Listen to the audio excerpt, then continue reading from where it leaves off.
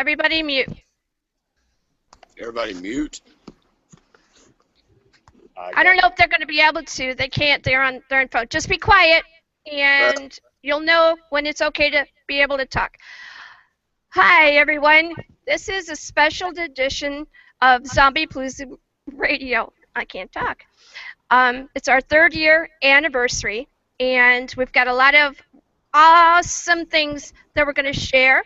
We got a lot of awesome people that are going to be coming on, and I'm really nervous, but I have this thing that I want to play so that people can get an idea of what Zombiepalooza Radio means to us. Give it a listen. It took me 8 times to do this without crying through it. Aww.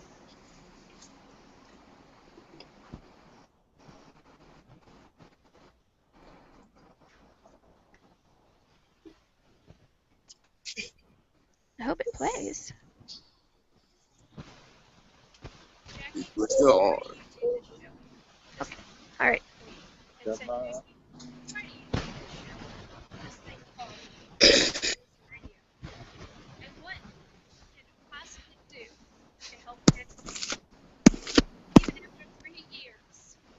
On this show, I still get people that ask me that question.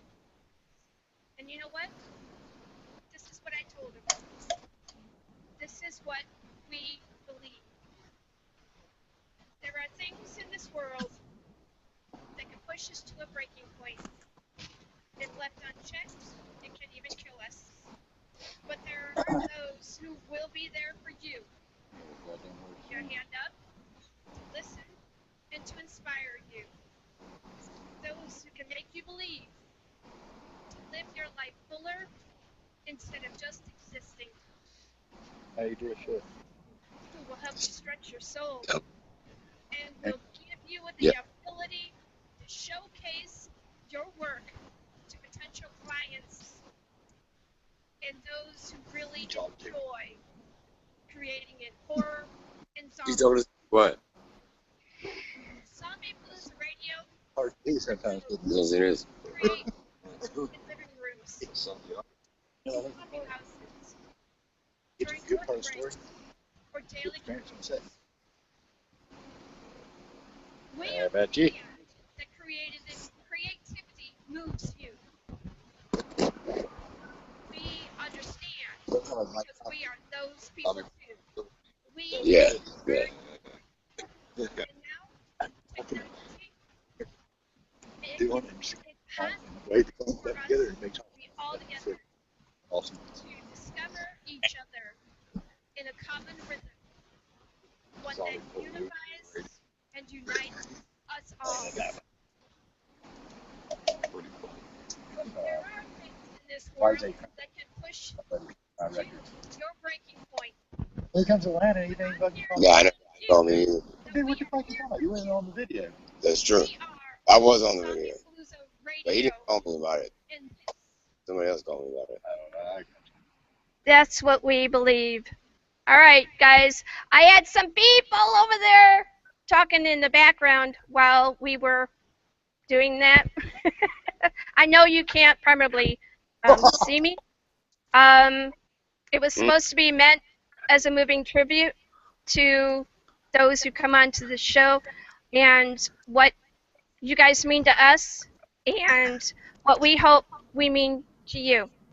And right now, I've got some regular people that have been coming onto the show for quite some time. I wonder why.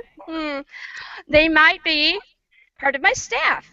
We have first with us Scott Pearson, head of all things green and our research department. Hi, Scott. Good evening. Happy anniversary, Jackie, and welcome everybody to the show. Welcome, welcome. Yes, yes. All right. We also have first chair co-host and awesome zombie on the planet, Dead Door William. Thank you very much. And welcome everybody. And hi, Jackie, and happy anniversary to you. It's been 3 years. Your sounds are coming in smashed. I agree. You got your Rick boy. Okay. So, see if you can, I don't know, back out and come back in. We have also with us somebody that's very, very special to me. He kind of was part of the inspiration for doing Zombiepalooza Radio when we were first on Z Talk Radio. Can't even say that anymore. And his name is Derek White Sky Cloud. Woo! Hey, Derek. How you guys doing? I'm doing pretty good. How are you? I'm good. There you are. I can see you. All right. Yeah, I got George, my orangutan, here sitting next to me. Hi, George. How you doing? Hey, George. Hang on. How you doing? Good, good. Nice to meet you. Nice to meet you too. All right. We also have with us Ben, I believe his last name is Bladen. That's correct. Walker, Thank you. Walker zombie and all-around actor. Welcome, welcome. How you doing? I'm doing good, Jackie. How are you doing? I'm doing pretty good too. I'm so thrilled. You can't believe that you guys came on. He also has with him an amazing walker and actor and just beautiful human being, Mike Mundy. Howdy, howdy. How you doing, Jackie? Hi. Hello, guys. Can you Yeah, believe 3 years? It seems like not quite that long. Seems like only 3 years ago. Yeah. No, okay. Oh. Happy anniversary. Happy anniversary. Hey, Scott Thank Pearson, what's you. going on? Oh, man, I'm loving life right now. I've moved into a new place in Colorado Springs, amusingly enough, called the Morning Wood Apartments. And that's not the funniest part. It's located in the Knob Hill neighborhood of Colorado Springs. So I'm thoroughly amused these days. How have you been? Good, man. Woo, pretty cool. So, Mr. Mundy. Yes, Mrs. Chin. Call him Mike. Hey, Scott. Hi, Mike. Woo! All right. Okay, since we're going to be informal. Charles, I need you to turn your sounds off or mute the mic. Because I'm hearing myself double. There we go. Feedback. Thank you. Woo! How are All you right. now? So, no, I'm still hearing you. I hear one too. Okay, testing. 1, 2, 3. All right. I can hear you, but I can also hear myself, and I shouldn't be able to. Somebody's got sounds on. That's my buddy Charles over here. Okay. That should be it. All right. Nope. Okay, we have a ghost echo. Yeah, we do. It's coming. He needs a pair of You might have his.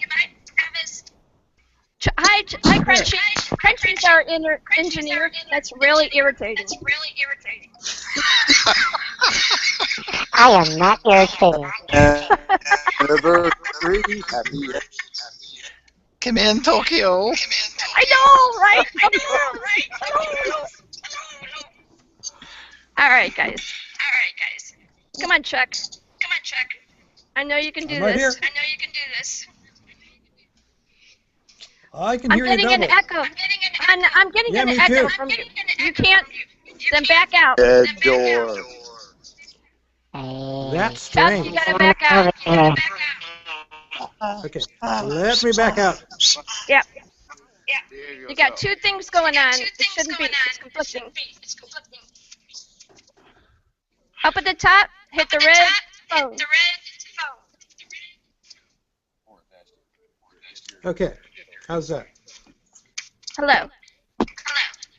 I'm still hearing it. Chuck, you have to back out.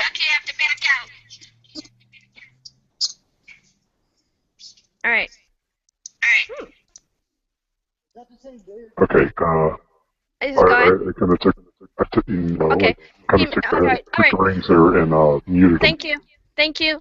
All right, go ahead, Mike Mundy. Tell us a little bit about how we met and your experience with Zombiepalooza Radio, and tell the folks before all of that what you do and if there's any projects you're working on now. I'm sorry. I was distracted by poolside activity.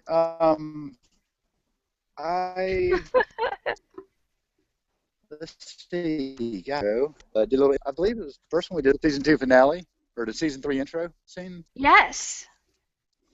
Yes, and we had many little dialogue sessions. Pretty interesting, and a nice little roller coaster or whirlwind, whatever you want to call it. Well, especially those last year and a half. Oh yeah, just kind of bounce around all over the U.S., England, Germany. It's been pretty cool. You went to a special, I think it was a WalkerCon in England, didn't you? It was actually Castle Zombie. That was pretty cool. That was in the oldest town in England, and is in the oldest castle that the Romans started building in 54 AD. Yeah, that was pretty cool. That was pretty cool. All right, so any kind of thing that you want to tell us about what we can do to either improve the show or some of the things that you enjoy about Zombiepalooza Radio? I'd say keep doing what you're doing. I see no errors in your ways. I don't see room for improvement. Well,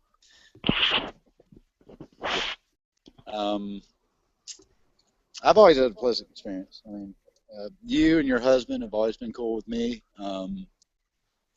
You know, sorry, I've got a little jet lag working over That's here. all right. I'm just glad you're here. Okay, Ben. Yes, ma'am.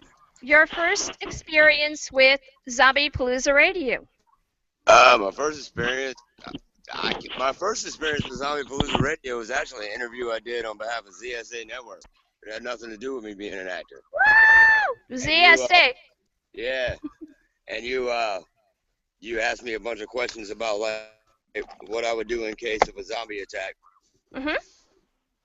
Like what would happen if what would I do if zombies like opened the door? If I was on one side in a log cabin and zombies opened the door, and I think I said something like, "Well, it wouldn't open the door," for one thing.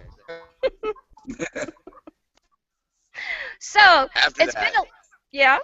wow. I was gonna say after that you interviewed me about my zombie and monster acting stuff, and that was a pretty cool interview too. Thank you. What do you think we could do to be able to improve interviews with actors? I don't. Greg French. I don't really know. We just got joined by another walker here. His name's Greg French. How's it going, Greg? Oh my God! Dad, how's it going? Yeah, we're all at Fayetteville, North Carolina, in the Fayetteville Comic Con. That's why we're all together right now. Let me get you up on the camera. There you go. Hang on. There's a camera? What? I'm not on video. There is. Yes, you are. Well, we've been watching. The We've been hat. watching somebody's here for a while there. Okay, you got my ear on the camera. Yep. I'm going to keep the camera on you guys. All right. If you're not in the conversation right now, go ahead and mute your mic. Thank you. All right. So let me see everybody at least once. Okay. I don't know if you can see him. We can't see you, but that's Greg I can French. see you. Hi. What's your name? That is kind of creepy. Wow. How are you doing this, Jackie? You're invading my telephone. No, I'm I kidding. know. Wow. And I'm a vampire. But you know, I'm a vampire zombie hunter. If I'd have known I was going to be seen, I would have put on some makeup. Right. We don't. One of the things about this show is that we get to see the actor that's behind all the makeup, sometimes in the very far back, sometimes up front. And we like to see what kinds of things these actors do other than walk around in facial appliances. I don't know if they can see that. That's me. No, it's got a lot of glare. Uh, We got a little bit. oh, now it's black. Hold on. Oh. on here. Blood? Cool. Picture of me on my phone. Yeah. Wait, I'm on my. That's really cool. There's a There we shirt. go. I'm on my shirt. Oh, I love that. Yeah. Yeah. Yeah. Now scroll up so I can see him. Okay. Go from the shirt up. The shirt up. Over You don't to want the left. Or my left. And up. Up. Ah! I'm gonna get bit. Weird, they can totally see us. I know. So what? A hotel room, and I run into these guys doing an interview. Yeah. Oh my goodness. So what convention are you guys at? What's that? Sorry. Convention. What one are you at? Oh, we're at the Fayetteville Comic-Con in Fayetteville, North Carolina. That's awesome. Tell them I give them a shout out on the YouTube channel down here. Okay, I will do it. Thank you. Appreciate you. Yeah. I'm gonna say goodbye, but I want to let Scott and James say hi to you before I do that. So go ahead, dead door, and say your goodbyes and highs and whatever. Just have at it. Hi and bye. Not yet. Guys, Wait. it's been awesome talking to y'all. Yeah, and seeing y'all. And I would say don't get bit, but you're already walkers and zombies, so And it's a wonderful life. don't eat to death. YOLO. Yes. Good one. Okay, if you can, please go ahead and subscribe to Zombiepalooza Radio Live on YouTube. I would love for you guys to do that. And if there's any way that I can get it at to the convention next year where you guys are, let them know. We love being media and getting people's conventions out there and doing interviews. Okay, you got it, Jackie. Thank you. I love you guys. We love you Hey, too. Scott, where did Scott go? Where did I'm right here. Pearson, go ahead before they leave.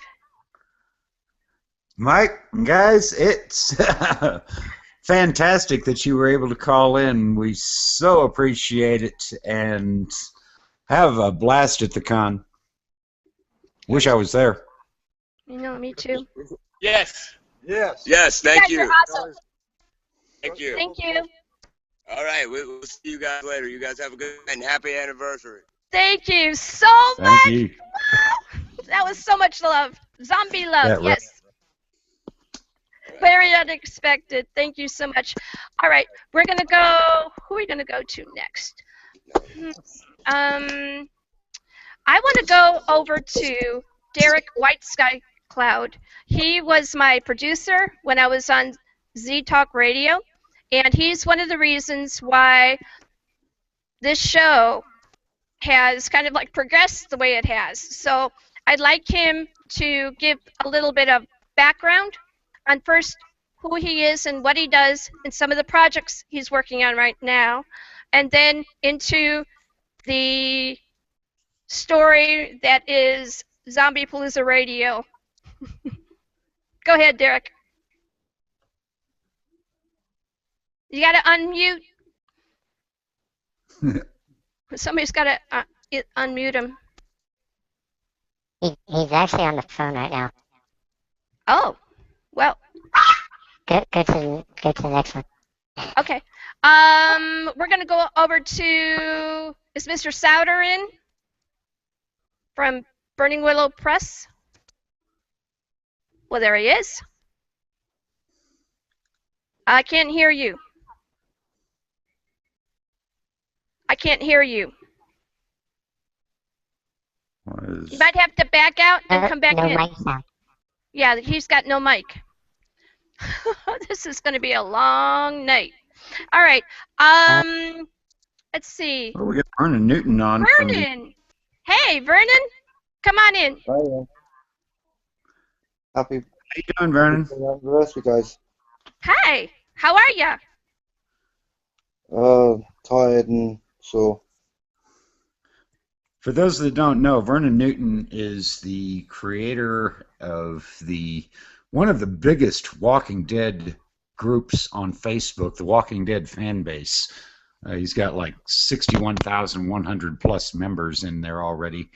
and he's only been around for 2 years, but he's fighting a battle with bile duct and liver cancer. And he's got some GoFundMes that one of them's for his medical bills and one of them's for his wife and daughter, future security type of a fund. And he's doing a event called Brave the Shave on the 20th of October. And I want to make an announcement that I am going to be doing the same damn thing. I'm going to chop off all this hair, and I'm going to go shaved the same time Vernon does. And I'd like for anybody that would like to sponsor all these damn all the fur coat that the pointy-eared and pointy-toothed guys between my ears have kept warm by all this time, do me a favor, sponsor me and go over and help Vernon out with his GoFundMe for his wife and daughter. Zombie Guru's going to be bald this year. That gives me a whole brand new canvas for making my makeup. I know, right? Are we going to see that on video? Yes, it will be video. I was wondering. One of my friends cuts my hair, and then it will be shaved, and that will be all for my hair. What do you think about that, Vernon? That's really, really shocked me. That really shocked me. I just found that out about 3 or 4 hours ago. And he's like, he's going to do that, and I'm like, that's really amazing and very touching. I just met Vernon actually this year, and he was really amazing to the show and Scott and myself by sharing our links and sharing people that have been important to his pages, and it was just a wonderful, wonderful thing. And we appreciate you, Vernon, for everything that you do. And I'm like getting choked up here, so Scott, take over. All right, no, Vernon, I stand in solidarity with you on the 20th. I will be facing the razor, and I will shave my head. And let's see what kind of money we can raise to see that happen. I know, right? It's going to be a beautiful thing. No, it's going to be ugly. Well, it's going to be a beautiful, scary thing. If you're not already part of the conversation, go ahead and mute your mic, and when I call on you, then unmute yourself. So right now we're talking How many with Vernon. people do we have waiting in line? I know, we got a lot, Lord. and it's exciting. So, Vernon, Yeah. what do you think about what Scott's going to do on the 20th? I say it's a real shock and surprise for me. I would ask him if he could find out as well what I'm doing. One, I'm having hair shaved off, raising money for the centre I'm having my cancer treatment to. Also, I'm donating my hair to something called Little Angels Trust, and they basically use hair to make wigs for children with cancer. So I'm doing 2 birds with 1 stone as such. My son, Joshua, had hair that was all the way down to his butt, and we recently chopped it off, and we are going to be donating it to the children to make a wig out of it. It's a very important thing to be able to help these young people, to make them feel better about who they are and give them some inspiration to let them know that other people somewhere care. And that's an amazing thing that you're doing. And Scott, I know he's going to do the same thing. Thank you. Yes, I will. You're welcome. Is there anything else that you would like to add? Any links or anything that you would like to say about the show? Apart from obviously, to say happy 3rd anniversary, the show is absolutely awesome. my first time on here last year. My group's first anniversary, and that's just before your second anniversary. And just an awesome show. Just glad to be back on here again. And thank you for having me. We're going to be praying for you, and we are going to be donating. So just keep us in the loop. Make sure that we have all the links and anything necessary to be able to keep track of what's going on. I posted, and I've added yourself and Scott, and I believe Dead Door to an event I've done on Facebook that has both links on there. I've currently raised, by normal donation or sponsorship, approximately £80. That's probably about $65. Through the online donations, that's another £65 to about another $40. And on top of that, for my partner's security, there's another, I think it's $50 in that. And that's all in about 4 days. You know what, Scott and Dead Door? I think maybe we should do a fundraiser for them. Find some stuff to auction off or something. Maybe we can get some of the other walkers to help with this too. That's a really good idea.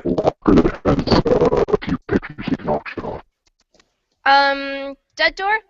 I know this is kind of unorthodox, but maybe to take the sound stuff off and so that we can hear you clearer.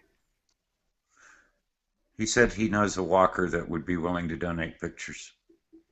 I have actually a picture of Michelle Helmetzi, and she gave that to me about, almost 2 years ago. I still have it. So I'm going to be auctioning that off. It's a picture of her, and it's signed in the whole bit. But this is definitely something that I would be more than happy to do. SP just said he had something to put in. I can't hear you. I'd like you to take the sound off so we can hear you. He said, SP said he had something to put on. He had something to put on for the auction? For the auction. Great. All right. Okay. We love you, Vernon, and we're saying prayers, and we're going to be sending you what we can. We're going to, I'm going to get back with you on Monday, and we're going to see if we can get this set up for next Friday. Okay? Okay, thank you. You're very welcome. Scott? I'm going to disappear and I'll probably start crying myself again. But thank you guys, it means a lot. Absolutely, Vernon. We're here. Like Jackie said, somebody does care. Thank you. We do. All right. You can go ahead and leave the room if you want, or you can hang in with us and stay as long as you want. We're going to go over now to, let me see, can we get Derek back on, or is he still yakking?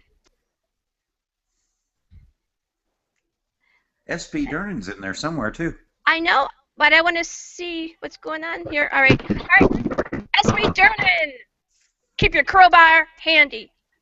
Are you kidding? Are you kidding me? We're sad. Oh my goodness, I see him. I've never seen him. But I can't hear you. Uh-oh. You have to have a headset on. You gotta mic up. Now. Oh. There we go.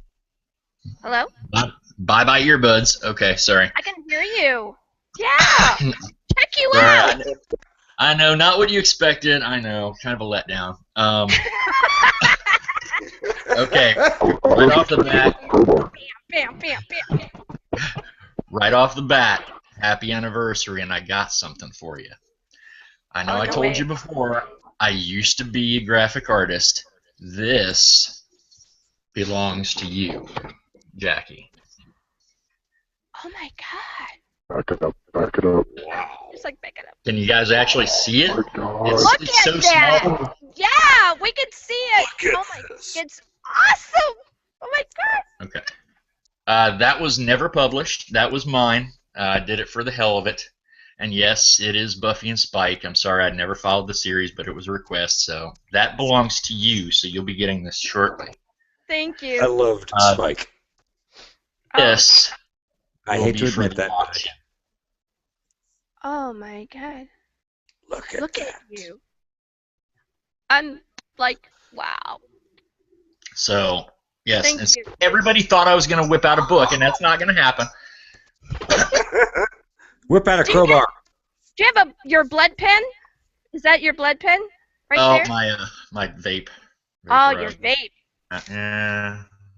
My husband got me one of those blood pens. I'm gonna see if I can get it. Scott, take over, and I'm gonna go see if I can get it. I'll be right back. I gotta wipe my eyes too. That artwork is incredible. How long does it take you to do one of those? Usually one of those was like a day. I mean, what I would do is I'd hit it with the blue line graphite, and then I'd detail it with the gray. And I didn't really deal with too much of the ink work. You know, somebody else's gig. And let me put this out there: the inkers on comics are more than just tracers, guys. They add their own style to whatever artwork you create. So don't be down on the inkers. They make your stuff look even better. I think my all-time favorite inker was John Romita back in the 80s and 90s era of Marvel Comics. He was awesome. I loved Sylvestrian Green on the Uncanny X-Men.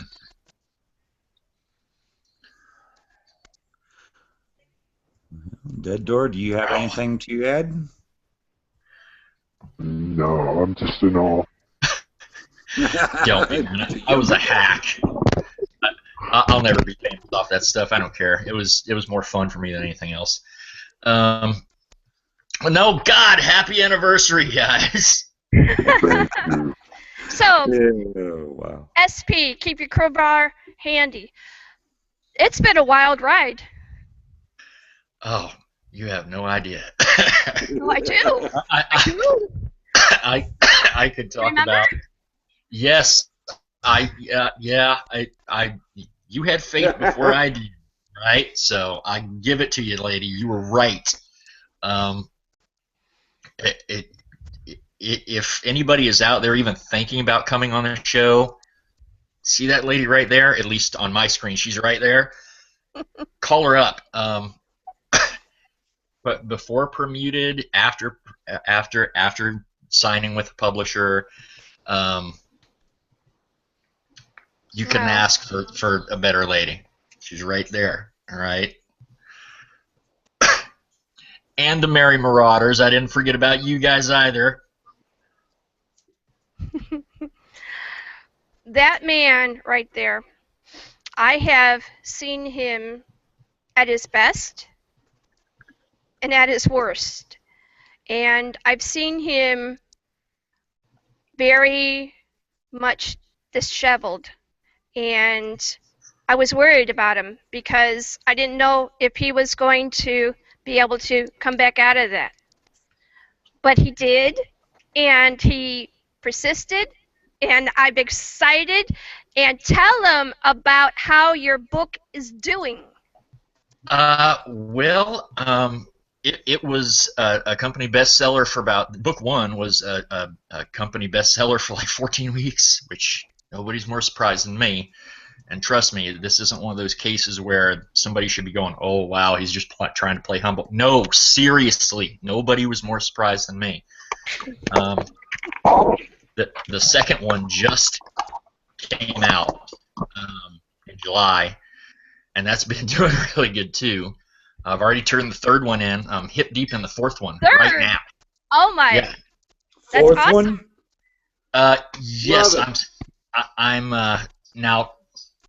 Note, I've been pretty open about this. 4 is it for these characters. You know, it's not going to go on and on and on like Deathlands or it was like a series in the 70s and 80s. I made these horrible TV movies about it. 4 is it. Once these characters have so much to do and so much endurance, and again, like I said before, whether they ride off into that apocalyptic sunset or all become maggot kibble, I can't tell you, but there won't be any loose ends. Maggot kibble. Maggot kibble. Yeah. We should hashtag that. Hashtag Yes, maggot hashtag kibble. maggot kibble, everybody. Get on Twitter and hashtag maggot MAGGOTKIBBLE. All right. Maggot kibble.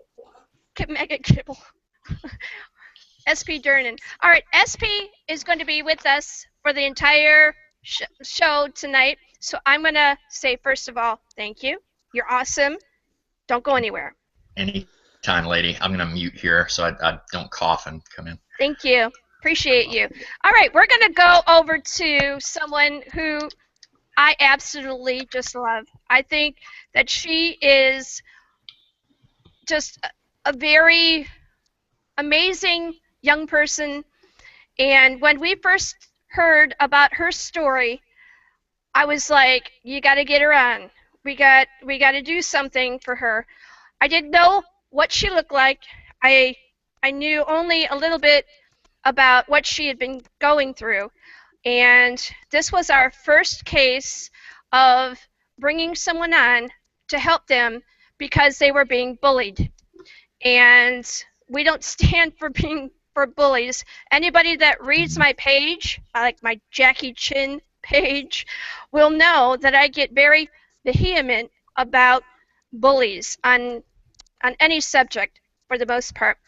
So this young person was brought to me by Scott Pearson, and it was shortly after I brought Scott to the show that we heard about this. Before all of this, before the little girl and the situation, I had met a bunch of people from The Walking Dead, and we had brought them on. Mike Mundy was part of that group. Amazing people over there at Walking Dead. And we also had some really amazing people from a show called Face Off. And I found out that she loved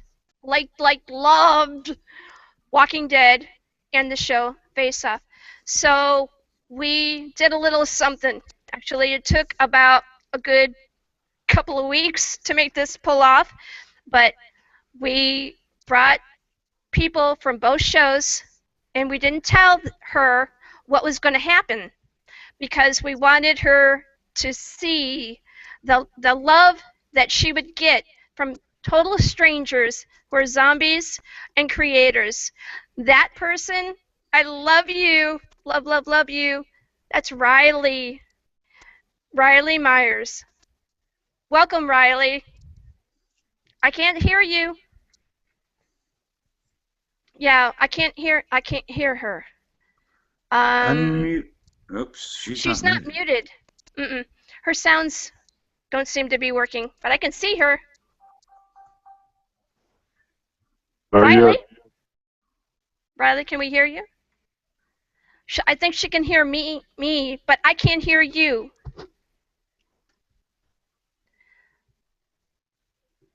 Right.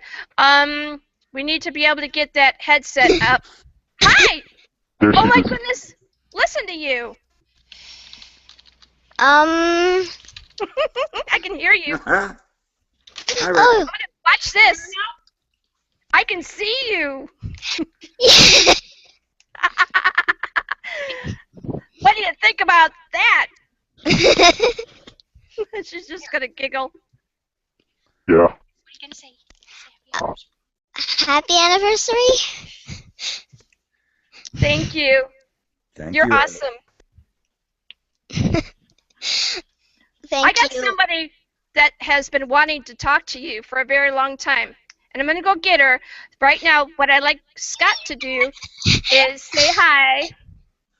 And I'm going to go get my little person, and I'll be right back. How have you been, Riley?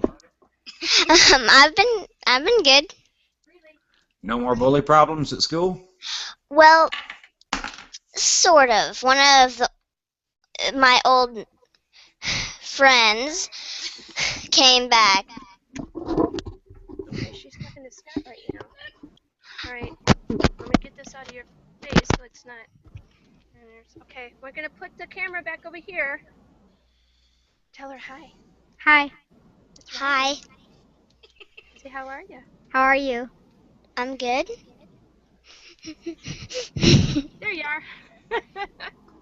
There she You're is. gonna say hi. You're live. This is being recorded. You want to say hi? Hi. One of these days, we're gonna have to do this. Right? Come on, girls, we can't have dead air. The only dead around here is me. Thank you. For saying thank you and for our 3rd-year anniversary. Yeah, it's the show's 3rd-year anniversary. You want to tell her thank you for showing up? Thank you for showing up. All right. Say bye. Bye. Bye. Oh, this is making a very short of words. I know, right? Don't disconnect me. All right, so, Riley, what did it mean for all of those people to show up for you? That meant a lot. I mean, Roy was there, and I freaked out like crazy because he's awesome. And the Walking Dead walkers were like, I was shocked.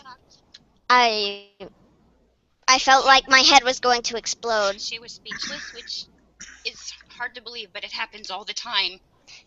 With she gets excited on this radio program. Usually she's nonstop, but she comes here and she clams up. Now you saw what I was dealing with too. A lot. This is Riley's mom is Holly, and Holly is just a really amazing lady too. We've had a lot of really cool conversations, and I love you. Love you both. We love you too. We love you too. I have a hard time hearing. I only have the one headset. She can't hear very well. I can hear you. Hi. All right, so Scott, do we still have Scott with us? Where did Scott go? Oh no, Scott. Oh no. Where's Scott? Well, we have Dead Door with us. What do you think about that, Riley? Hi, Dad. I did. Hi, Harley. She knows him on a first-name basis. Yes, right. Because I'm a personalized bodyguard. Yes, you are. Yep. How much do you... Go ahead. Is Crunchy okay? I don't know. Where's Crunchy? I am perfectly fine. I'm still nuts, but yes, I'm perfectly fine. I'm here. Hi, Riley. What do you think about that, Riley? Good as ever. And I want that bully's name so I can go find him. That's so I can take his bike apart. Something. And he'd do it too, for free.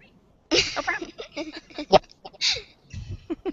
And Jackie, Mike Mundy, that when he was on The Walking Dead, when we first saw him show up on the show, she looks over at me and goes, "That looks like that looks like Bob, which is her grandfather." Which I got a hold of Mr. Mundy and I told him that. Well, it looks like he sent her. Yes. Okay. And What he also says sent to Riley. Bob. He sent one to Bob too. It was an animated picture. So Bob also has the likeness of his zombie character. He has.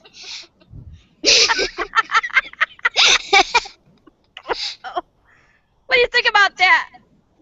Kind of creepy. You're worried about him biting you? Well. Sometimes. Sometimes. A snicker. Give him, that commercials where they say you're not yourself? Yeah, you're not yourself until you eat a Snickers. Yeah, go get him a Snickers. One of those really big ones. that's what that door gives me sometimes because I forget. Sometimes I get crazy. Game size. He does. It gets really bad. Sometimes you're not allowed to read what I write on my main board because it's like, whoa, a whole lot of bad stuff. But we do have a zombie page, Facebook page for young people. It's called Zombiepalooza or Junior Zombie Zone. No, what is it? Scott, what's our page? It's been 3 years.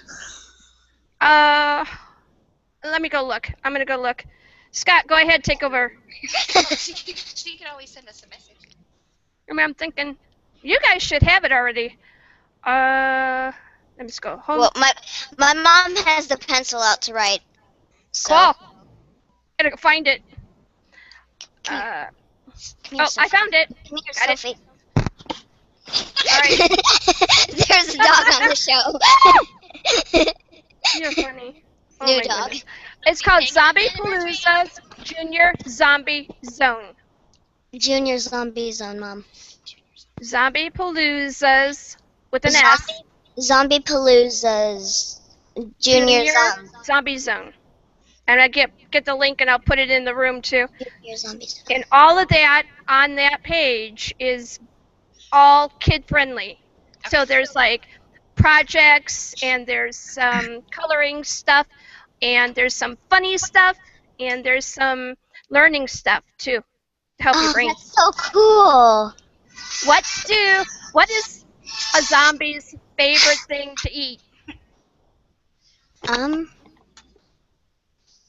What do you think a zombie's favorite thing to eat is? Well, depending on what type of zombie it is, it would either be brains or flesh. Oh. She's not going jokes, guys. So, Riley, do you like to color? Yeah. Do you like to write? No, she hates to write. You know what we would like you to do? We would like you to write a 1-page story about you and your favorite zombie. Can you do that for us? And draw a little picture? Mm-hmm. That would be awesome. All right. Thank you both, Holly and Riley. And it's only in our first hour and I'm already getting blah. Thank you. We appreciate you. And love you guys. Love you too. How are you doing as far as the bullying thing at your school, Riley? Well, sometimes people ask, are you in 4th grade? She's tiny, so she gets mistaken for a younger grader than what she is. Yeah. So people keep asking if I'm in 4th grade. But that's okay. That's not like bullying. That's kind of like they're being curious, huh? Well, it depends on if they already knew. Oh, then that could be... They thought her new school bag was cool because it was Starry Night with the TARDIS on it. So... Because you like Doctor Who, too. Yeah. So that made a big splash. People were like, you know who that is? But you're like in 2nd grade. And she said, no, I'm in 4th. That's awesome, Riley. I hear you're very smart, too. Well... Yeah, sometimes too smart for her own good. I got one of those, maybe 2 of those, 3 of those, so no, never mind. Well, thank you very much. We appreciate you coming on and spending a little time with us. You can stay for as long as you want, but I got to go move on because I got a lot of people that are waiting. Okay. Thank you for letting me come on. We love you. You're welcome. Love you too. Bye. Bye-bye. I want to stay on. Okay. It's okay. You got to mute your mic, though. Go up at the top and mute your mic. Riley. Oh, that door wants to talk to you some more. I just wanted to say bye, and I do have a quick joke for her. What do you call a bus full of people to zombies? Oh, okay. Sorry. What? Meals on Wheels. Have a good night. Bye. Oh my goodness, is Scott still with us? Or did Scott vacate? Where's Scott? Okay, go ahead. You gotta mute your mic though, hon. I'm trying. Up to the top, I think move the mouse up to the top of the screen and you'll see. Thank you. All right, we're gonna move on to, we got somebody, let's see. I know we got somebody dying to come on here. We got Ed Souter from Burning Willow Press. Go ahead, Ed.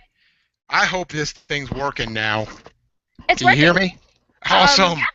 Hi. Awesome. My computer's retarded. I'm sorry, it's retarded. It's really old. But let me first start off by saying, happy anniversary, Jackie. This one's for you. Thank you. Awesome. Oh, yeah, Burning Willow Press. Hey, Jackie's been one of our biggest supporters since day one. I can't say enough about her. She's been awesome.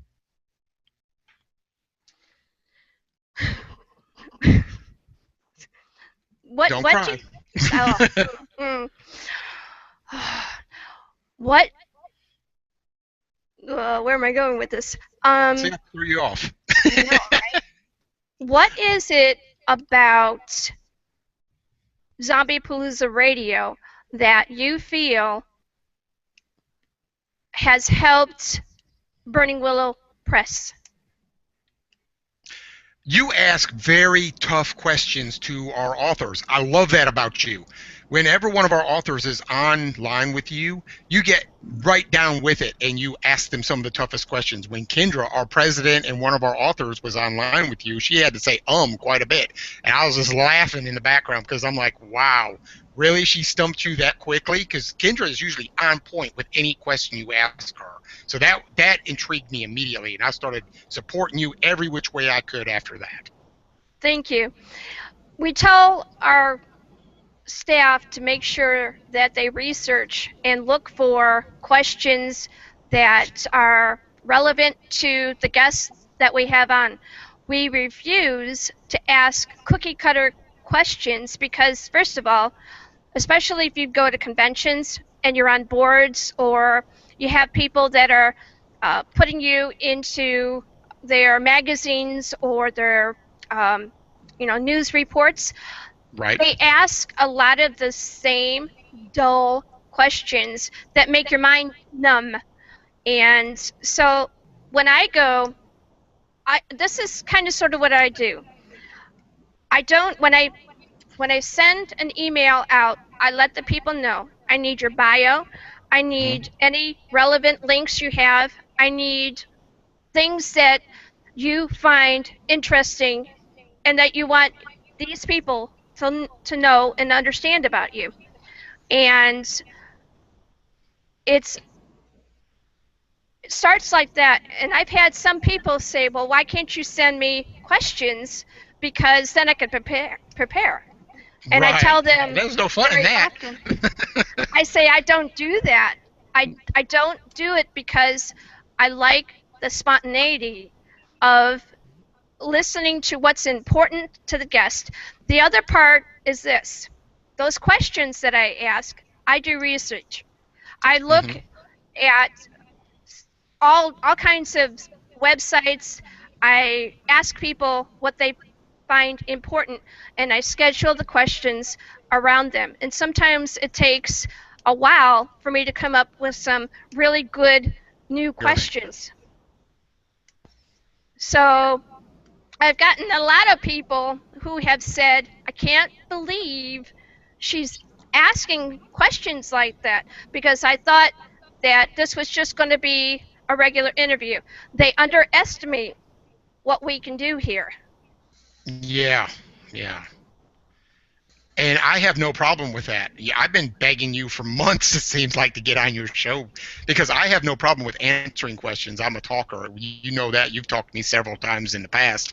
And I have no problem with promoting and talking, and definitely making sure that my authors and any other author, because I support a lot of other authors, not just Burning Willow Press authors. Right. I support S.P. Durin. I support Sean Phelps. I support A.J. Brown. I support T.J. Weeks. Lots of names that are out here. I support them just because they support us. And then there's names out here that aren't even really associated with us that I support as well, just because, like Stevie Kopis. She's a friend of Kendra's. I don't know her personally, but I support her because she's awesome. Mike Evans, talk to him every weekend. He's great. Support him 100%. So it's not about who's our friend and who's under our umbrella. It's about the story. If the story's good, the author's got a good leg to stand on, then yeah, I'm going to support them, because it's about that story. It's about that author. It's about what big publishing companies have forgot. It's the story. Right. I've got, in this 3 years that I've been doing this show, and since I started about 2 years ago, really pushing publishing houses, I have had some stuff that was amazingly beautiful and wonderful, and then I've watched some of these publishing houses dig a hole really deep for themselves and then take everybody that they had with them and try to suck them down into that hole. And Yeah. I've had private conversations with a lot of the authors, and arguments with the publishers and arguments with just trying to figure out how to make this right for them. Right. What I've concluded is this. If you've been a regular on the show and I know your work is good, I don't care where you pub at. Mm-hmm. Right. It's the book, it's the story, it's what the author has brought to the table that matters, because the publishing house didn't create that work. They might have polished it or done whatever they did to it, but they didn't write it. And Exactly. so therefore, it means that I can separate the publishing house from the author if I have to. And I hate having to do that, but I do.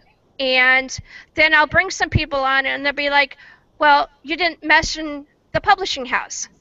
I didn't mention the publishing house for a reason. You don't have to mention Burning Willow Press. If you interview one of our authors, interview the author. Because if you mention Burning Willow Press, that's fine and great. I mean, I'm going to support Zombiepalooza Radio whether you mention us or not.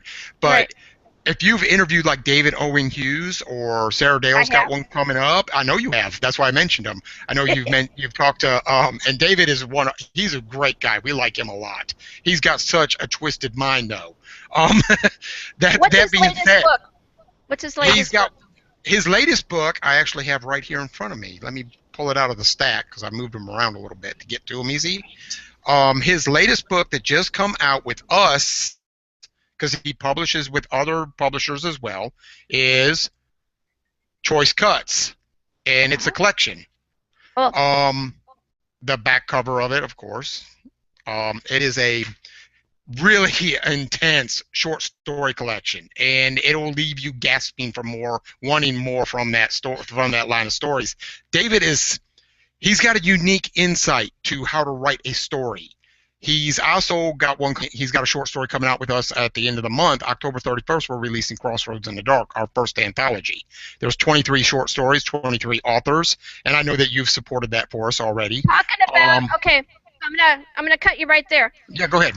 In general, over the course of the past couple of years, we have really been focusing in on anthologies.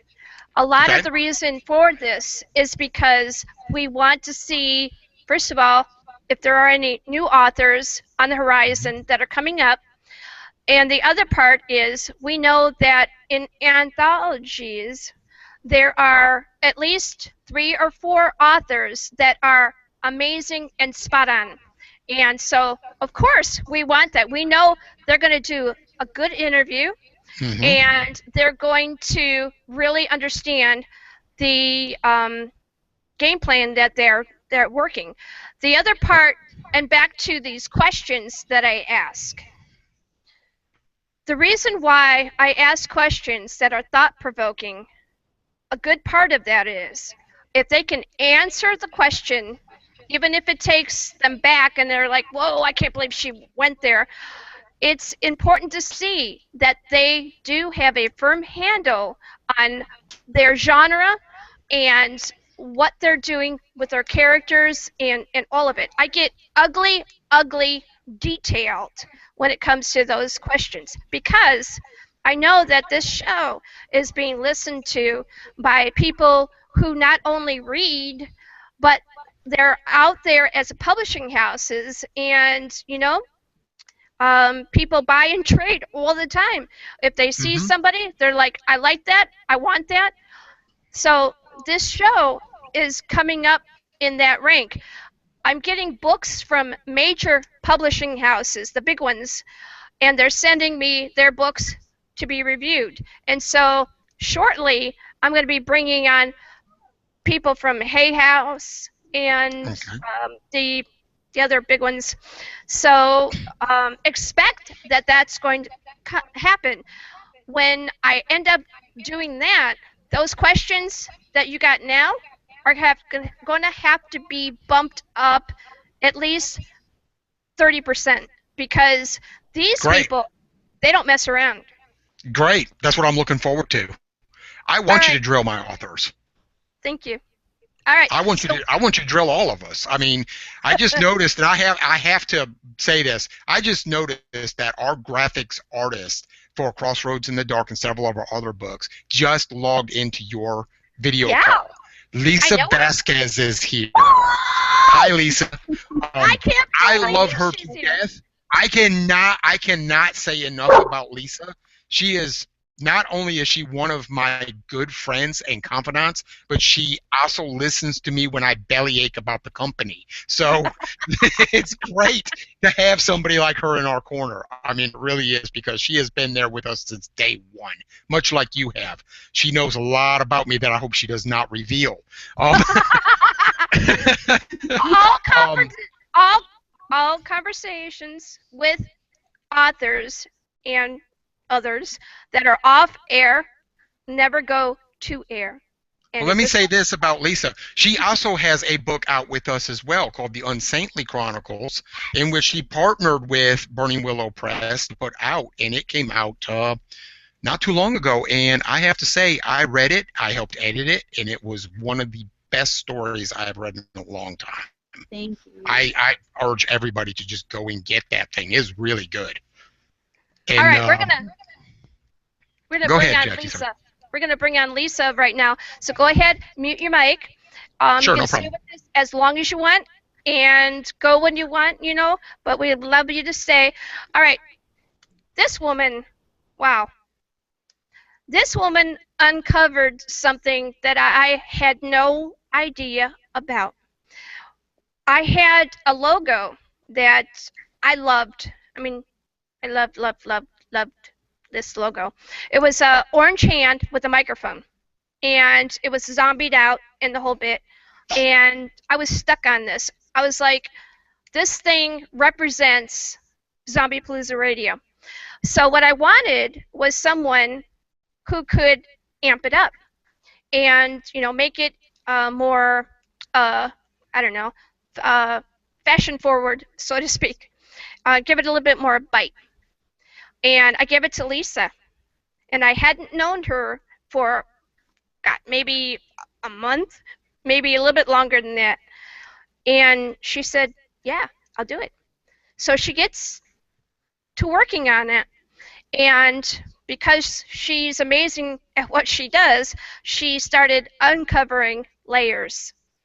And when she wrote back to me, she says, I'm sorry, I can't use this because I have my reputation, and you need to know that there's something going on with this logo. It's not an original. my heart was broken. I was like, you got to be kidding me. I love that hand. I want that hand. There's no way I'm not going to have that hand.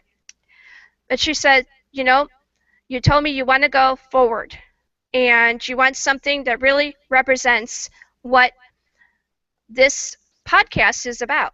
So I'm going to help you. And it took about, I think, maybe 4 to 6 generations of things that she was doing, and then we found the one. And that is going to be going on my car, on the hood, and it's going to cost a lot, but it's, you know, that it's going to be there. So Lisa, I don't know what you did, magic or whatever it is, but you are one skilled woman, and I've talked to a lot of people that have had on this show that have said you have had a hand in making their cover work and other projects look outstanding. Welcome, welcome, Lisa Vasquez, Zombiepalooza Radio, 3rd anniversary. Go. Actually, is my mic on? Yep. I can hear you. Great. Awesome. I saw a little logo on there and thought I was off. But yeah, it's been so exciting for me because when I started writing my book, I thought, I don't know if I can go with a publisher because you want everything to be so personal and you want to have that hand in it, just like you with that logo. You know, you have a vision in your mind and you have to stay with that because, you know, that's your baby. And when you came to me and you were so heartbroken about that logo, I thought, you know what, I can't let her go without this logo that she is just in love with. And I talked to the guy who had the original drawing, and he was like, I'm sorry, I already licensed it out to somebody else. And I thought, nope, we're not going to stop there. You know, we're going to keep going. And I did the same thing with Kendra. I really love everybody that I'm working with, and so it's really personal for me too. You know, I really want to make sure that everybody's just so happy with everything that they get from me. And if they're not, ask Ed. I'm like, you know what? If you don't like it, it's okay. You can tell me you don't like it because I know that feeling, and I want everybody else to have that same feeling when they look at that cover, they look at that logo and say, damn it, that's it. When we went through the initial changes, I was like, oh my God, this woman doesn't get me at all. I don't know what I'm doing. I don't know how to tell her that I don't care for her. It doesn't scream the show. It's something else. And right. I was like, I don't think we're going to get there. And then I saw it, and I was like, I was amazed. I told her that I wanted a logo that would make me forget that that hand was ever there. Right. And it did. I'm not going to cry. Go ahead. Cry. No, don't cry. I remember that night too because it was so emotional. I know that she was just, you know, everything that I came up with was trying to go into a different direction. I just really wanted to, you know, give her a new look, maybe to help you to forget the hand, but because I just couldn't find the right hand, and it was really aggravating me. And finally, you know, we came up with one, and she was like, okay, you know, she kind of settled with it. But then I went, no, I'm not happy because she wasn't happy. And so I went back and I surprised her the next day, and that was it. She loved it. Shocked. Surprise was not on the page. Shocked. Yeah. But it was fun. All right, so I want to talk a little bit about your handiwork as a graphic artist, and I want to know your .com, Facebook pages, anything you got out there, and then we're going to talk a little bit, just a little bit, about what you need from someone to make a graphic that works for their project.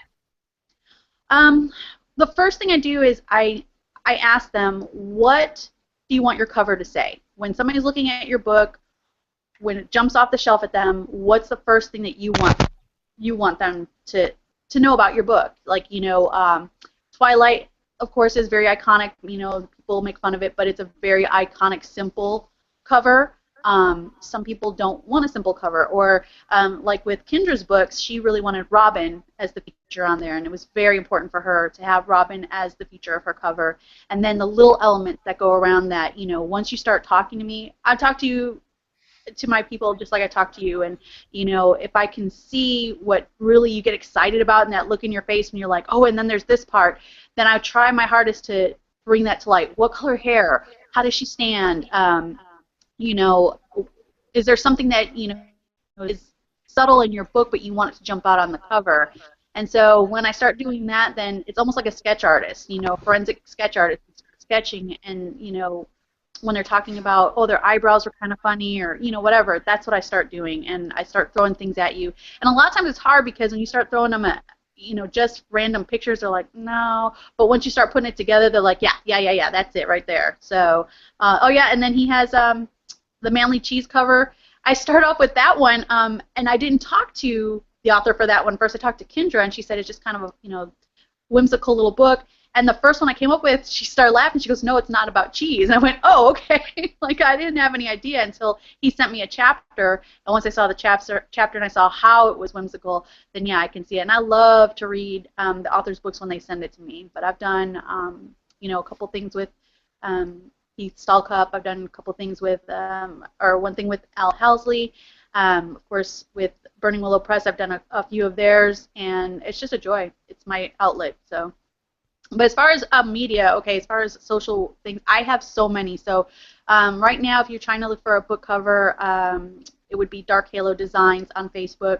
It also is darkhalo.com if you want to go onto the website. It's still under construction, but a lot of it's there. And also, we're looking for, if you're trying to model, like Robin got a 3-book deal out of that. So if you're trying to model, send me some pictures. We'll, if people like it, we'll use it. And yeah, that's it for the book covers. All right. Anyone on my staff would like to say anything to Lisa? Lisa, I can model. I mean, I might have parts falling off, but I can model. No. Yeah, I don't know if the world can handle such a stud muffin like you. I mean, we saw what happened, with Big Mike, and Yeah. From all the designs you've done and all the little chapter of these books, which was your favorite after seeing what you drew and then reading the chapter? Which was your favorite to actually say, oh, I have to read this whole book? Actually, I think it started with Kendra because, when I started with Burning Willow Press, it was with her book. And so that was very personal for me, too, because I did the first one, and then in this industry, a lot of times the authors, if they get into a contract with a designer, then that designer can say, I want to do all of your books. And so I actually had one, and I was a little hurt at first, but you know what? I love the author, and I'm not going to mention names, but they ended up having to redo that cover. So when I got with Kendra and she was like, no, you're getting all 3 of them, I was just like, you know what? I needed to hear that because with her, this grew into our child, so we got to see the development of Robin, we got to see the development of her story, and we went from cover 1 to cover 3, and they're all cohesive, but at the same time, they're so different and evolved. Okay, I would love to keep going with this, but we got a lot of people we got to bring on. So thank you, Lisa, and I appreciate you and everything that you do. And I got to make room for other people. So congratulations. Thank you. I'm proud of Thank you very much. Talk to you soon. Bye-bye. Go travel up to the top of the page and hit the red cell. Thank you. There she goes, amazing woman. All right, we're going to go back over to MJ. This guy, he's brand new to the show. He hasn't been on yet, but he knows some people who have, and he's coming in to say what, MJ? Lots of stuff. Lots and lots of stuff. I know D.A. Roberts, who I know has been on with you before. Ragnarok Rising series. I've actually been working on a card game that kind of tracks with his story arc. Myself and a friend of mine, his name's Josh Jones, up in Ohio. We've been developing the game for a little while, and we're at the point where we're starting to do pre-orders, things of that nature, and then we're looking to release this coming December, beginning of January timeframe. Very cool. All right, so are you an author? Give us a little bit of background about who you are. Well, I have written some stories. I've got a short story that's currently out. It's been group published with other people that were in a class that I'd taken, but I've actually been working on a couple of series of stories myself. Nothing that's made any real headway, but I'm still trying to muscle my way through the editing process because, well, I can write my own stuff, but it drives me insane reading my own stuff. But with DA, he wrote the Ragnarok Rising series, and then I'm creating a parallel story which takes place in the same world, but it's from a different set of survivors' point of view within the same universe. Cool. We got a cat and a dog, and they don't really get along. So, I don't know how that's going to go. You might hear some noise. Wrap them up in a towel. Not put them in a bag. You should see what they're doing over here. They've got a brown bag, The zombie. a towel, and a cat in a bag who's really going to have an issue. I gotta Are help. they trying to Scott, make a lunch for the zombie? Dead doors. Somebody take over. I'll be right back. Oh my god. Are they trying to make a lunch for a zombie? Put a cat in the bag. They're doing something over there. That is very possible.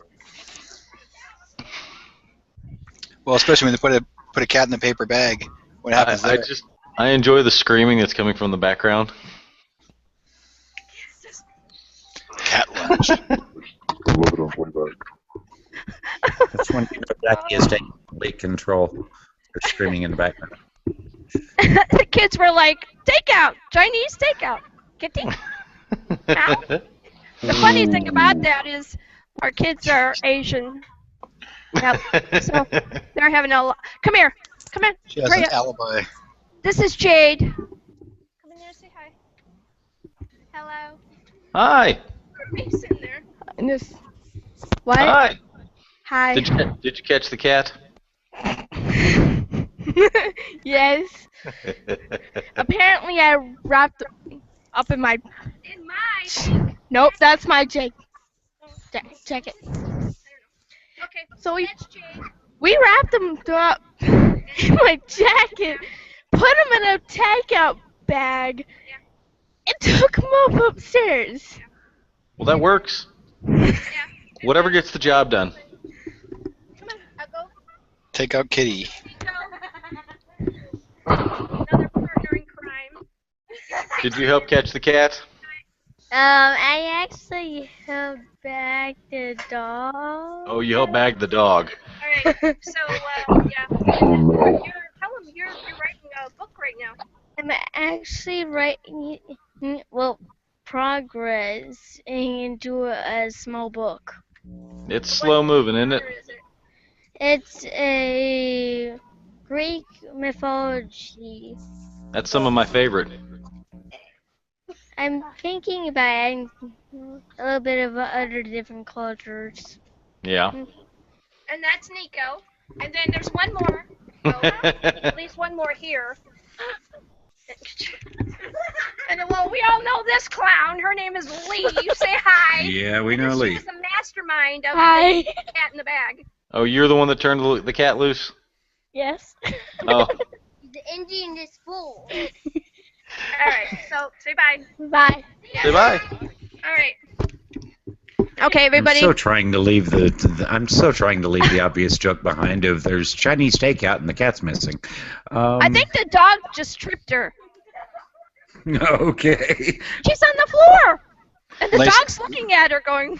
Well, at least you don't hear the word The squirrel. dog's mad. Well, there was that too earlier.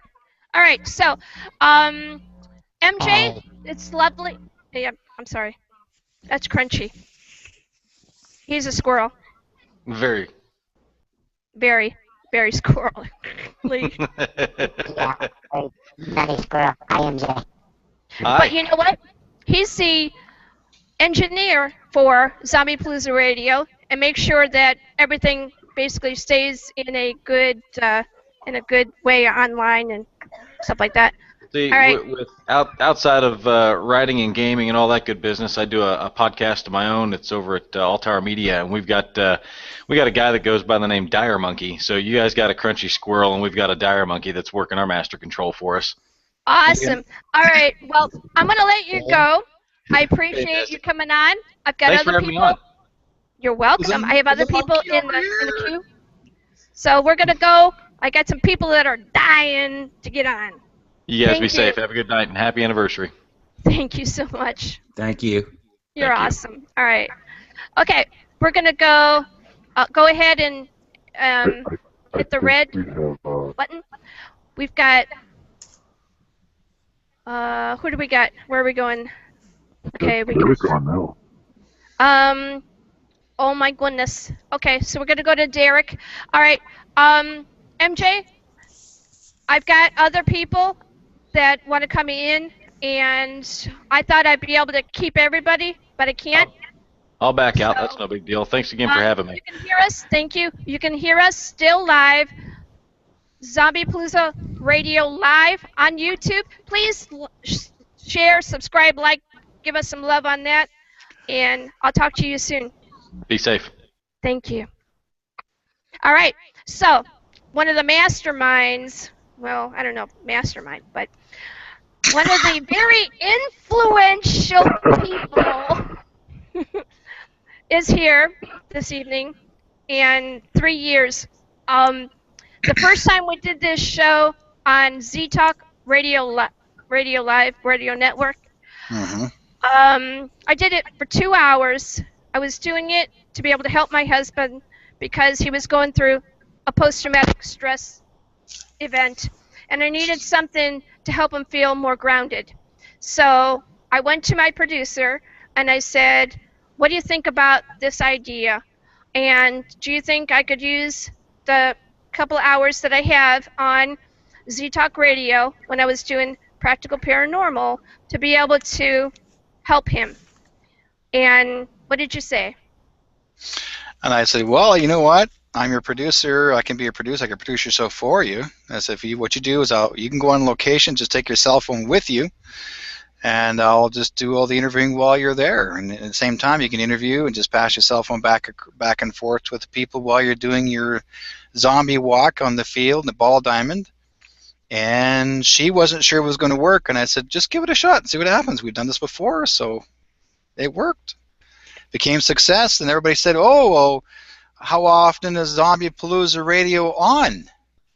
That's where it blasted, because when I said to her, you know what, it has to be a Zombiepalooza Radio. You can't just walk away from this one, just not just once. This first show I did for Z-Talk Radio, I was at a ballpark. I don't normally go to ballparks or stadiums and things of that sort, but I wanted to do this show because I had a bunch of people.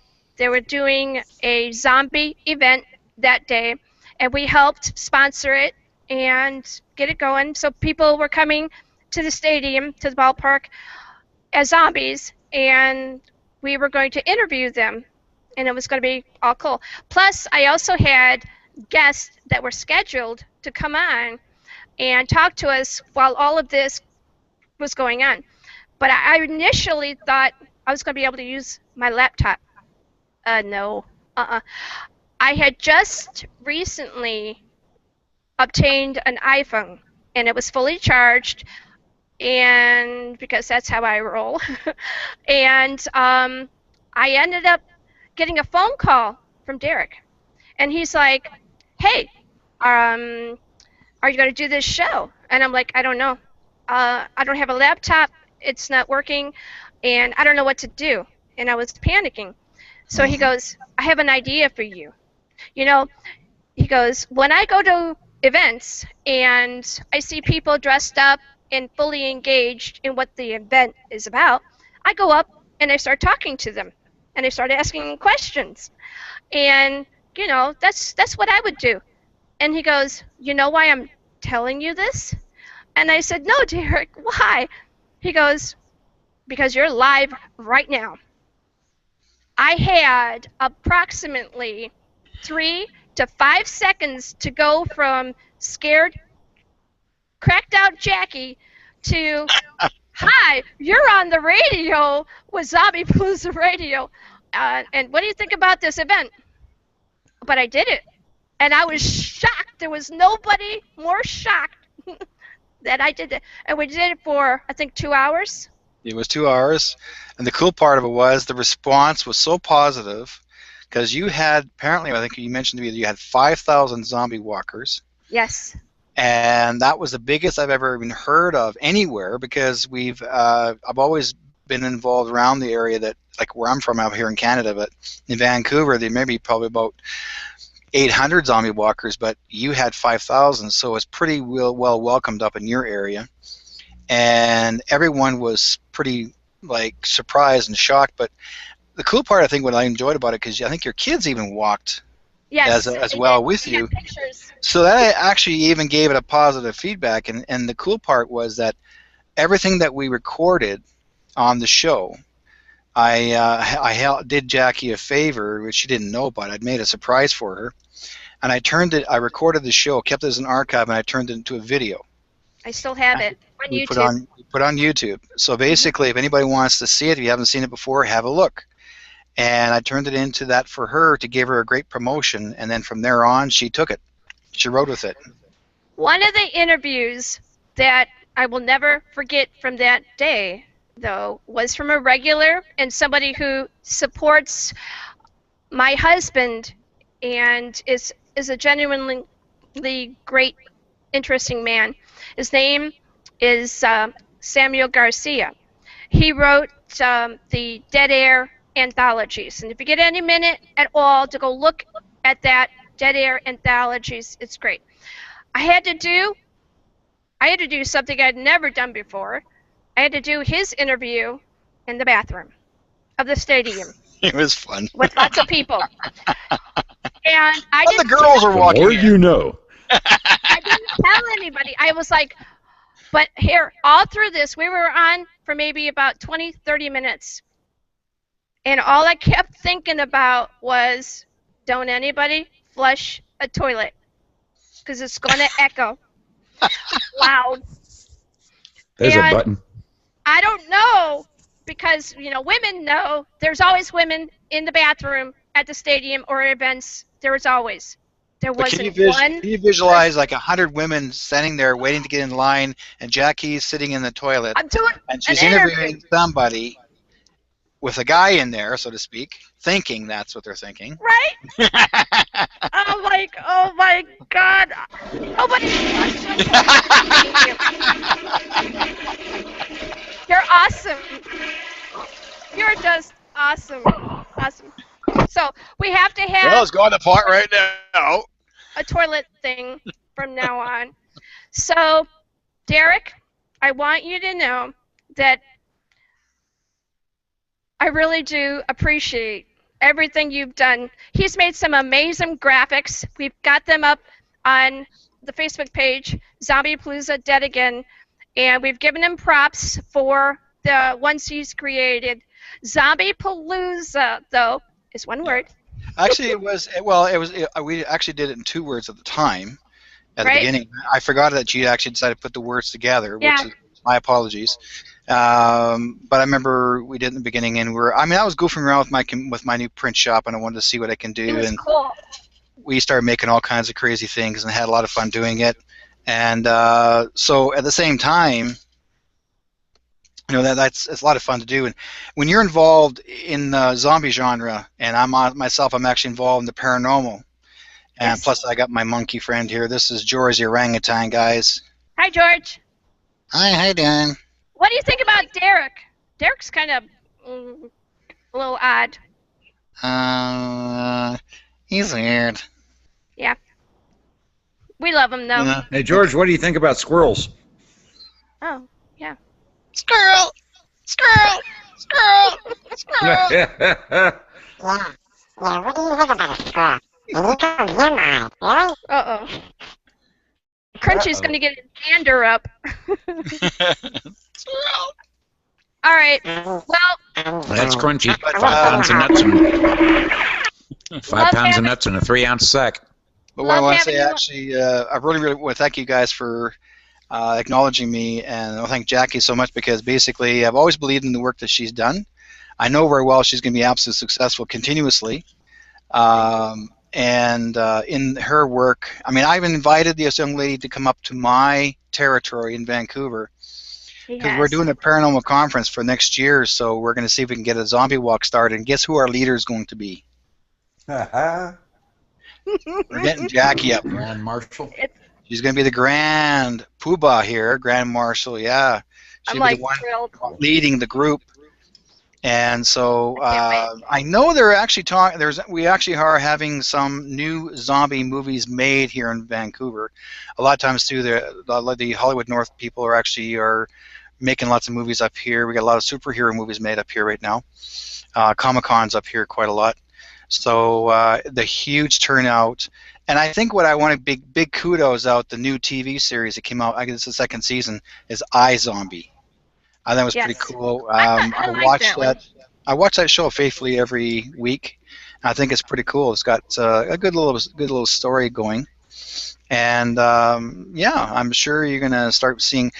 I actually was talking to somebody just the other day, and they say, "Oh, zombies are dying out." Well, that's exactly what they are. They are dying. They're dying out. Tell it to the cheese wheel. Yeah. All right. But Derek is also before Derek goes. Derek also has an amazing collaboration that I want him to talk about. Go ahead and tell people this amazing thing that you're doing. Okay. Well, we are doing a TV series. It'll be coming out soon. It's called Chronicles of the Unknown. I'm actually one of the paranormal investigators, but I'm the medium. What makes it so different than everybody else is that we call a historical paranormal team. That means we look for historical sites that are supposed to be haunted. Then we do the research. But myself as a medium, I'm not just a common medium walking into the room and say, "Oh, there's Bob." What I do is I sit down and I let the ghost walk into me and speak through me. And I'm not told any information regarding what location I'm going to. The guys take me there, so I have no idea what it is or who am I speaking with. But when I sit down, and then the guys will sit there and they'll ask me questions of that person speaking through me, and everything has come through exactly to par what they expect as far as answers are concerned. So this is going to be kind of hair-raising as well, because there are some cliffhangers in there that myself, I went through almost a near-death, losing my truck over the cliff, going to do a paranormal investigation. So it's wait till you see it. Another bonus on top of that, the guys announced just a few days ago, my guys announced that we're making it into a DVD. Yes. So it'll be coming out for sale. Be an hour and a half of the show. So yeah, it's coming out big time. So we're going to be actually coming on television in the springtime.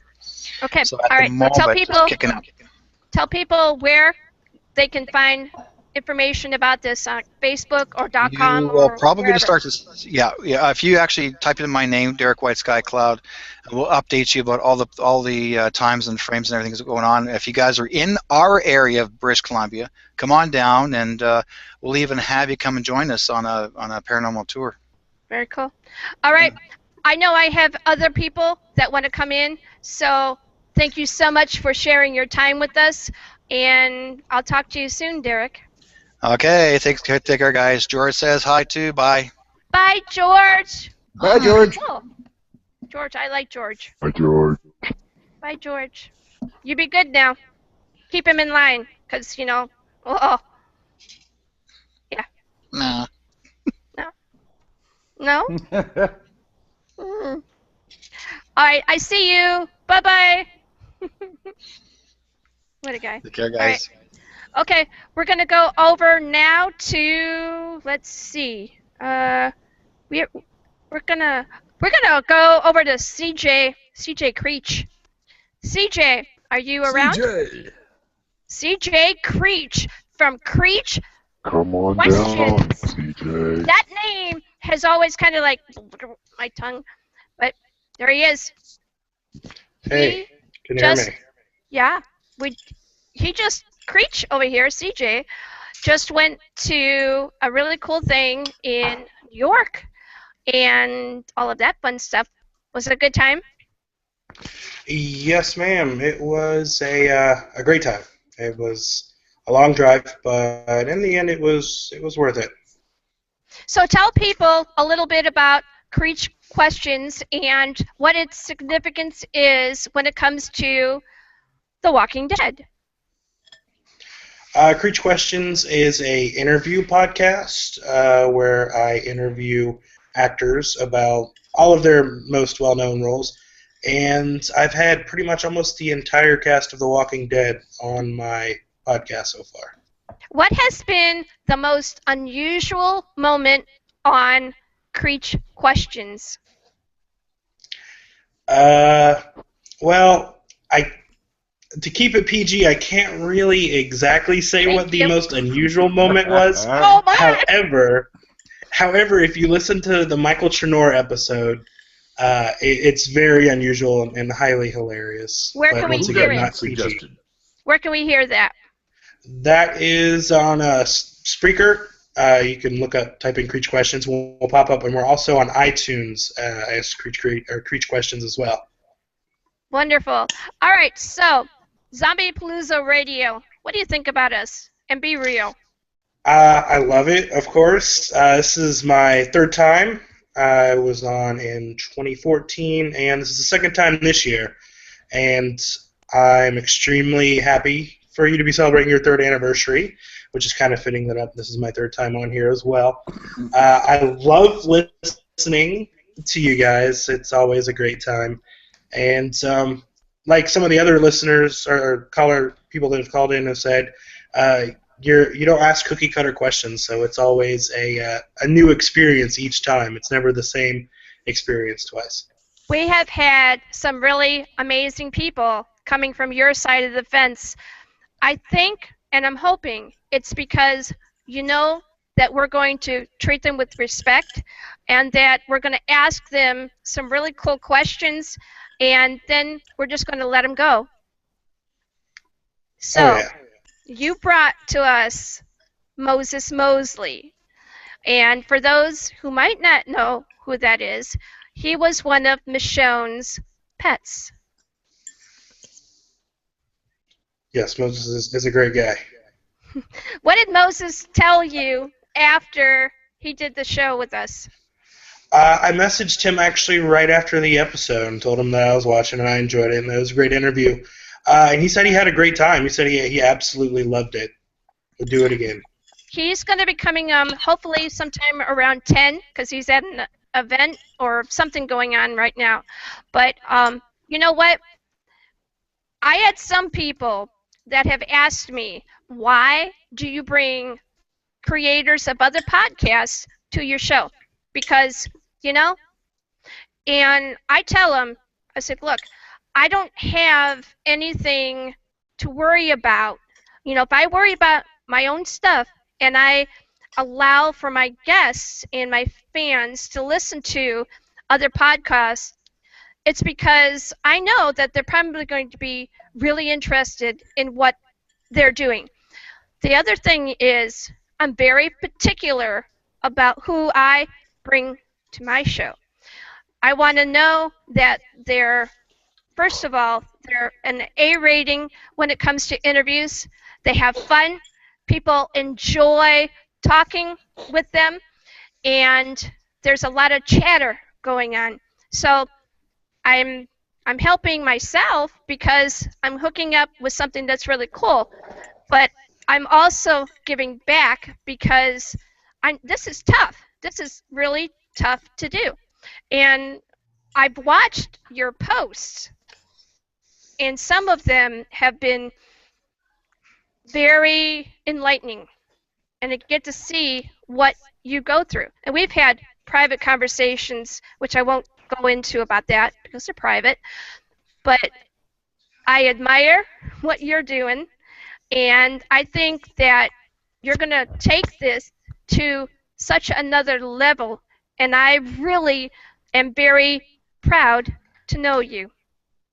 Oh, thank you. Same here. Thank you. All right. So, Scott, would you like to say anything to CJ Creech? CJ, I've been keeping up with your interviews as you post them, your video interviews, and what can I say? You've made quite a name for yourself. I am incredibly impressed with the interviews that you've done. Thank you. I've got some great ones coming too. All right. So, I can only imagine. Dead Door. We got you? Okay, we got a heavy breather too. So, whoever has, and I'm thinking it might be Derek. Is it the blue hour already? I know it is. Hi, Derek. Another Derek. We're being invaded. Dead Door. Are you still there? Hello. Hi, Derek. We're talking right now with CJ. I know you can't hear me. If you're going to be on this, we need you to first go inside or into an enclosed place because we're hearing a lot of wind, and you need to plug in a headset or something so that we can hear you properly. Will do. Thank you so much. We're here. Come back in when you can. All right. Thank you. Thank you. We love you. Come back. You too. That comes.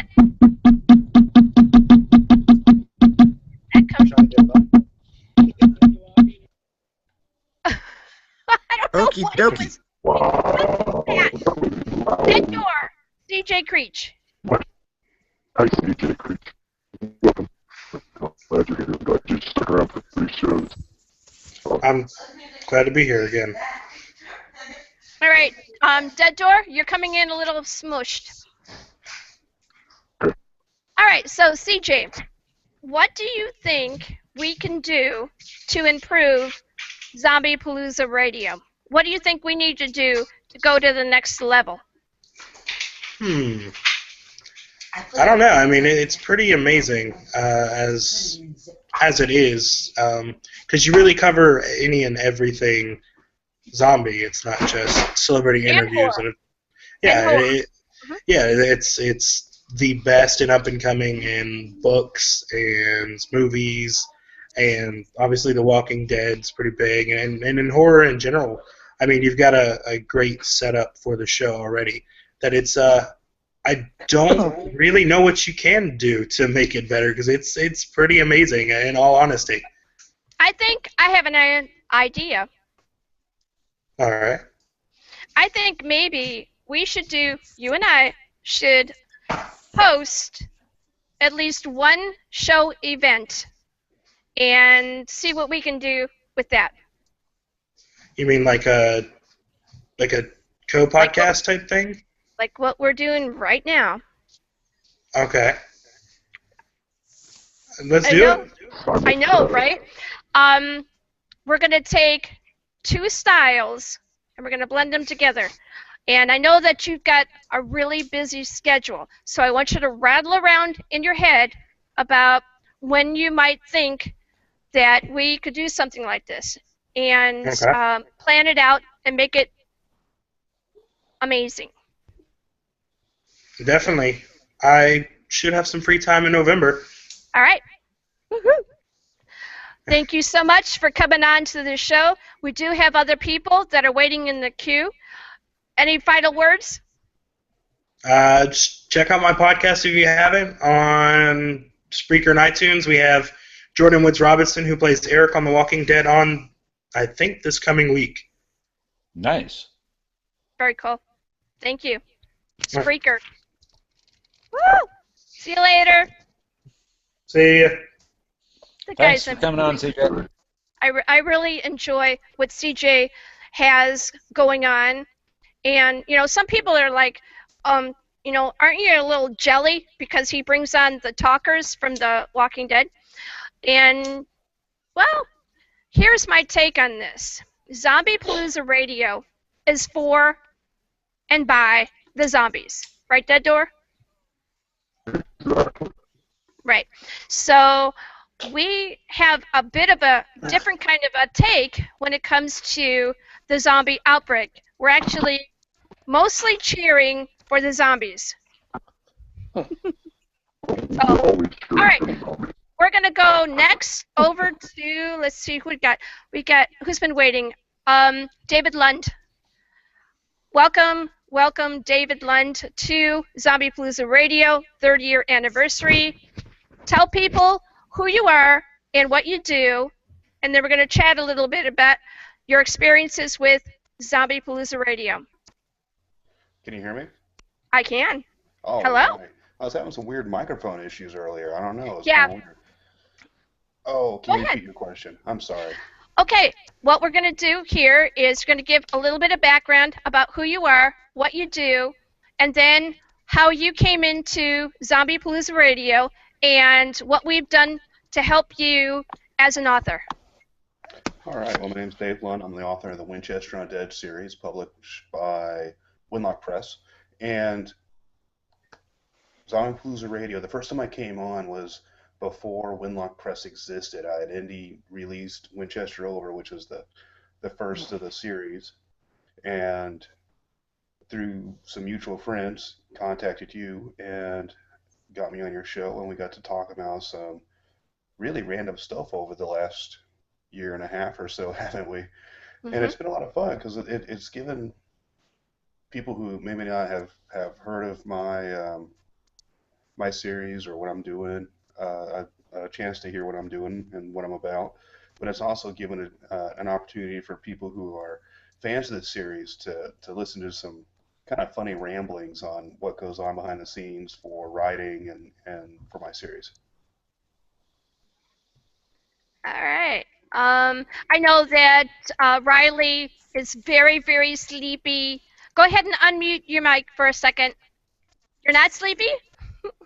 But I need the spot for other people to come on too.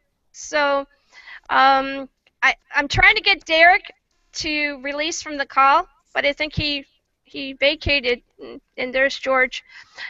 We need to. He's behind George. Yeah. Derek, if you can go up and scroll up and hit that red phone so that we can open up a spot for another person to come in, I'd appreciate it. I think he's talking on the phone. That's all right. Don't worry about it. Riley, unmute. Go up top and unmute the mic. There you go. Up there. Take the mic to the mouse over there. Up there. She'll find it. All right. Dave, so when we were asking you questions, and when you first came on to do your first full hour interview, what did you think about what we were asking you, and did you think that it was poignant to what you were doing?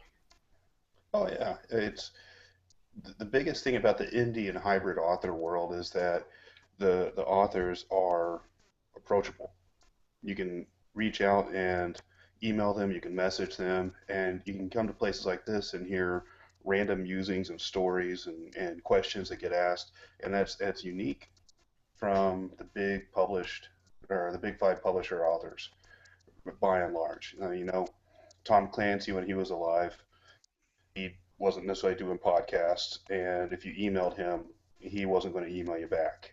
That would be one of his people emailing you back. But when you got guys like me and Derek and all the other guys you have come on and girls you have come on, it's one of those things that through avenues like this, fans have a way to reach out to their authors, their favorite authors, or even authors they haven't even heard of yet, and they get a glimpse into who they really are behind the pages. All right, so the kind of books that you write and the, I wanted to go over to this place. Marketing. How important is marketing to an author, and what kind of venues have you been using to be able to market? Marketing is everything. It doesn't matter how good of a book you wrote, unless you get that lightning strike, that one tweet from Oprah, it's all on you. Even the big five publishers, unless you're Brad Thor, the authors, it's up to the authors to market their books. And anything that an author can do, from social media to blog posts to newsletters to coming on to cool podcasts like this, I mean, any of that stuff is very pertinent to what they need to do. It's so much more than just writing a book and letting it out into the wild. When you're an author, a lot of the times when I have authors come on, or even other creators in the genre, I tell them, you are your best performer for your work. Your advertising, the way that you conduct yourself, how you answer questions, how you present your work is really, really important to the entire package. And so we often give tips about how to upgrade your marketing. Have you, in any of the shows that you've listened to, learned anything different outside of what you were originally doing, and has it helped you? It has. A lot of the stuff we've talked about is the, I've heard talked about on the show before, are the communal aspects of the indie author, hybrid author world. And that communal aspect is something that is just, it's hard to wrap your head around sometimes, because you don't have a community. You either get accepted into a community, and then through their acceptance you help build your own community, or you're standing alone and building your own community of people who enjoy your work by yourself. And right, it's a staggering process, really. It's a lot more involved than people realize. How long have you been a published author? See, I indie published June of last year. That was my first novel, and I have a total of 4 books out now. What is it like for you when you first got the call, so to speak, that you were going to be on to do a live interview with people who really enjoy the kind of genre you create in? It was exciting. I'm a strange creature in that I don't mind getting up in front of one person or 1,000 people or 100,000 people and talking. I enjoy getting to engage with people and talk with people. It's more fun one-on-one. But it's the most surreal thing to me, especially in the very beginning, was that there were people who legitimately wanted to hear what I was saying, which it was absolutely surreal to me. And so, when you brought me on the first time, and I posted a link out there, said, hey, I'm going to be on, and people got on and listened and commented about it. It was strange, because it was one of those moments where it's like, wow, people are actually listening to that. That? I know. That as in me. Cool. And what you're doing and what you're asking. So I mean, it was a surreal moment for me, and those moments happen again and again and again, but that first one really sticks out in my mind. Appreciate that. You were kind of nervous. When I bring on guests that never been on before, sometimes I'll get posts like mad, crazy people going type, and sending me messages. How do I get in? Where do I go? What do I do? For you, in that first experience, was it made easy for you to be able to come on to the show? Just that aspect of it. What was your experience in following what I needed you to do to be able to be on the air? Oh no, that was a pretty streamlined process. Even with the changes over the last year that you've had to go through to different platforms, it's really not. It really wasn't that hard of a process, and really the technology's in place now compared to 10 years ago. Holy cow! To accomplish these things, it makes things easy. But I'm a tech geek from way back. I was doing web design back in the mid '90s, and did network administration and network security administration work for an internet provider back in the '90s, which was kind of like what I look back at the golden era of the internet. But for me though, no, it really wasn't that big of a deal. It's just a couple of clicks, you're in, and the hardest thing to remember is that you can't type while you're on because it comes through. All of it. Zombiepalooza Radio is best known for having some of the toughest questions in interview in a podcast there is. What do you think the toughest question was that I asked you in any of your interviews? Ooh, see, that's kind of a loaded question for me, though, because I don't really think that any of the questions were tough. I just had a lot of fun doing it. I mean, I spent 10 years as a street cop. I mean, this isn't tough. So that's what you need to be cool on Zombiepalooza Radio when they fire questions. That's right. Let me tell you a quick story. Sure. We were at Frightmare, Texas, the 10th annual Texas Frightmare weekend, and we're going again this coming April, end of April, beginning of May. It's the last weekend of April, first weekend of May. It's a huge thing in Dallas. It's a lot of fun. And there were all kinds of people there. Marilyn Manson himself was there. And I walked up to Marilyn Manson and shook his hands like, dude, I really dig what you do. Here's a book of mine. Hope you enjoy it. Take care. And one of the authors that were at the table, she was just standing kind of agape, just going, how did you do that? I was like, look, if you're a beat cop and you can't walk into a room of 30 people who want to hurt you and then own the room, you're not going to pull it off. You're going to get hurt. And so it's one of those things where it's like, they're just people. And everybody's just people. Yes. You know, this is what I do. This is what you do. You do this, the Zombiepalooza Radio, and you rock that world. That guy just dresses strangely and plays cool music. You know, that's just what he does. So he's just a guy. Yes. Awesome. I want you to meet Tony Serecchia if you haven't met him already. So, Tony, please unmute your mic. Go up to the top, and then you'll be able to see it. Take your mouse and scroll up, because you've got your mic muted. The microphone. The red microphone. It's all the way up to the top of the screen. There should be a little person, a mic, camera. Yep, I found it. Well, hello. How are you? Hello, how are you? I'm doing good. very well.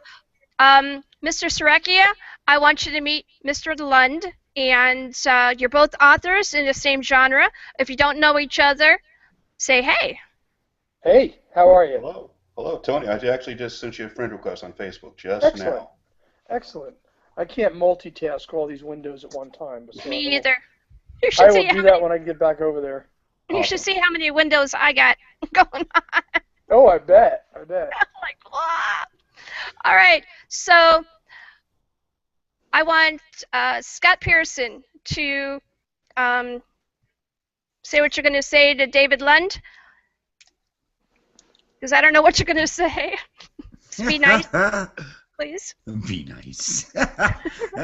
We never know what he's going to I know, right? I'm a little green, but I'm always nice. He's very green. I cannot wait to see. I've only Especially read. on the inside. I hate to admit this. I've only read the first Winchester Undead, and I have a lot of catching up to do. But I am definitely looking forward to reading it at some point when I get a spare 10, 15 minutes. But gotta be careful. You're gonna look up, and we're gonna be 5 books into the series. I'm writing book 4 right now. I'm telling you. I heard. All right, so Dead Door, what you got to say to author David Lund of Winchester Undead? David, thank you so much for being here. That's been awesome. Can't wait for the next time. I know, right? You're awesome. Make sure you like, subscribe, and share to YouTube. Oh, absolutely. Zombiepalooza Radio Live. Awesome. On YouTube. Woo! All right. So thank you so much, David. You're welcome to stay, but only for like a little bit of time because we've got a line, and I can only bring in myself. 1, 2, 3, 4, 5, 6, 4 people actually because of my staff. So you're appreciated here.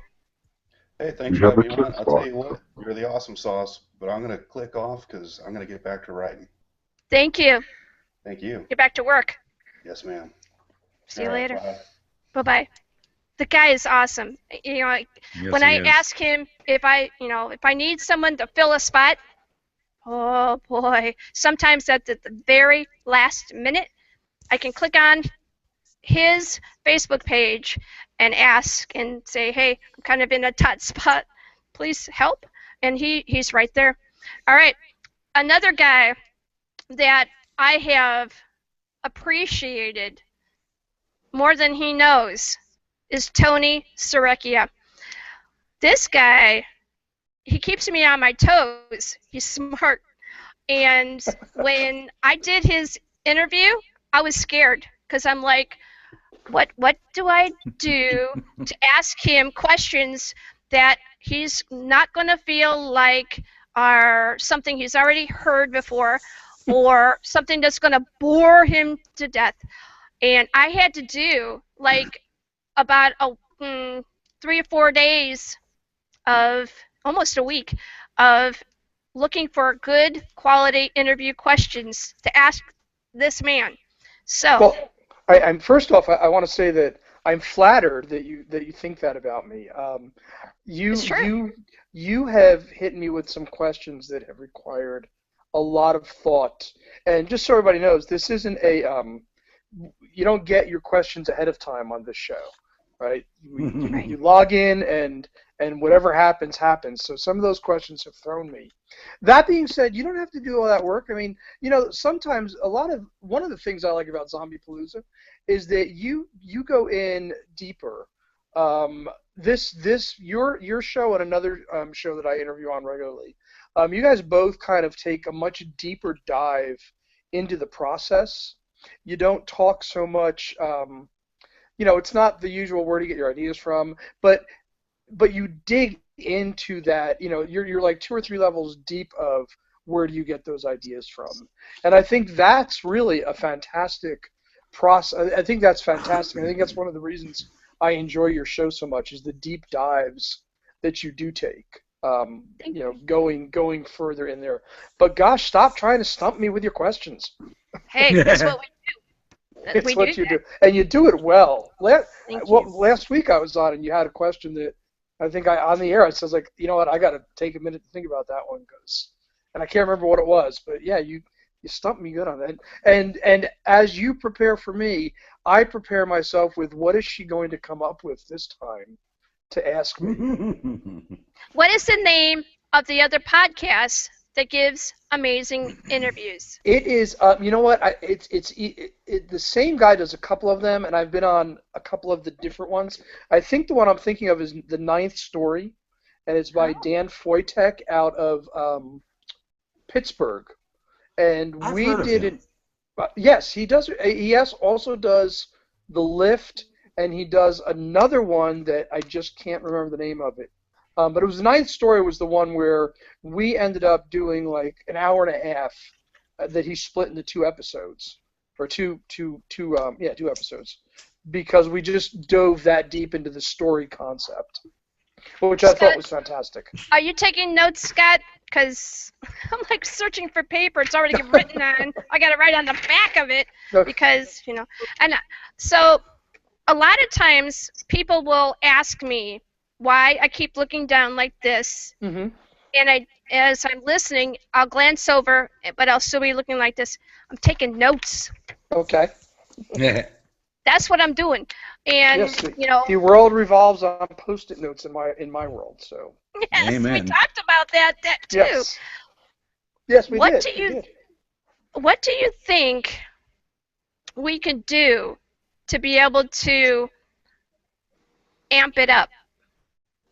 I think that you guys are almost like the NPR of interview shows. Dan does a really good job. Dan is more of like the director's chair, I think, or one of those type of shows where you guys are much more the long format kind of deep interview It's not to say one is better than the other. It's just that if I were to market this, I would market this as kind of like the NPR of writer interviews. And I know you interview other people as well, but it seems like I found out about this through John. Found out about. Let me try this again. I found out about your show through John Prescott. So and he was a writer, and I think the last time I was on, I think when I came in, I was listening a little bit early. You had a couple writers on before me, so every time I've been on, it's been mostly writers. But I mean, I think you guys do other stuff, right? You talk to other podcasts and stuff. So Yes. But I'm looking at it strictly from a writer point of view. That it's that type of show. It's a smart. It's a smart conversation, and don't take this the wrong way. I love Zombiepalooza as a name, but it's a smarter conversation than you get that you think you're going to get from a show called Zombiepalooza. It comes out from the back end, it sneaks up on you, and then it bites you. Right, exactly. Yeah. So I guess now, yeah. So that's a good pitch for the name. That makes sense. I'm with you there. Sure. I think that's very good. I know somebody like. I know, right? I want you, if you get some free time, because I know you're very busy. I'm going to take this actually to conventions, and hopefully I'm going to be at the World HorrorCon or the StokerCon. What, the one in Vegas or the one in? The one in Vegas. I think the one it's StokerCon. That's the Bram Stoker Awards. I'm going to be there next year. Cool. But I need something that is polished, that will be a great pitch, so that other people, not just you or John, but other people who don't know what this show is about, to be able to get it in a nutshell. And I would love for you to write something out that you would be willing to sign your name to and say that this is what this show means to people that are creating in Zompoc and horror genre. Sure. You know who you might want to talk to as well? I don't know. You weren't at the last one. If you might want to reach out to Jess Roberts, who runs Project iRadio, and that's where Harry Strange is hosted right now. That's where three guys with a beard. That's John Mayberry, Christopher Golden, and James Moore host a show there. So I mean, he seems to be doing a very good job. I mean, I'll write something for you as well, but he seems to be doing a very good job of kind of grouping together all these like-minded shows. We're on there. Harry Strange is on there. We're on. Obviously, we're not really this type of podcast. We're more of a drama. But he has a bunch of other shows. A bunch of other talk shows that are nerd-centric, right? Which is kind of the next step up from the zombies would be the nerd world.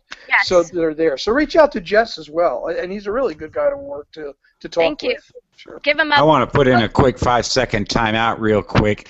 Harry Strange, listeners, if you have not heard it, good. You got to go check it out. It's incredible. Yeah, we just had the other, God, it just seems like it was just last night, but last night was Thursday night. Last week we had the creator of Harry Strange. That's me. Oh, yes. Yes. Yes. There you go. That's him. I have some people know, and some may not know. I have post-traumatic stress disorder, and every once in a while my brain just kind of like clicks out, and so I tend to forget certain things that happen. So just want you to let you know, I love that show. You are very important to me, and I want to get to know more about what you're creating, and I'd love to see where this thing goes. I really would. Thank you. Thank you. Thank you. I'm glad you guys enjoy it so much. I appreciate that, and we're actually I think 312 just dropped, so we are how many episodes away? We're 4 episodes away from the end of season 3, and then we are sitting down. We're going to do a Christmas episode, and this is kind of why it's such a busy season for me. I have a live show. We have a live show coming up in November. We're doing our first table read for that on Sunday. We have a Christmas episode that we have to do that's going to be a crossover with James R. Tuck's Deacon Chalk character. And then we figure season 3 will end sometime around February. So then we have to decide how and what the approach for season 4 is. So that's kind of what the future holds for Harry right now. You're awesome. Thank you so much. Thank we you. do have other people that have Cool. recently joined. I need to get them in there too. Excellent. Thank you to Mr. Tony Serecchia. He's a pretty cool author. Harry Strange. You got to listen to that. It's very strange. Very strange. I'm putting a link HarryStrange.com. to Harry Strange. I'm putting a link to the Harry Strange Radio Facebook page on the Dead Again wall. Excellent. Thank you. I'll All talk right, to you guys. later. Thank you. Good night. Good night. Night. God, that man almost made me cry on air. Oh boy, he didn't even know. All right, so A lot of yeah. people might not know that I have the notorious honor of being the first one, I believe, to make you cry when I read my poem for Riley Myers. You did. You sure did. All right, we're going to move along, and we're going now over to Angela Karina Berry. I love this woman. She's bought me coffee in person a couple of times, I'm and jealous. she's just really, really great. We need to get her mic working. Hi, Okay, I Angela. think I got it. Hi! Oh my God, I see you! Yay! I Yeah, I'm not used to the video being here. I know. Hi! How you doing? I'm doing pretty well, actually. There's good hope that my hard drive will be rescued, and I'm going to find out soon what of my writing is saved. Otherwise, I can get back all my published stuff, but my recent things might be kind of in the toilet for a while. We'll see. Hi, but it's going to be okay? Potentially. There's stuff recovered, a lot of stuff recovered, so I will know soon. It's been like having my arm cut off, not having my notes. I was like, oh my gosh. But things are cool, and I have awesome techie friends, so whatever can be recovered will be. That's awesome. I can't believe I got you on video. That's awesome. All right, so we worked together on a couple of major projects, anthology projects. But before all of that, how did we meet, and what was it like for you when you did your first show with us on Zombiepalooza Radio? Well, the first show I got brought in unexpectedly. I was helping with a project with the Feed the Zombies probably, or something slightly before that even, but I think it was Feed the Zombies. And one of the other people on the list dropped out, and they needed a filler really fast. And I'm like, I was listening, and they were like, "Can you come on?" I'm like, "Okay." So I wandered on. I wasn't You did even all on the that list, in the just helping. Huh? all that happened in the live stream chat room. I remember that show. Do ya? Yes. Yeah, it was pretty harrowing and surprising, but it was so much fun. Both Dead Door and Jackie are wonderful, and they play off each other well. You've got the darker zombie voice, then you have the cheery Jackie voice, and you put people at ease. Because they were all like, "Oh my God, radio!" And then we don't know what to do with ourselves. And you're like, "Hey, it's okay. Look, here's a trail of candies. Here's a question. You can answer it. Look, more candies." And we're fine. And next thing we know, the interview's over, and we had a good time, and nothing bad happened. It's like learning ET, you know? I don't think you've met. I don't think I've met you, Crunchy. Not directly. Scott, hashtag more candy. Hello. Hashtag who? More candy. More candy. Hashtag more candies. More candy. CINDES. I think something like that. More candies. Hashtag All more right. candy. So what did you think when you came back on the next time? Well, much the same. You have a very good system in place, and when we get things going and we're following the system, it goes great. When I tried to be more head of running a group of people. Herding cats isn't fun. I found out just a small idea of what your job is like, and I'm like, oh my gosh, women, how do you keep sane? Yeah. Talk about herding cats. Hashtag herding cats. Yep. Herding cats is a phrase used for people who are trying to get a bunch of disparate groups to go in the same direction at the same time. If you actually try to herd a cat, it tries to go back on you or any other direction than the one you're trying to go in. So when you have a lot of artists and creative types, they've got a lot of things on their plate, and they go exploding every direction. And eventually, if there's like a red due date thing, like it's The Sims and the little bills are growing red, that's a very old reference now. Then they kind of show up and go, oh my gosh, and they pull it together. But it can be a little hair-raising in between. Yeah. But it's kind of like Shakespeare in Love, it all works out most of the time. Most of the time, it does. So, what was your most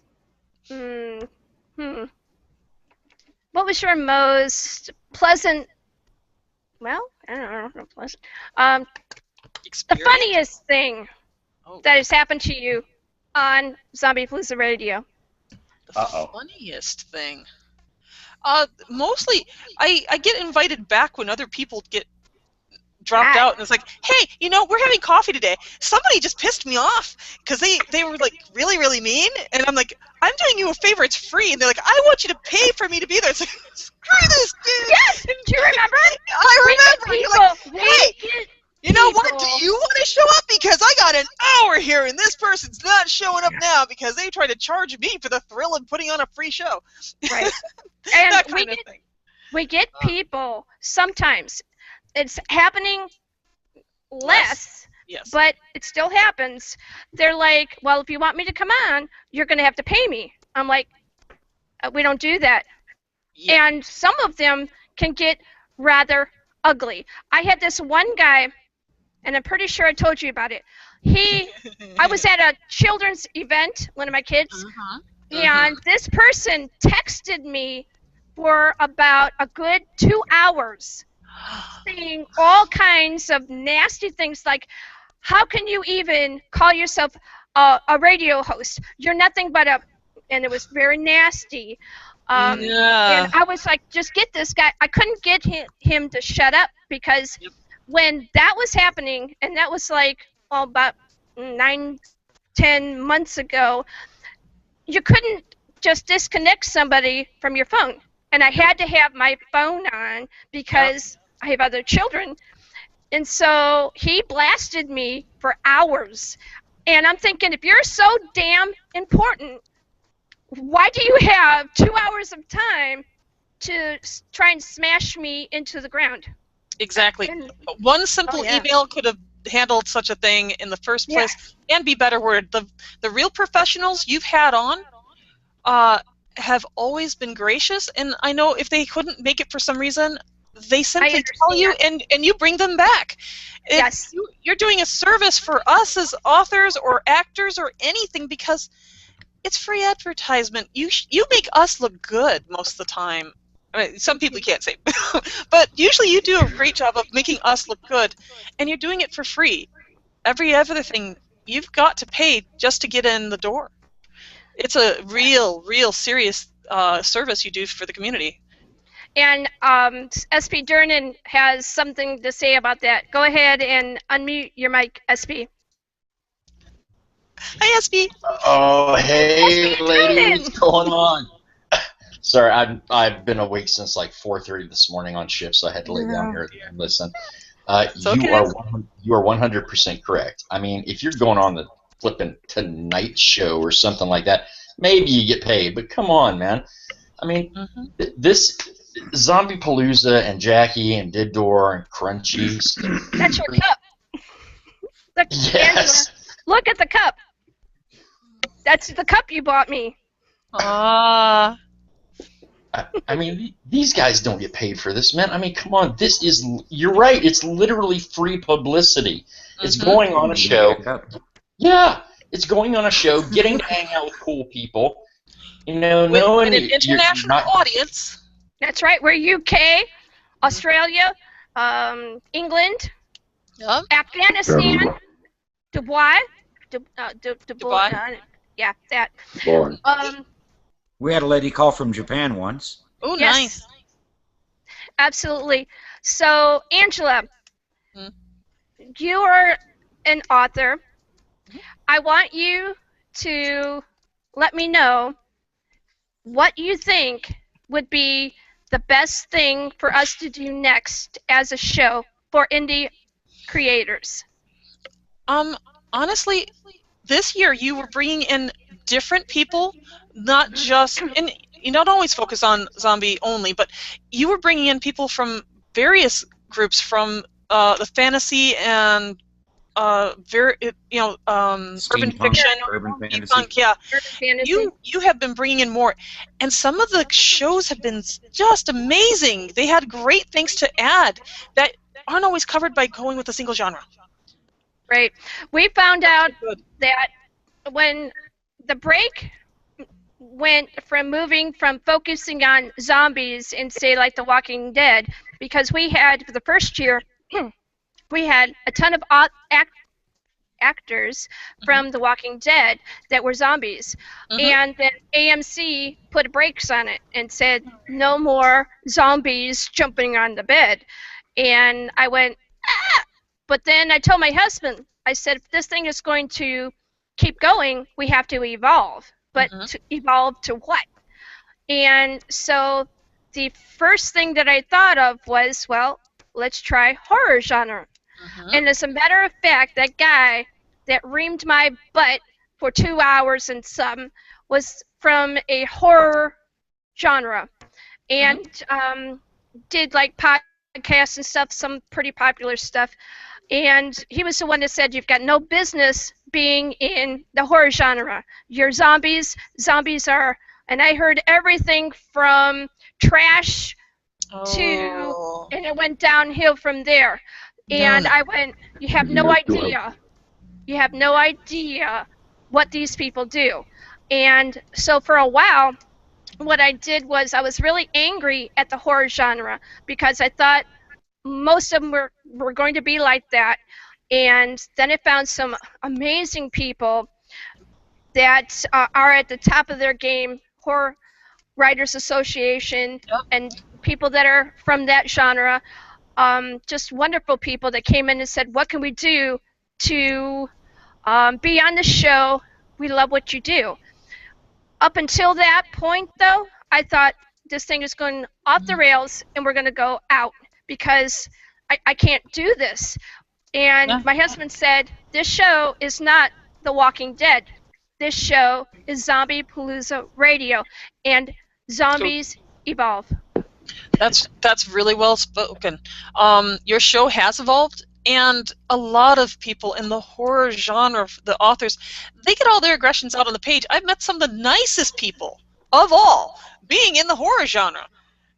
They're mellow. For the most part. And a lot of them. You know, yeah. My persona, a lot of times people will see the name and they'll be like, oh, zombies. And then I go, watch it.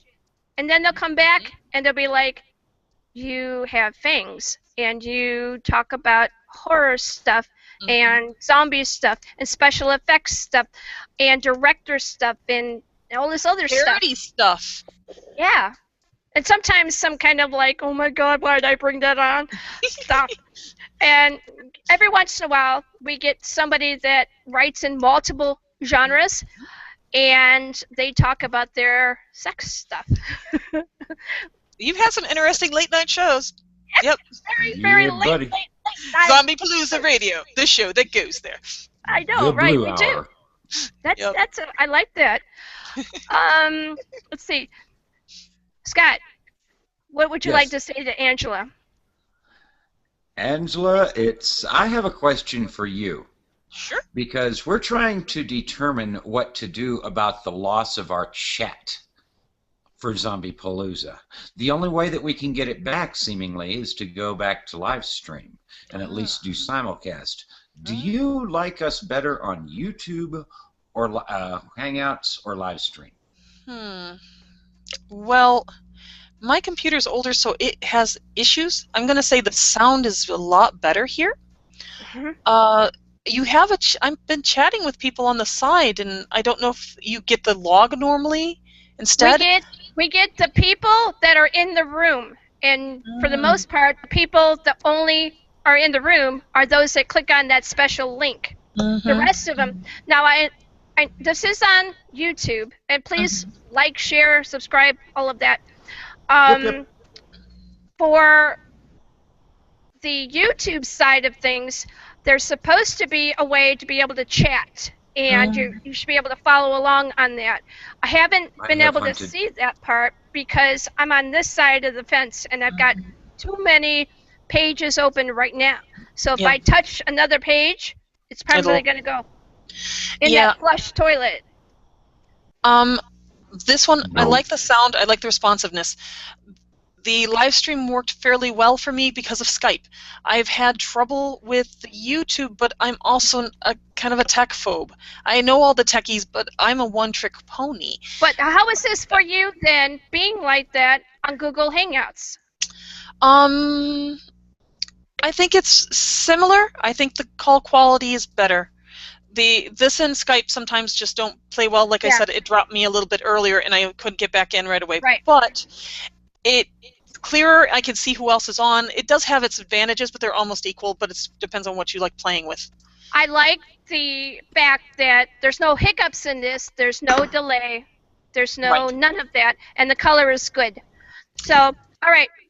How much of that was Skype, and how much of it is true? We did go to Hangout. I mean, Google Hangouts long before we left live stream. Dead Door reminded me of that earlier when we talked. Right. So we can use live stream with Hangouts. I hated Google Hangouts when we were still on live stream because it seemed to smash everything together, and it was difficult for me to hear in my headset. Yeah, it was having issues when you're doing this switchover, but there's always problems. This seems to be working pretty smooth compared to the last time I saw it. All right, I'm doing it again. There's that revolving door again. No, I'm the only one.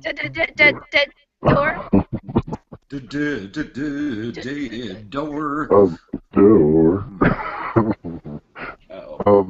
No, delete.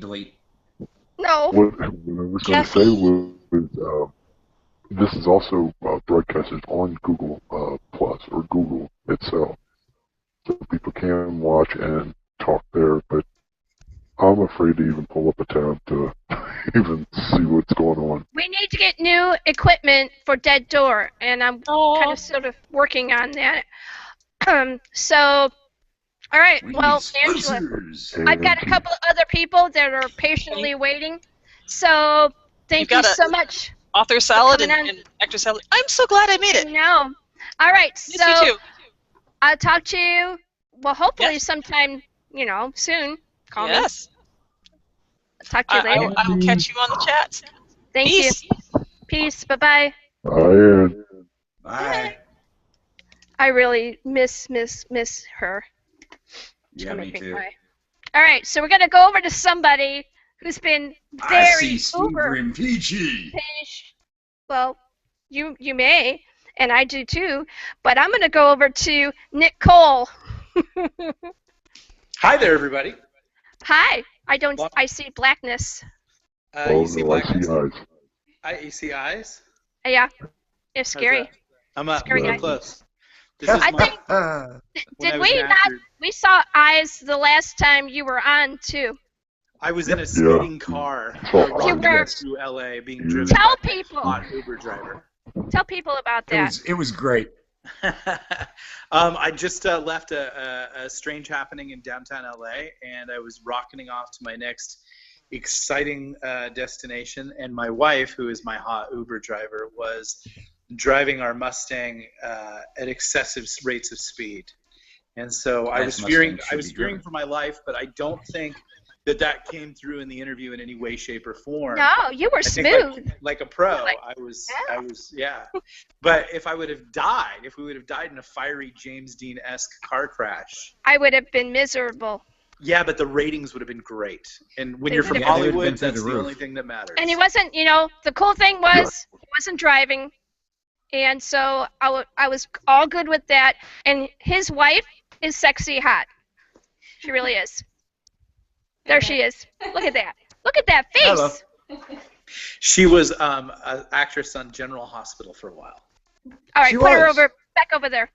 Back over there. Back. I love your guys' Camera time. way. What? We Oh want to my talk to her. goodness. What was your part? It was not. I wasn't on for very long. It was a small part, but I was named Rio. And what were you? A lady of the night. She was a stripper. Oh my. I told you she's sexy hot. Crunchy's getting excited. Where's Crunchy at? Somebody hold Crunchy back. I know, 'cause I'm surprised Crunchy's not. Oh, I'm right here. There. Listen to how smooth he is. Yeah. He sounds calmer. Well, he gets lap dances from Jen Goza. Crunchy. Yeah. Yes. Simmer down. One of my favorite laps to sit on. Oh, well, now you found another one. Yeah. All right, so back to Nick. Back to Nick. Yes, Where's forget Nick? my beautiful wife. I know, forget her. All right, so you're an author. I've been accused of such, yes. Yeah. Tell us what your latest work is and the other projects that you're doing. I just recently published a book called The End of the World as We Knew It, and it's basically, I try to tell people it's The Notebook meets The Walking Dead. So it's a love story set sort of at the tail end of the zombie outbreak. Things are kind of quieting down, and now survivors and are starting to go look for their loved ones, and it's sort of exploring that dynamic of what it would be like to find somebody that you don't know if they're alive or dead, and The you still aftermath. kind of, yeah, in the aftermath, and it's being really well received. It's getting some great reviews, and I did actually get my agent got a call from some Hollywood types, and they might want to do something with it, but who knows? Nice. Yeah, so that's kind of cool. And then I did check it out online. I haven't had a chance to do more than that, but I checked it out online. I would Oh, thank love to see this. Yeah. It's got a beautiful cover, and actually we're just doing the audiobook for it now. And the actor, mainly this one actress, she basically knocked it out of the park deep into the cheap seats. She did so well. So I'm really excited to hear the full finished project. Let And me that's- ask you something Yeah. that just came, and I was going to ask you last Friday, but I'm going to ask you now. Have you thought about taking any of your works to audio? I've always wanted to, and I've gotten a lot of requests from the readers to do that.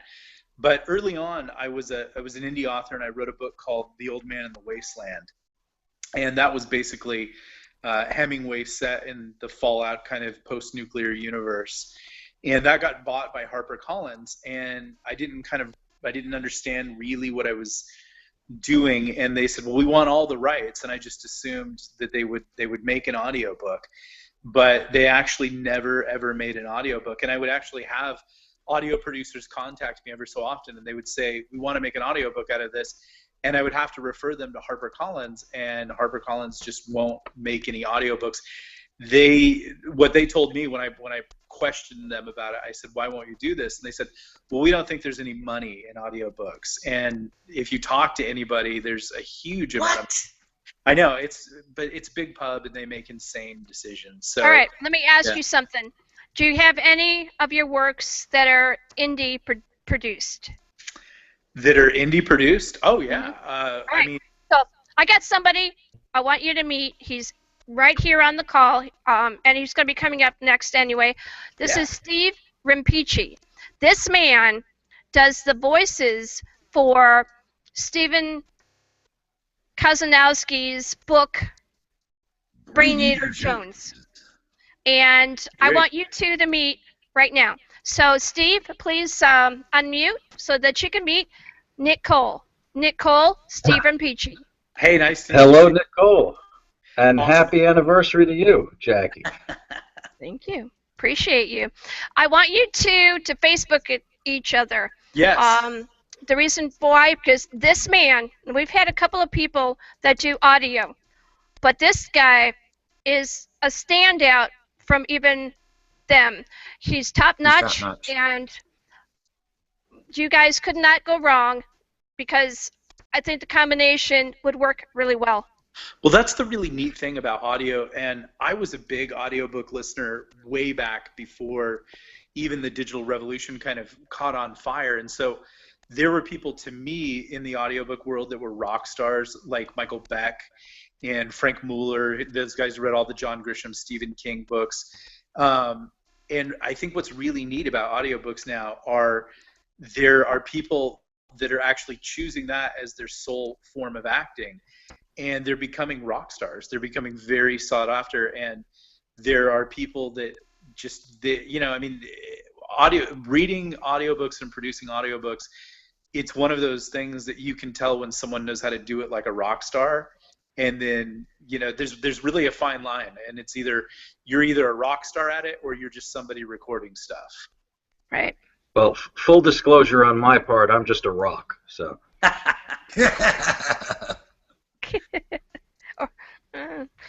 All right, Rock so and roll. Nick. Yes. What was one of the most toughest questions we asked you during your interview last week?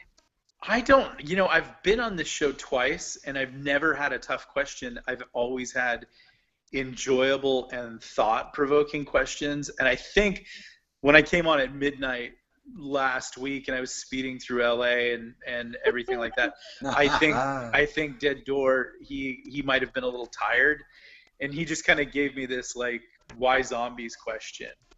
And I kind of felt like for a moment like maybe he's just tired, but like it's such a great question.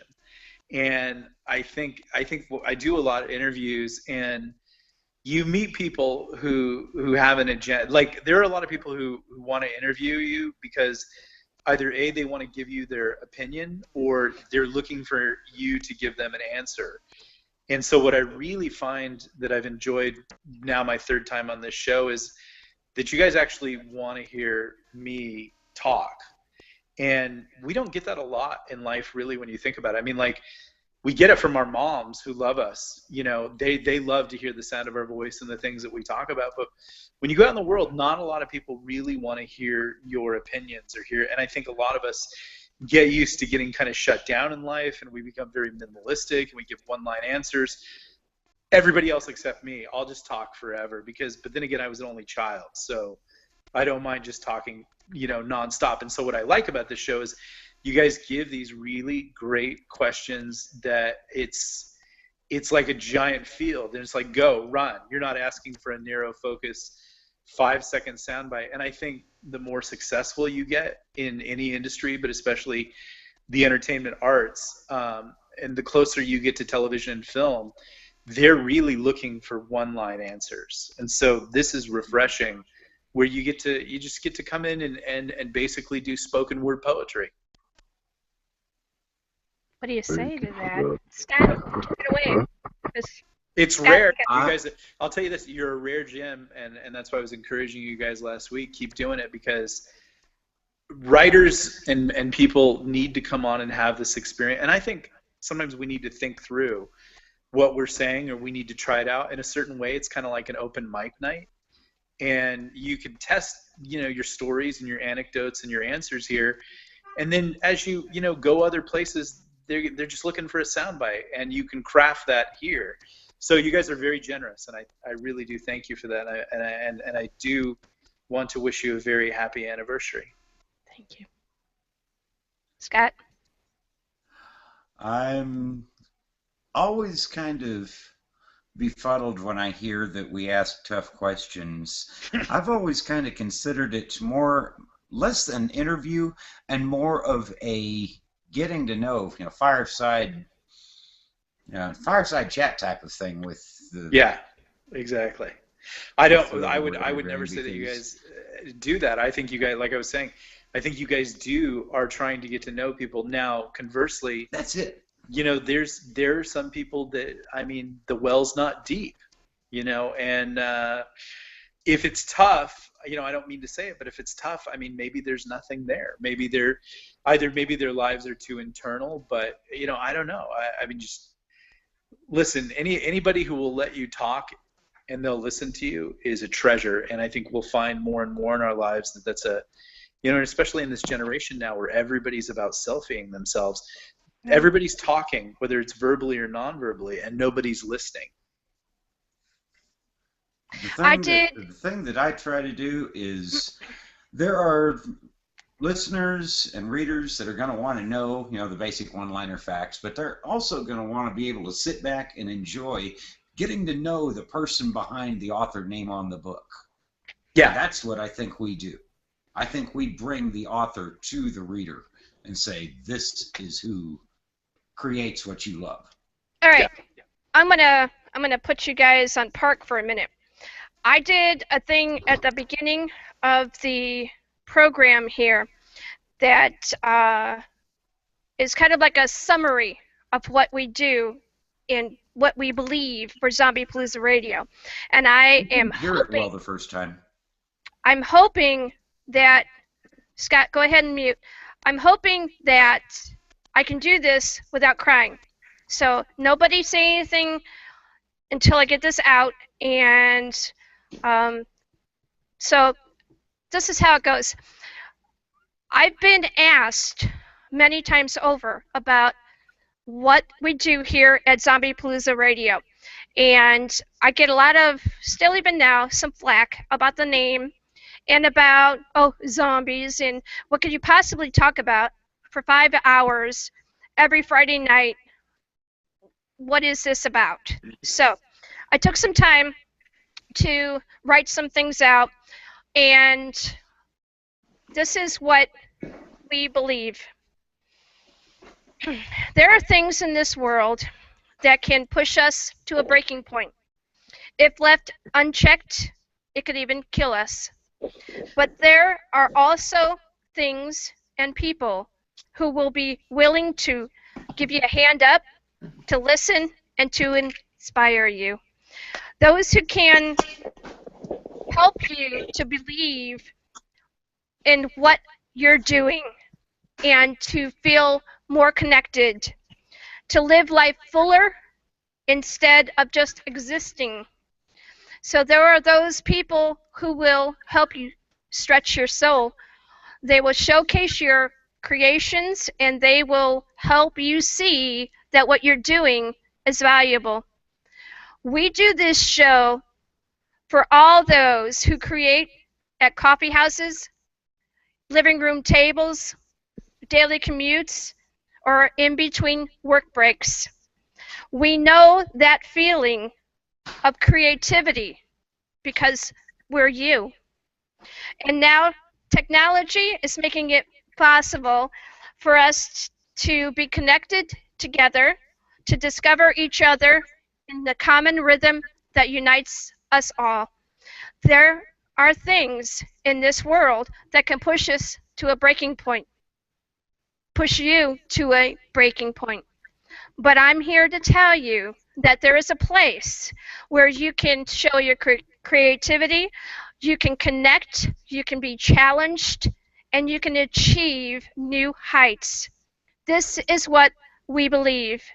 We are Zombiepalooza Radio, and we're here for you. Yay, well spoken. I did it without Damn crying. well spoken. I had to do that 8 takes before I could get through it without crying. I really like that, and on behalf of all us coffee house scribblers, thank you very much. You're welcome, Nicole, and everybody. So, all right, Nick, what's next for you? Next for me is I've got a short story anthology coming out with some other writers, Chris Porteau and Michael Bunker and Edward Robertson. And I think the really exciting thing about that is we're donating $1 out of every sale to the Pets for Vets fund. Yes. To help vets recover from PTSD and things like that. That is just really becoming, it's almost becoming an epidemic in our nation. Yeah. Not just vets, but everybody. But Scott's an ex-soldier, serviceman, and I am too. And so, this is one of those things. You got to step up and do it because it's absolute. For those who have said, I'm going to give all. We should be giving a lot more than we are. So it's really a privilege to write it. And what that anthology is going to be about is it's going to be about animals in post-apocalyptic scenarios and sort of how they come alongside humans and either help or I think it's generally help. There might be a few villain animals like an evil crow or something, but or like a bad cat. No, an evil hamster. That would be bad. So that we're really excited about that, and then I've got some secret projects coming out, and hopefully I'll just continue to crank out book after book, year after year. Thank you so much to author Nick Cole. The End of the World as We Knew It, and The Old Man and the Wasteland. Thank you so much for having me on. Happy anniversary. Vets for Vets. All right, so Scott, go ahead and say your final goodbyes to this amazing guy. It has been a blast having you on. Look forward to the next time you come on. And always. Thank you for calling in today. Thank you, Scott. Thanks so much. Dead door. He might still be awake. All right, Nick, thank you so much. Go ahead and go up to the top of your screen and release from the call. All right. Oh, wait. There he is. There he is. There he is. Go He's ahead, back. Dead door.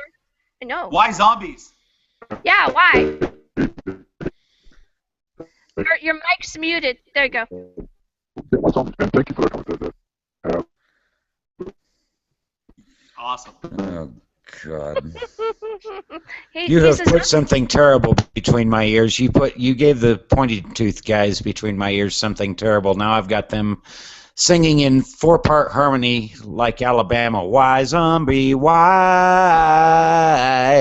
No. Oh, you gotta finish that. What have you done? All right. Talk to you later. Bye-bye.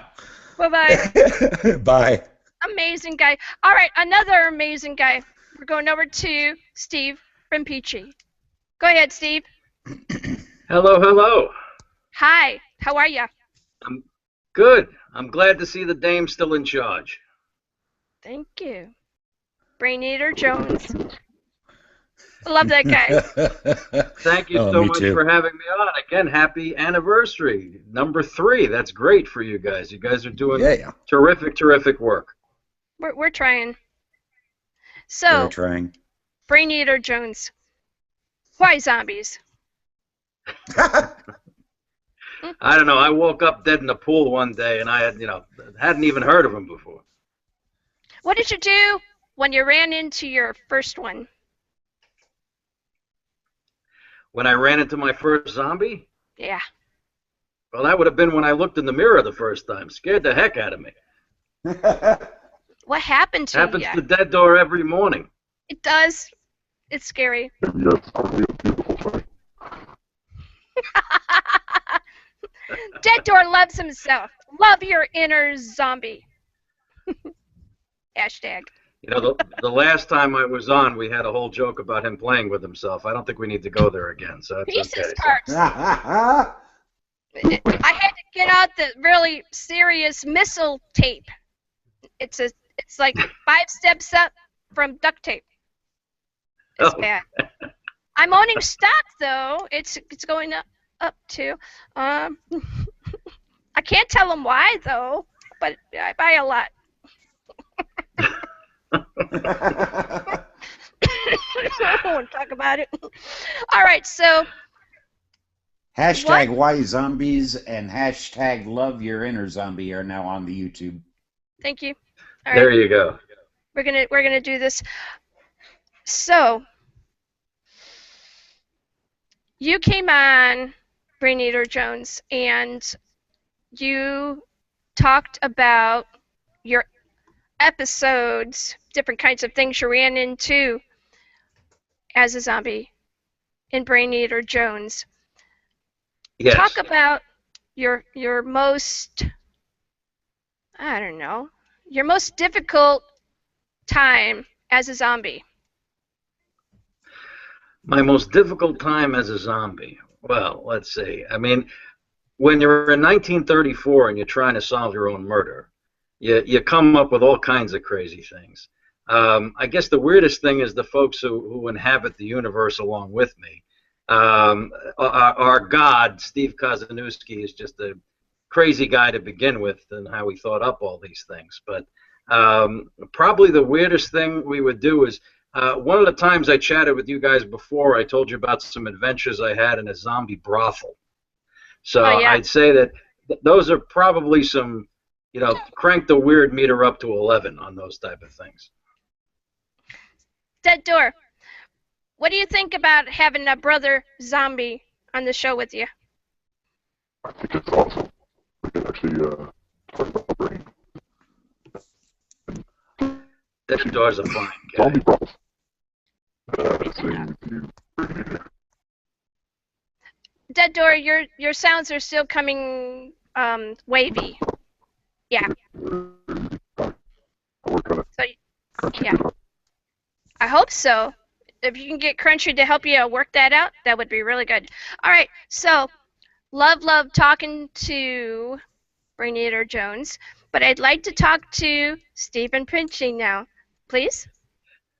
He's here as well. I get to speak every now and then, so. Yeah, we love you over here.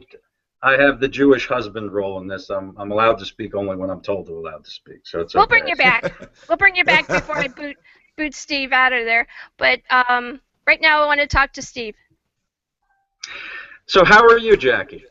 I think I'm doing pretty good. We've had some interesting times within this last month where we were kind of hibernating because we had other like real world problems, and not that this isn't real world, but yeah, it got serious.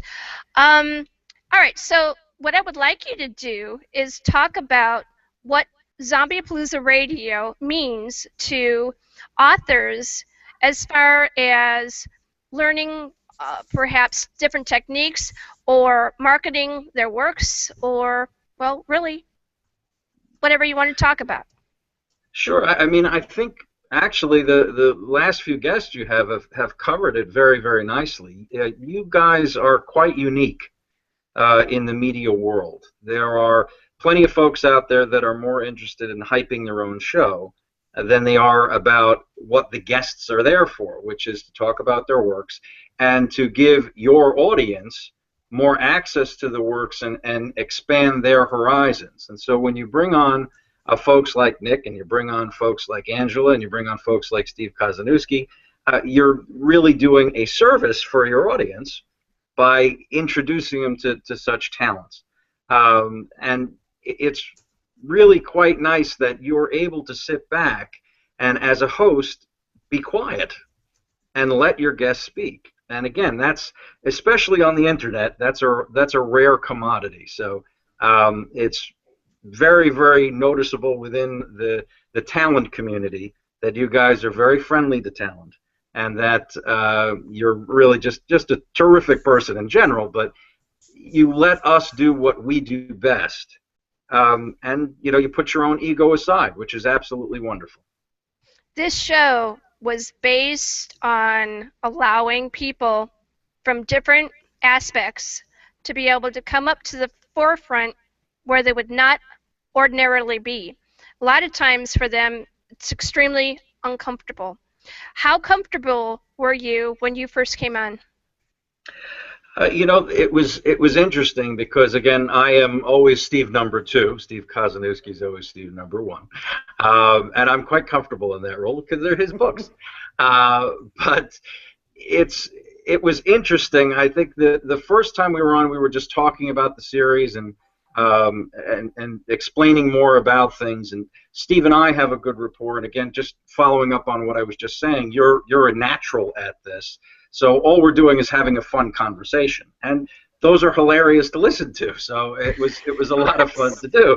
The second time you had me on, I did the live reading, and so that was 12 minutes without a break, and so I was concerned that there might be a couple of flubs in there, but thankfully it went well. But you're not, your pointy teeth aside, you're not an imposing personality. You're very welcoming. and that puts everybody at ease. Thank you. You should see me in real life. Oh, man. My Sicilian comes out like, wah! People run. Not everybody that has run into me during the creation of this show from like 3 years up to now, well, you know, all that time. We've had some times where we brought in co-hosts to, you know, and I was kind of like trying to change things up so that, you know, they wouldn't always be listening to me with questions. They would have somebody else that would bring something new content to the show. And boy, that doesn't always work well. So what I'd like to do is have Scott Pearson kind of like chime in about that part that's not so sweet. Oh, can I take the fifth on some of that? No. This is, you know, there's another thing that I've heard from people who listen to this show. We don't edit. It comes out the way it comes out. But there are other podcasts and other radio shows and television that edit because they want to only show what is most favorable. And when I first started doing this show, I was really, really worried that people were going to go, because she had a flub, or a guest went rogue, or, you know, music didn't work right, or we got stuck doing something, or any of that. But you know what? I don't worry about that anymore, because what this is raw. And we've had a lot of people who have compared the show to NPR and to Coast in the infancy, and even up until about 4 or 5 years ago, before it kind of sort of went somewhere else. I wouldn't change a thing. We had a show about a month and a half ago where I scheduled some guests, and the first hour went great. Second hour was amazing. The third hour was relatively okay. And then it tanked because we had this person who went completely and totally rogue. They didn't follow the directions, and then when they got the directions, then they wanted to do something else. But Scott has a person that was like our ultimate, oh my God, what the hell is happening here? Remember the drunk, drugged out author that came on, Scott? Oh my God. Yeah, oh, now I know what you're talking about. Telltale. Woo! This was off the charts. It was insane. The guy just... It was a woman. Wow. Do you remember? I've He's trying to block it from his. It was a guy. I'm no, thinking it of was the a woman. wrong one. Am I thinking of the wrong one? I was think, thinking well, of a guy. Here's the one I'm talking about. I'm not going to mention a name or a publishing I'm trying house. not to. But I had a publishing house come on, which I often do, and I bring on their authors from this publishing house. And then, so the interviews were going pretty well. And I had talked to this particular author the day before, and she was amazing and spot on and everything. And I even talked to her dad, and he had great things to say about her. So it was like, okay, this is going to be cool. So we get into the spot, we're doing the show, and then the woman, I contacted her 3 or 4 times, Facebooked her, emailed her, whatever else you could do, and there was no contact, but I knew she was on. And so I said, all right, I'm going to go to the next person. And so I did, and the interview was going pretty well. I think it was S.P. Durnan that was on at the time, because I wanted somebody that was easy to talk to and knew what they were doing. So he's on, he's talking, everything's good. And then I get this person that interrupts the call, and I had not ever had that happen before, ever. And she started yelling and screaming about why I didn't go get her, why I didn't message her, why all of this other stuff. So the interview comes to like an abrupt halt, and I'm like, what do I do now? So I talked with the gentleman that was on the call with me, and they said, well, let me see what I can do with this, and I'll bring you in for more time a little later. So all things cool. I bring her on. We start to do the interview, and she starts arguing with me. And then she starts getting loud and ugly. And combative. so, right. And then I try to take it down a few notches, and I go in another direction with questions. And I dared to ask her how she created her characters. And that was it. She went completely and totally wacko and was like, these are not created characters, they're real. And I talked to him every day. Et cetera, et cetera, et cetera. I have never had that happen with anyone who creates characters or character voices, and it was just really cracked out. Well, that was an experience. I imagine that would be an experience. You know, I think, you know, altering reality sometimes can be a lot of fun, but yeah, I talk about method writing, but that's full on. Wow, that's deeper than me. that's psychotic. There's something going on, and even my pointy tooth guys between my ears are going, wow. Quit. They just quit. I was like, you know, I did, you know, I like to pride myself in the fact that if I bring someone on and I say I'm going to do an interview for you, that I do the interview, and I don't like to cut anybody. But that one was, I think, the second person that I actually tanked the interview and cut the feed. She was cuckoo for Cocoa Puffs. It was bad. I had to go to the publishing house. She had completely and totally embarrassed the publishing house. They dropped her, I think, either that night or the next day. And, you know, these things can happen. The way that you approach the interview, how you conduct yourself, I tell you, people watch this show. They might not be doing it live, but they're watching.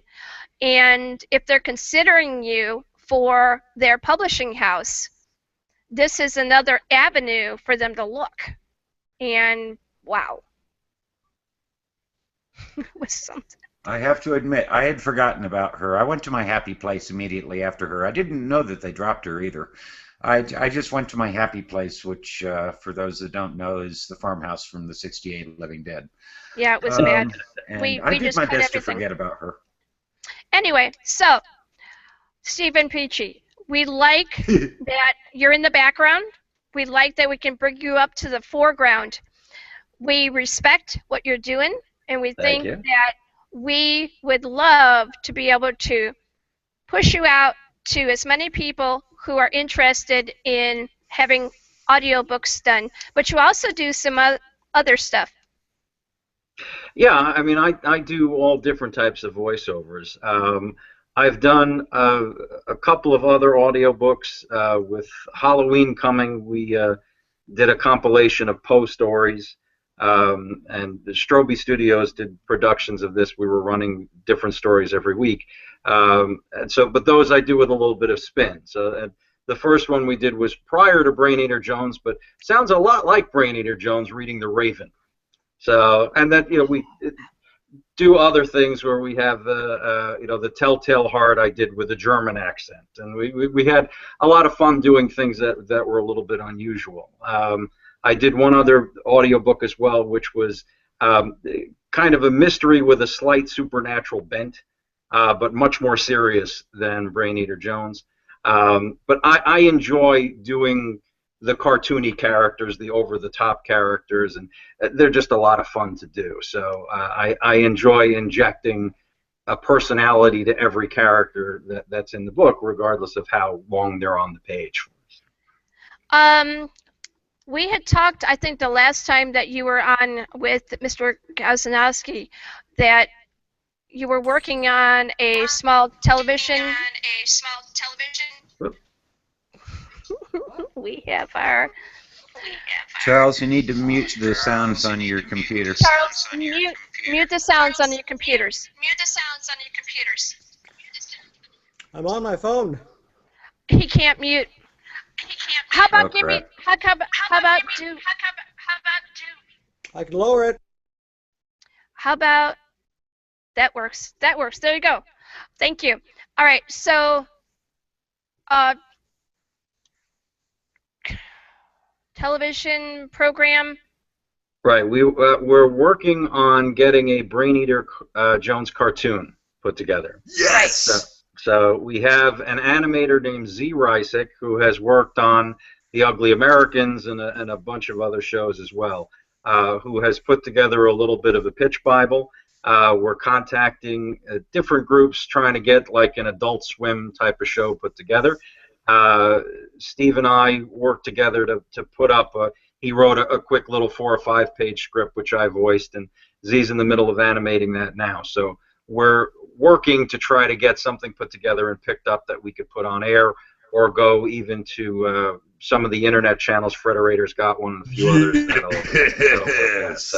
So that would be a lot of fun to do. That would really, really be a lot of fun to do. So I have my fingers crossed for that one. So do Break we. lots of legs. Yes, yes, indeed. Right? Yes, indeed. All right. So. It's been a pleasure having you on Thank and you. chatting with you. Thank you so much for sharing this very special event night with us, and we'll talk to you soon. My pleasure again. Happy anniversary to the whole crew. And I think the scariest one on your team is Crunchy. So, but other than that, so again, you guys take it easy. You're doing great work, Jackie. If you're ever thinking that it's not, it's not worth it or it's not everything you thought it would be, it's that much and more. So just be aware that there are a lot of people out there, even if you don't see them, that appreciate everything you guys do. And again, thank you so much for having me on. I really appreciate it. And again, just keep up the great work you guys are doing. Thank you. And bye, Brain Eater Jones. Take it easy. Good seeing you again, Dame. You still look beautiful. Thank you. Bye-bye. Bye, Brain Eater. We got a twofer. All right. We're going to go over to Muddy Boots Press. We must not gloss over this Hey, Brain Eater Jackie. Jones cartoon. I know, but we got people waiting, and I don't want them waiting I'm much just longer. saying, we got to come back to that. Hey, how's it going, Jackie? I don't know. You tell me. You having a good anniversary at least? I am. Thank you so much. Please tell people what your name is and talk about your Muddy Boots Press. Well, I'm Brian Parker. I'm an author. I'm published through Permuted Press, and I also have my own press, Muddy Boots Press. And we specialize in post-apocalyptic, zombie, and military type fiction. We're a very new press. Primarily publish my stuff through the book, and then I've got one other author that's published through us as well. Thank you very much for that. All right, so Zombiepalooza Radio is known for bringing on people who have been in the military and or express in their current life very difficult jobs that they need to decompress from.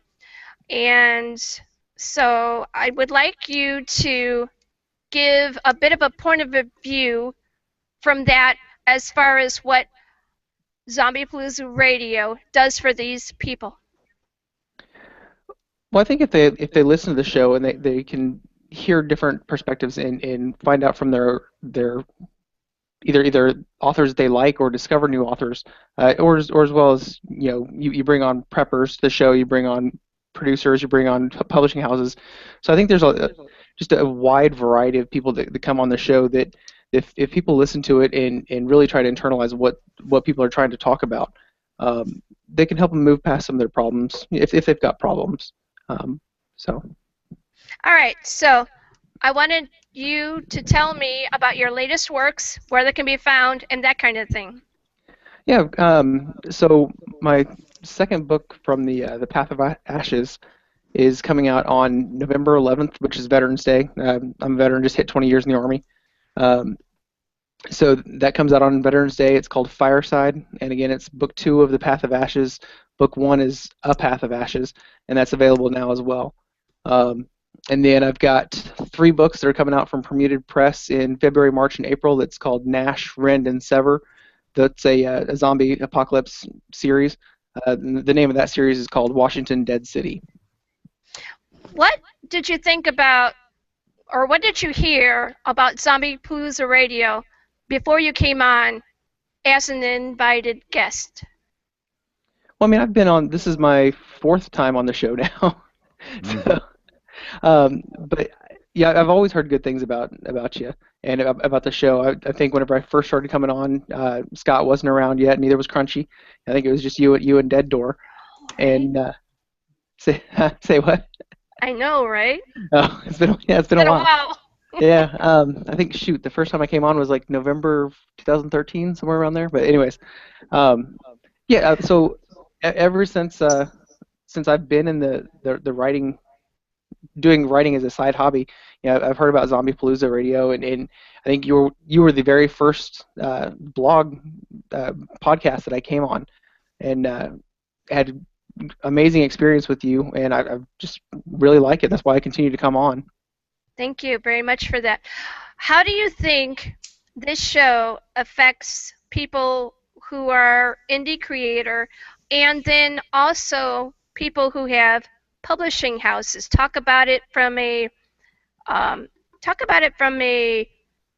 perspective of Muddy Boots Press. Well, I think as far as how it affects people, it really shows them that there's an opportunity out there, that you don't have to, as an indie or as a publishing house, you don't have to be one of the big 5. You don't have to be picked up by Simon & Schuster. And as an indie author, you deal with a lot of people. You can deal with, and I deal with a lot of people that really, they Heisman off on people that try to self-publish or go the indie route, and they really want to be, oh no, the only real authors are people who are picked up by one of the big 5 and all this stuff. And the simple math of it is not that many people are actually picked up by those type of people, and so there's a very viable option in self-publishing and being an indie author. And a lot of people just simply like the ability to control their own destiny. I mean, you have from what I've heard. With the big publishers, you have very little input into what goes on. Whereas, with a small press or as a self-published author, you have with a small press like Permuted Press, you have a lot more say. But as an indie author, where you're totally on your own, you have 100% control of your own destiny. Not to say that you're going to make it rich, but some people do. Most people don't. But you do control your own destiny with that, and I think that's one of the great things about Zombiepalooza Radio is that people can see that there are a lot of people out there rowing in the same direction, and they're not alone. And I think that's something that people don't realize whenever you first get into the business is you do feel like you're a tiny little fish in a big pond, and you are, but there's a whole bunch of little fish, and we're all swimming in the same direction. And I think that's the real thing that the Zombiepalooza helps bring people together is you see that there's a lot of people in your situation, and we can all help each other, or we can all be dicks to each other, and it's great, when people can team together and help each other out. On Zombiepalooza Dead, again, that's where you'll find everything there is about Zombiepalooza Radio. Zombiepalooza Dead Again was the name of our very first show, and that's why it gets that page. On there, I've created not only a really cool fan base page, but every person who comes in there and posts on there has to have been on the show already. We don't allow anybody to post rogue stuff because we want to make sure that the people that we have that we're already promoting, that they get their time and their space. They worked hard. They came in. They did what they needed to do, and they were a great guest. And that's why we get to put them into that page. The other part of that is that we strongly recommend that you network with those people on that page because they know what they're doing. They're processed through us, and we know for the most part that they're good quality people. And so that's the importance of Zombiepalooza Dead Again. For you as an author, what kinds of things do you think that we can do in the future to be able to help independent publishing houses do better? I mean, that's the $100 million question, isn't it? I mean, you don't know that there's so much out there that you learn, and I learn stuff every day almost. Like I just recently started doing a mailing list. You know, I had never done that before, and I mean everybody's always like, oh, you got to do an email list, you got to do an email list. And I don't want to bother people, you know, but it's one of those necessary evils. But I think the ability to network with other people is probably the biggest advice I could ever give anyone. When I think about Zombiepalooza Radio, I think that's probably the best thing that you guys can do is establish that networking capability, because there are a lot of people out there that can really help you out, and there are some really, really good people. And I see SP Durnan down there in the corner. What's up, man? And hey, he was unmute, SP. Unmute. SP, hit that button. He was Ryan, what's up, man? going on. You hitting some Jameson? Oh, you know what? I did a little bit. Sorry, I apologize. I've been up since like 4:30, so I'm trying to. I can't believe you're still awake. Hey, caffeine-driven, parkour-powered, right here. You're awesome. Mr. Champion. Yeah, dude, I gotta say this. I've never been able to say this like somewhat face-to-face. Knash rocked. I can't wait to read the rest. Thanks, man. Hey. Yeah. So, what I was gonna say is SP, man. He was one of the very first guys that as an author that talked to me, and I think it was his advice was like, you know, don't be a dick. I mean, that's like the biggest thing. There are there are a lot of people that you know they published a book and they think that they're the best thing, you know, ever because they wrote a book, and it's not that way. I mean, it's a huge accomplishment, it really is, but there's a lot of people that have done it, and we all need to work together. And another guest that you've had on your show a couple times, Steve Woods, he has an analogy that I've talked to that I like of his. You know, he's like, you know, people don't just buy one car, or I'm sorry, excuse me, I've been drinking. People don't just buy one book like it's a car. Yeah, so like a person will buy a car and drive that for 5 or 6 years, but a person won't buy one book and read that for 5 or 6 years. You know, right. So if we can, you know, network and get each other all working together, you know, and recommend, you know, books of authors that you know that write great books, you know, you're going to build not only your own credibility, but you're also going to help build the fan base of another author, and that's the huge thing, is that networking. All right. On that note, I got to let you go. I got to get over to Charles Garcia. He's been waiting patiently. Thank you. And waiting. And we hope that the reverb isn't going to be too bad. Nick, you can stay if you like, or if you've got to go, we understand. Thank you so much for being supportive of this show, and we support you 100%. All right, my friend, my husband's friend, an amazing guy. He's a curandero. He helps people in California, and he works magic. A lot of times people think you do that, huh? Work magic. I do some magic on my own. We don't talk about that on the air there, though. We need you to unmute your mic, and I'm bringing on Charles Garcia. See if you can figure out how to unmute yourself. He's plugging something in. Okay. Come on, you can do it. I know this man's tired too. SP, you think you're tired? This man, oh man. I can't hear you. You need to unmute. unmute. Hashtag unmute. Probably just turn up your volume. That's how you muted it. Yeah, turn your volume up all the way. Because he's on his phone. Or back out and come back in. I can't hear you. Back out and come back in. And we'll wait for you.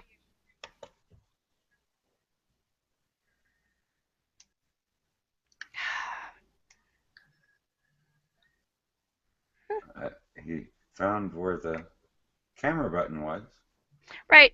That was a good shot, too.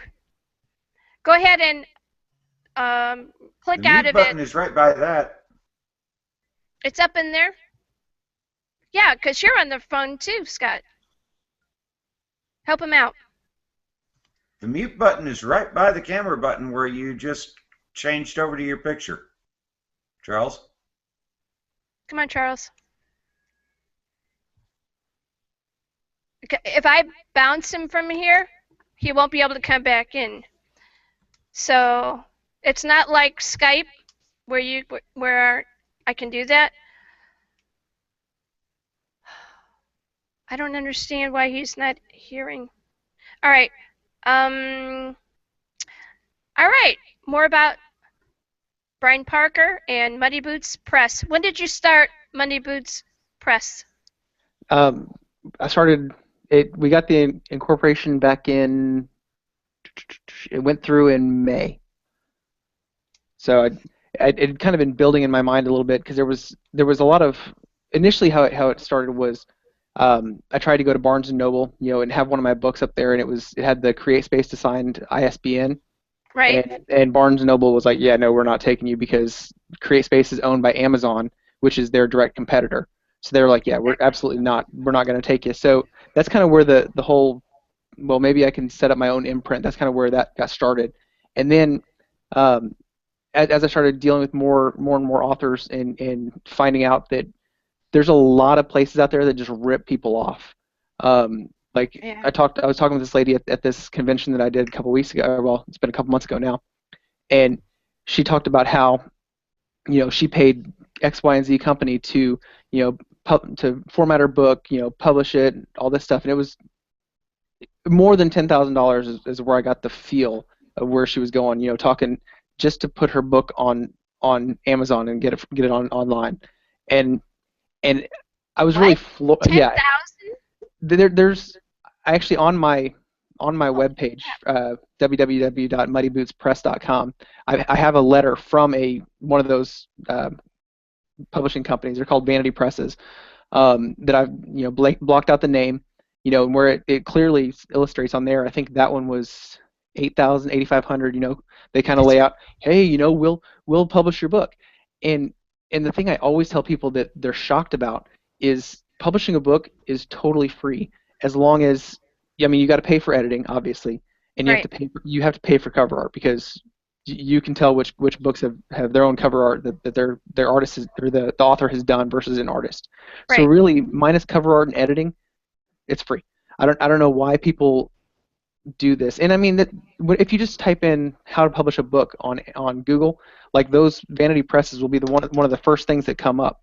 So I mean it's how the SEO optimization is and all that stuff for the Google site, because I mean they are a business and they are making money off of people, and they're really preying off of people's dreams, because writing a book is a dream of a lot of people, and you don't know what you don't know. And like whenever you first start looking, how do I publish a book? The Vanity Presses will come up, and then several hits later, it'll be like how to do the Amazon Kindle Direct program and how to do the Nook Press and how to do Smashwords and all that stuff. And it's shocking, because I actually with that woman I was talking about, we did a co-presentation at a convention, and it was about self-publishing, and her version of self-publishing was she paid this company to do it. And while we're up here in this panel, I'm discovering this about her, and it's one of these things. As you're talking to a room full of people, and you're like, okay, so that's how she did it, but then this is also another way to do it. And so it was one of those weird tap dance things, because I didn't want to totally alienate the lady and embarrass her, but to pay $10,000 to get your book out there, and everyone knows that. Well, most people know that you're not going to make a load of money off writing books. The more you write, the more money you're going to make, obviously, and the more people are going to be able to discover your backlist. But Right. The average book. Whenever I was researching for my book, my self-publishing how-to guide, the average book sells about $500. Which is nothing. Whenever we consider, the cost of cover art is usually around $200, and editing is anywhere from $200 to $300. For Right. a really low-end job. Upwards of thousands of dollars. So whenever you start looking at the return on investment, that it doesn't make any sense to pay someone $10,000 or even $1,000 to publish your book. So anyways, that's kind of where the whole idea behind Muddy Boots Press started out. Was one, people were getting taken advantage of, and so when you look on our website, there's a huge section on there called author resources. So, All right, we got Charles back. So, and I know he's been waiting patiently, and you're going to hear a lot of reverb because I can't figure out how to not have it. So please be patient with this, and we're going to do this. Hi, Charles. How are you? Here's hoping. I'm doing good today. A little tired. I know. All right, so I'm very tired. Talk to people a little bit about your experience with Zombiepalooza Radio. I believe I was first on about 3 years ago. And for some reason, you asked me what I would do as a practicing herbalist if this spread out. And I came up with some plants I thought would work, and I'm still working on that to the point where I'm even writing a novella based on that. Talk about it. Part of it is I am planning, at least I am researching, how to start an intentional community, which would be about 30 to 40 acres, and my hope would be that it would be off the grid. People could live closer to the land, and they would be artists of sorts. They would be planters. They would be people who wanted to get away from society without being angry or bitter. So I thought, okay, what if I actually pull this off? And let us assume that the zombie plague happened. Now, these people would not run. They would stay. They would find some way to defend their small homestead. But assuming that zombies have existed for thousands of years, assuming that, and I do, there must have been something in the past that the ancients used, other than chopping off their heads, that slowed down the plague. Now, my belief is that zombieism, as classically portrayed in books, and TV, magazines, and such, is a virus. Well, let's tweak that a bit. Let's say it's a prion. A prion, we still don't understand a great deal about. A prion is a protein. It's not a living thing. And yet, when it gets into a cell, it starts to live. It starts to change what the cell does. Right. So, if it's a prion, not a virus, how do we change it? Well, we can't change a prion. We know that so far. What we can do is change the reaction of the cell. We can change the hunger. We can change the need for brains, fat, or protein using various herbs. Right. People ask me constantly, how can I lose weight? How can I lose weight? Well, yeah, there are some herbs that will help you lose weight by controlling the urge to eat. And that's one of the herbs that will be put into this novella. Now, this man, I know he teaches classes. And he is at the top of his game with teaching people how to live better with herbal medicine. It's most important that listening to this man and seeing what he produces could possibly have an effect in the future. He's that good. So it might not be. Just give me a minute. Just give me a minute. Well, please understand that I've been at this since I was 4 years old. I'm trying to give you I'm a now props. 62. Push. Thank you, dear. Push. Just wait.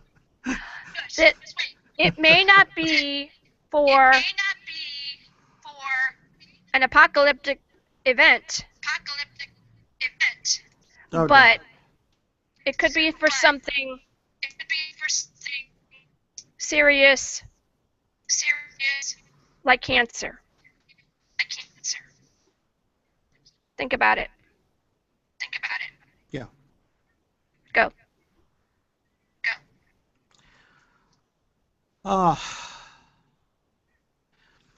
In the past, okay, what healers did, although they did not understand it, they would allow the body not to kill cancers, but to adapt to it. Okay. Mm-hmm. A cancer could be killed if it was a tumor, but if it was in the bloodstream or so on where it could not be seen, they would have to find something that would help the body adapt to it. In short, it was living with cancer. And right now, as you know, most cancer therapies in the U.S. deal with killing cells, killing a lot of cells, and then hoping that the treatment does not kill you. Right. Okay. Chemotherapy, radiation. There are some medical people who are rebels and are saying this makes no sense, that we have to start improving the body's response to cancer. We have to go back to the old ways in a scientific method. And I'm glad I lived so long. Now, I do cancer support. I cannot legally say I can cure it because I don't know if I can. I've helped a lot of people, all right? But I've helped people deal with cancer. And you can do this with many different cultures of herbs. The Chinese are masters of it. The Ayurvedics from, I believe, they started in central India, are also masters of cancer control. The American Indians had the ability to deal with tumors. Isn't that amazing that our forefathers could do this? Our foremothers had this knowledge, and now, in many cases, it's illegal. Think about that. All right, I got something I'm an else for you to outlaw. think about.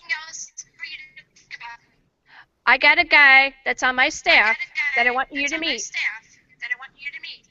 And I know you've been on the show before, but I don't know if you're hooked up yet. Okay. His name is Scott Pearson. Scott, I've never say met hi. Scott. I've heard of Scott. Yeah. Hi, Scott. Scott. He's got his mic muted. He might be stepping away. Yes, he did. I'm sorry. I need you to Facebook Charles Garcia. He's one of my friends on there, and you can see his face right there. And you've got a lot to talk about between the two of you. I think that that book you're working on, Charles, Scott Yes. can help you with that. Great. Okay. Great. All right. I know you're I would love like it. really. I know you're really tired. Before you go, I'm gonna have Scott send you a link. Okay. Okay. All right. So thank you for coming on to the show. I want to talk to you Always a pleasure. sometime during the week because I want to bring you on for a full hour next Okay. Friday. If you're I'm up to not it. in jail, no problem. I know, right? I think we can all say that. If I'm not in jail, sure, no problem. Okay. I'll be here. All right. I appreciate you. And I know my husband, Ken Chin, has you in his heart always. Same. Love to all. Thank you. Good night. Charles, I look forward Be to healthy. talking to Bye-bye. you in more detail. Same, Scott. Same to you. All right. Good night. Good night. Good night. And thanks Stay for strong. calling in for our anniversary show. I know, right? That's right. Happy anniversary again. Thank you. Good night. Thanks. Bye. Bye. That guy is amazing, and I don't care How awesome has what this he whole night says. been? He just is an amazing guy. And you know, I'm The glad echo's that gone. Yay! I'm glad that 'cause I I was muted able him. to have him on tonight because he means a lot to my family. Anyway, so SP, you've seen a lot of people that have come on this evening, and they've talked about their experiences and different kinds of things they've gone through. What do you think about what you've heard so far? I'm glad that a lot of what I've heard, it gives me hope, because there's so much infighting in the zombie culture. And I'm not speaking from show to show or publisher to publisher. A lot of times it's just from fan to fan, author to author. I mean, me and Brian and I, I'm sorry, very, very tired. We've actually talked about this, and so I won't say a lot of people, but some people develop what I've termed is the author ego. I think it basically stems from the fact where they take their own work so seriously, and it is serious because a lot of people try to make a living doing this. I can't fault them for that. They have to take it seriously. But once you start treating the fans and especially other people in the community who like your work and other authors like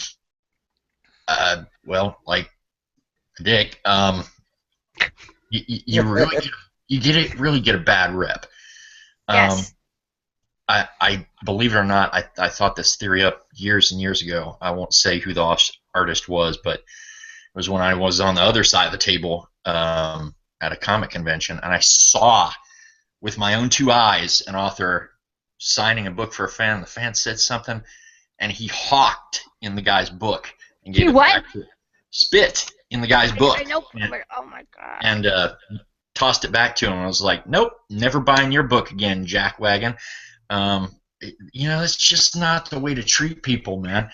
I know a lot of people get that ego, and they're so hyped about how great they are or how many books they sell. You know what? I've never seen Stephen King act that way, and he's one of the biggest names in horror. He's just a very down-to-earth guy. I mean, Brian's very down-to-earth. Jason Brandt, I just got to hang out with him online the other day. Jeannie Koch, really nice lady, only met her on Facebook.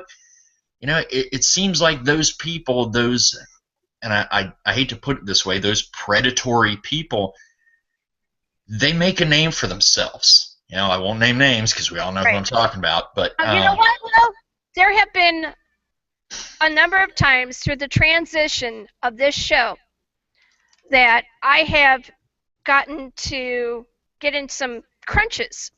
And no play on Crunchy's name here. This is like serious crap here.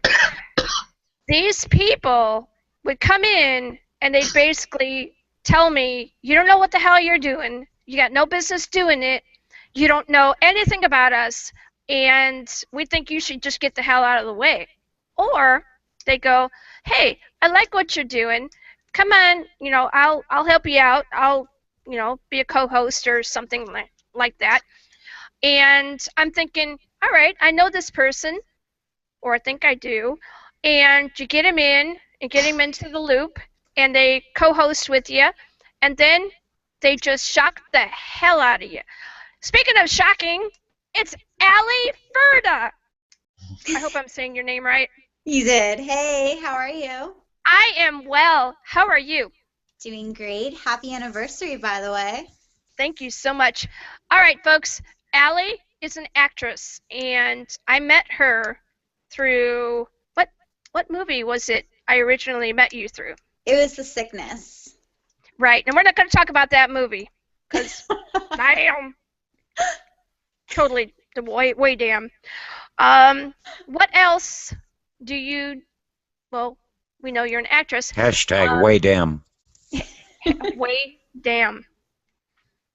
So Allie, Twitter, way damn. Hashtag way damn. All right. Let me think about this. Got to compose myself.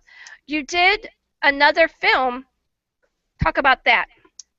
Well, I have two that are going to be coming out soon. One is called Uber Zombie Frau, and the other one is Desolation, but I'm sure you're more interested in Uber Zombie Frau. I'm interested. You know what?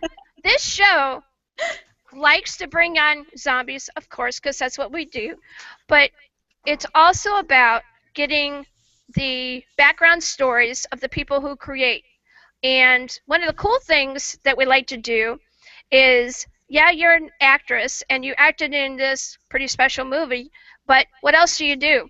It's important to us. It's important to the people that listen to this show. So don't ever do that again on my show because we want to know what you do. Okay, so the first movie? Uber Zombie Frau. Okay, talk a little bit about that. Who is the director and, you know, that kind of thing. The director for that is Al Harland, and the film is a mix of World War II and zombies. So it's all black and white. It's pretty culty styled, but it's really cool. It was a really exciting project to work on, and we shot that out of Dayton, Ohio. So. Yeah, Ohio. Hashtag, yeah, Ohio. Because, yeah, Ohio. A lot of good stuff coming out of Ohio lately. I know, right? When I first met you, wow, it was an interesting experience. I did an interview for you at a convention that will not be named again. And 'Cause damn, way damn. Already put on the wall. Hashtag way damn. You were kind of nervous about being interviewed like that, and I had my phone with me, and I had one of my daughters videotaping you. You did amazing. You were fantastic. I loved your responses, and I loved that you, after a little bit, you got kind of relaxed, and you started moving more into more of comfortable Ali Ferda, and I like that. I'm pretty shy in the beginning, so I'm always kind of weird about talking to people. What was it like for you to be interviewed like that, and this experience you had? It was super intimidating. Are you kidding me? You intimidated me. I was really nervous that I was going to screw up. No, you did. You know who was more nervous than you? And I kid you not. Scott, tell them what I'm like about 20 minutes before show. Every time, no matter if it's in person or not. Have you ever seen the Snickers bar commercial where the Incredible Hulk comes bursting through the wall like the Kool-Aid jug, but he's not quite smiling as much, and then he's handed a Snickers and he becomes Richard Simmons? Yeah. This is Jackie before the show. She needs the Snickers. All the time, every time. There is nobody that's going to be on this show that is ever more nervous than me, because I know that I've taken, especially after 3 years, I've taken this show from what it was on Z-Talk to YouTube, and I've hit some heights that nobody expected, especially me. On 3 different formats. You know, and we're going to be amping up this coming year. It's going to go higher than that. Always know, every time you come on this show, Allie, yeah, I'm still going to be like that 20 minutes before show. But when that music hits, it's like, it's on. It's like an actor playing a part. Yes, and you know who helped me with that frame? Who? Dead Door William, who's also an actor in real life. Yeah, that's right. I remember talking to him the first time I was ever on Zombiepalooza. So. Hi, Ellie. Hey, how are you? Good. Good. Crunchy, I'm sure Crunchy would like to say hi to Allie. Of course I like to say hi, Allie. Hi, Allie. Hey. How are you? Hey. Gee, Allie. More than that, but it's not that kind of show. Yeah, it's not. No. Yeah, he's going to start petting your leg in a minute. So Crunchy likes lap dances. Yeah, and that too. He'll get real comfortable with you. Ask Jen Rigoza about that. Yes. Crunchy is... Jen, where are you? We miss you. I know. She's out at an event right now, and so is Sephora Jerome. Yep. Crunchy's all-time favorite. So, Allie, Crunchy is a squirrel. He's our engineer for Zombiepalooza Radio. What? And, oh, yeah. He's been in... Crunchy, how long have you been with us? Yeah,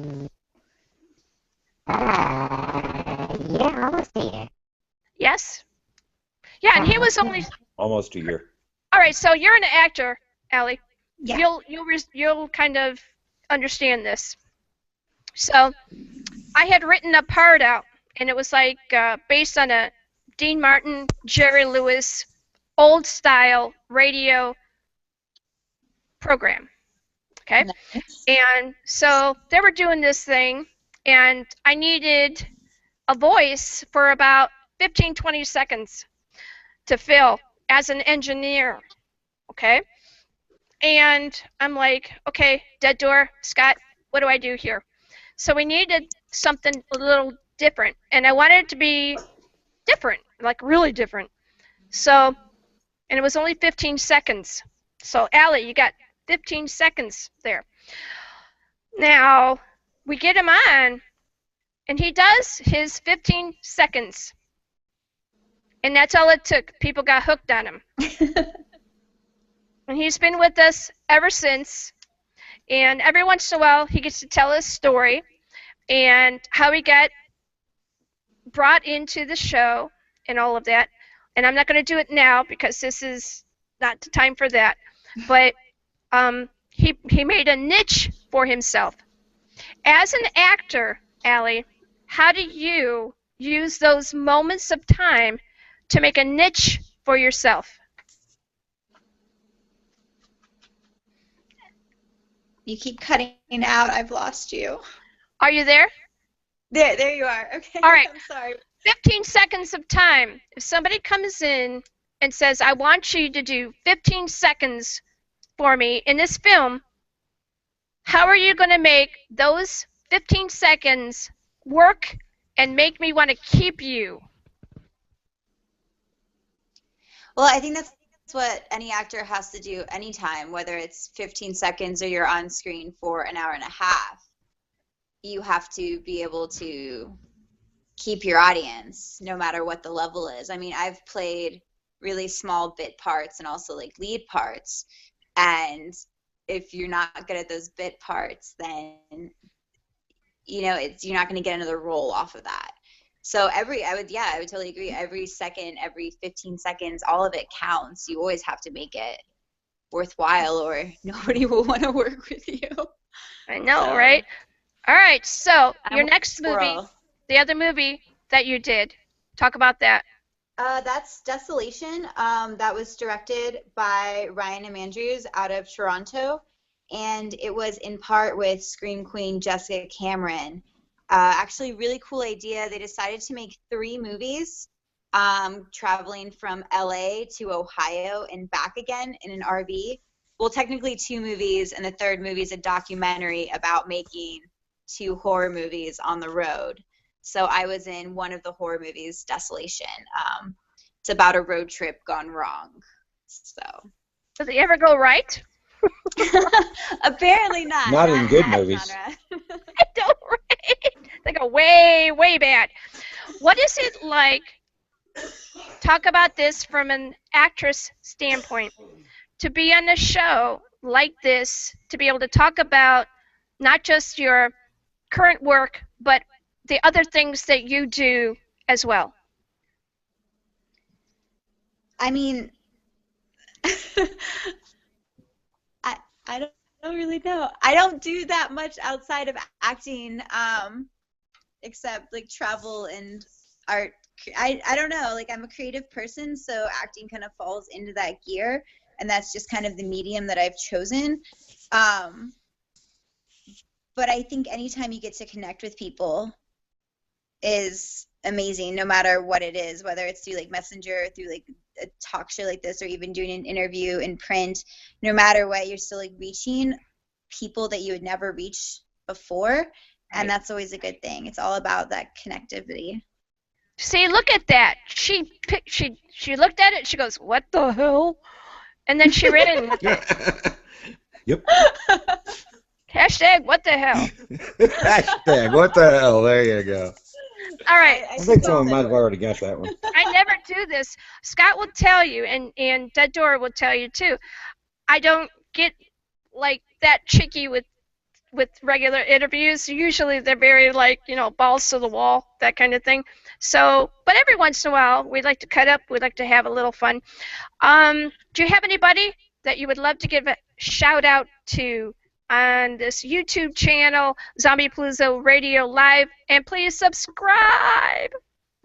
Yeah, I would, of course, like to give a shout out to my family and to Jessica Cameron, Al Harland, and Ryan Man Andrews, the most current directors I've worked with. And to my cat, Luca, she's listening. So, what up, cat? Yeah, what up, cat? What up, cat? What's up, pussycat? Whoa. Oh, don't What's your favorite song? Is it? What? It's cute. Oh, yeah. I love it. It's all right. Allie, though. All right, well, happy anniversary. I hope Thank you you guys so have much. a great night. You know what? Congratulations, Jackie. Thank you. Here's what I want you to do before you like vanish. I want to bring on the people from Desolation. Yeah, of course. We've moved not only because when you first came on, we were just zombie. Now we're zombie/horror, and we've worked really hard to get there. So I want to bring either the cast of Desolation or the director and all of that, the producer of this, and you, of course. So can you make that work for me? I can definitely make that work for you. Whenever you Thank want you. it to happen, we can make it happen. P.S. I saw a cover for Desolation. Yes. Wow. Who did that? It was one of Jessica Cameron's friends who did both the cover of Desolation and Mania, and I'm completely blanking on his name at the moment. It's cool, but tell him. Listen, tell him. I got authors that need book covers. That guy's I will really give good. you his name. So when you get We to need to it, get him on the show. yes. We can Yes, do that as producer well. Cat, we need to do that. Yeah, all right. Sounds so like a plan. Thank you so much, Allie, for coming on. And see, it was painless. Yeah. You better thanks run, for though. having me. The And door you might guys have bite. a great night. Thank you. Bye. Bye. Bye. Bye, Luca. Bye-bye, kitty. Allie. See you. Thanks for the laugh. Oh, She didn't put her picture up here, but oh my goodness, this lady is really nice looking. And smart, too. Yeah, baby. Yeah. I know, right? Okay, so, Brian, Muddy Boots Press, when is your next publication set to roll out? I've got Fireside Book 2 of The Path of Ashes, which comes out on Veterans Day. I think we All right. mentioned that earlier. So. What kind of authors are you looking for Muddy Boots Press? Primarily, I'm looking for really post-apocalyptic, zombie apocalypse, and horror, and with some exceptions, fantasy. I say with some exceptions because not like the sword and castle and knight type fantasy, but more urban fantasy. Urban fantasy and futuristic type fantasy. Okay. Kind of a real wide open aperture, but there are certain things I don't want. I don't want erotica. I don't want westerns. We don't want memoirs. Okay. With the exception of military memoirs, but Okay. again, that's a case by case type basis. All right, so my back is starting to hurt. Anyway,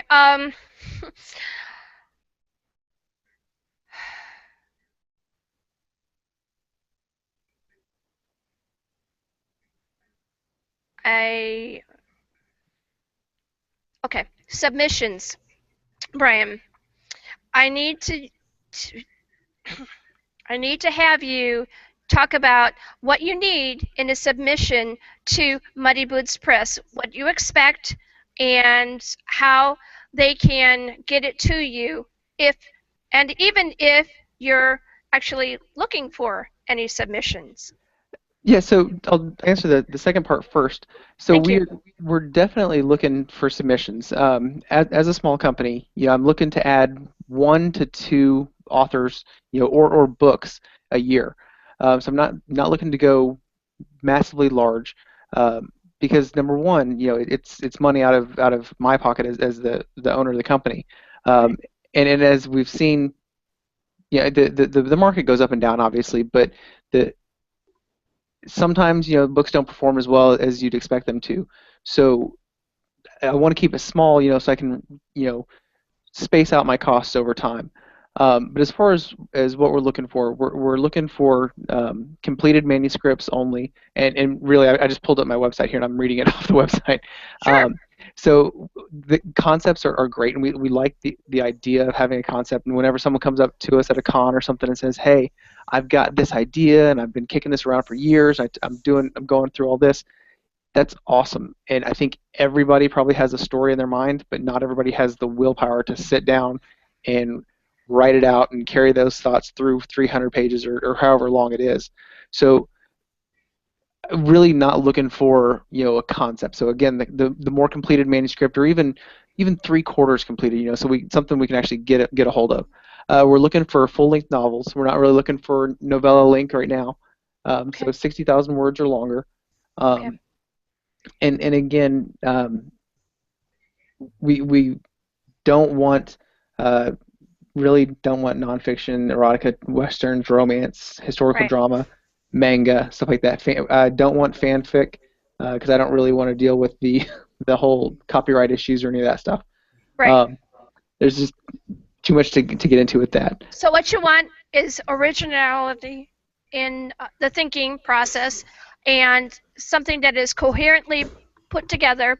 Now, all right, so say I have a manuscript, which I don't, but if I did, and I have written one book, and it was published in 2004 by a vanity press, but that's as far as I'm going to go with that. Where the hell was I going? What was the subject? Submissions to Muddy Boots Press. Okay. We know what you don't want. It's really important to be able to make sure that you have the right kind of quality in your manuscript. But not everybody is a good editor. Not everybody edits. People should edit. Whom do you have do the editing for Muddy Boots Press? So I've got two people that I've worked with. One, my primary editor that I use for all of my books, her name's Aurora DeWater, and so she's very, very awesome lady. She lives up in Oregon. Actually, she went to the community college where that shooting was 2 weeks ago. So like she just graduated in December, and so I whenever all this was happening, I obviously was concerned for her, and she knew a couple of the folks up there. So she's the person I use for all of my books, and so when you look at every one of my books, she's the editor on there. For one of my short stories, I used a girl named Carmen Dahl, and she's done a lot of editing. So I used her for a short story because Aurora just wasn't available to do it at the time. And then for Steve Wood's book that was published through Muddy Boots Press, La Miseria di Bianco, I used Carmen as well. And so the two of them, are very, very reasonable. But as far as submissions to the press, we don't expect it to be edited. That's what the press. If I as a publisher don't offer you editing and cover art, then what's the point of going to a publisher? Because we're taking your money, Right. So we're getting a part of your royalties. So all right, let's talk about a little bit of the gritty part of this. You get the book, and you get it manuscript, edited, pretty cover, all of that kind of thing. The beautiful thing that I heard you say is that you're only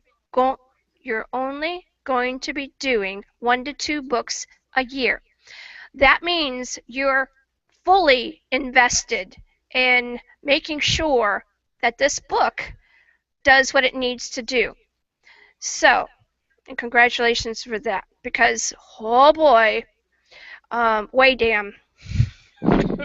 On so many levels of publishers that say they're going to start small, they're going to keep it slow and steady, and then they go, money, and then they just bring everything out and it makes a mess. So you're doing the right thing. Appreciate that. I do. And so you're going to be coming on this show with a little bit more frequency.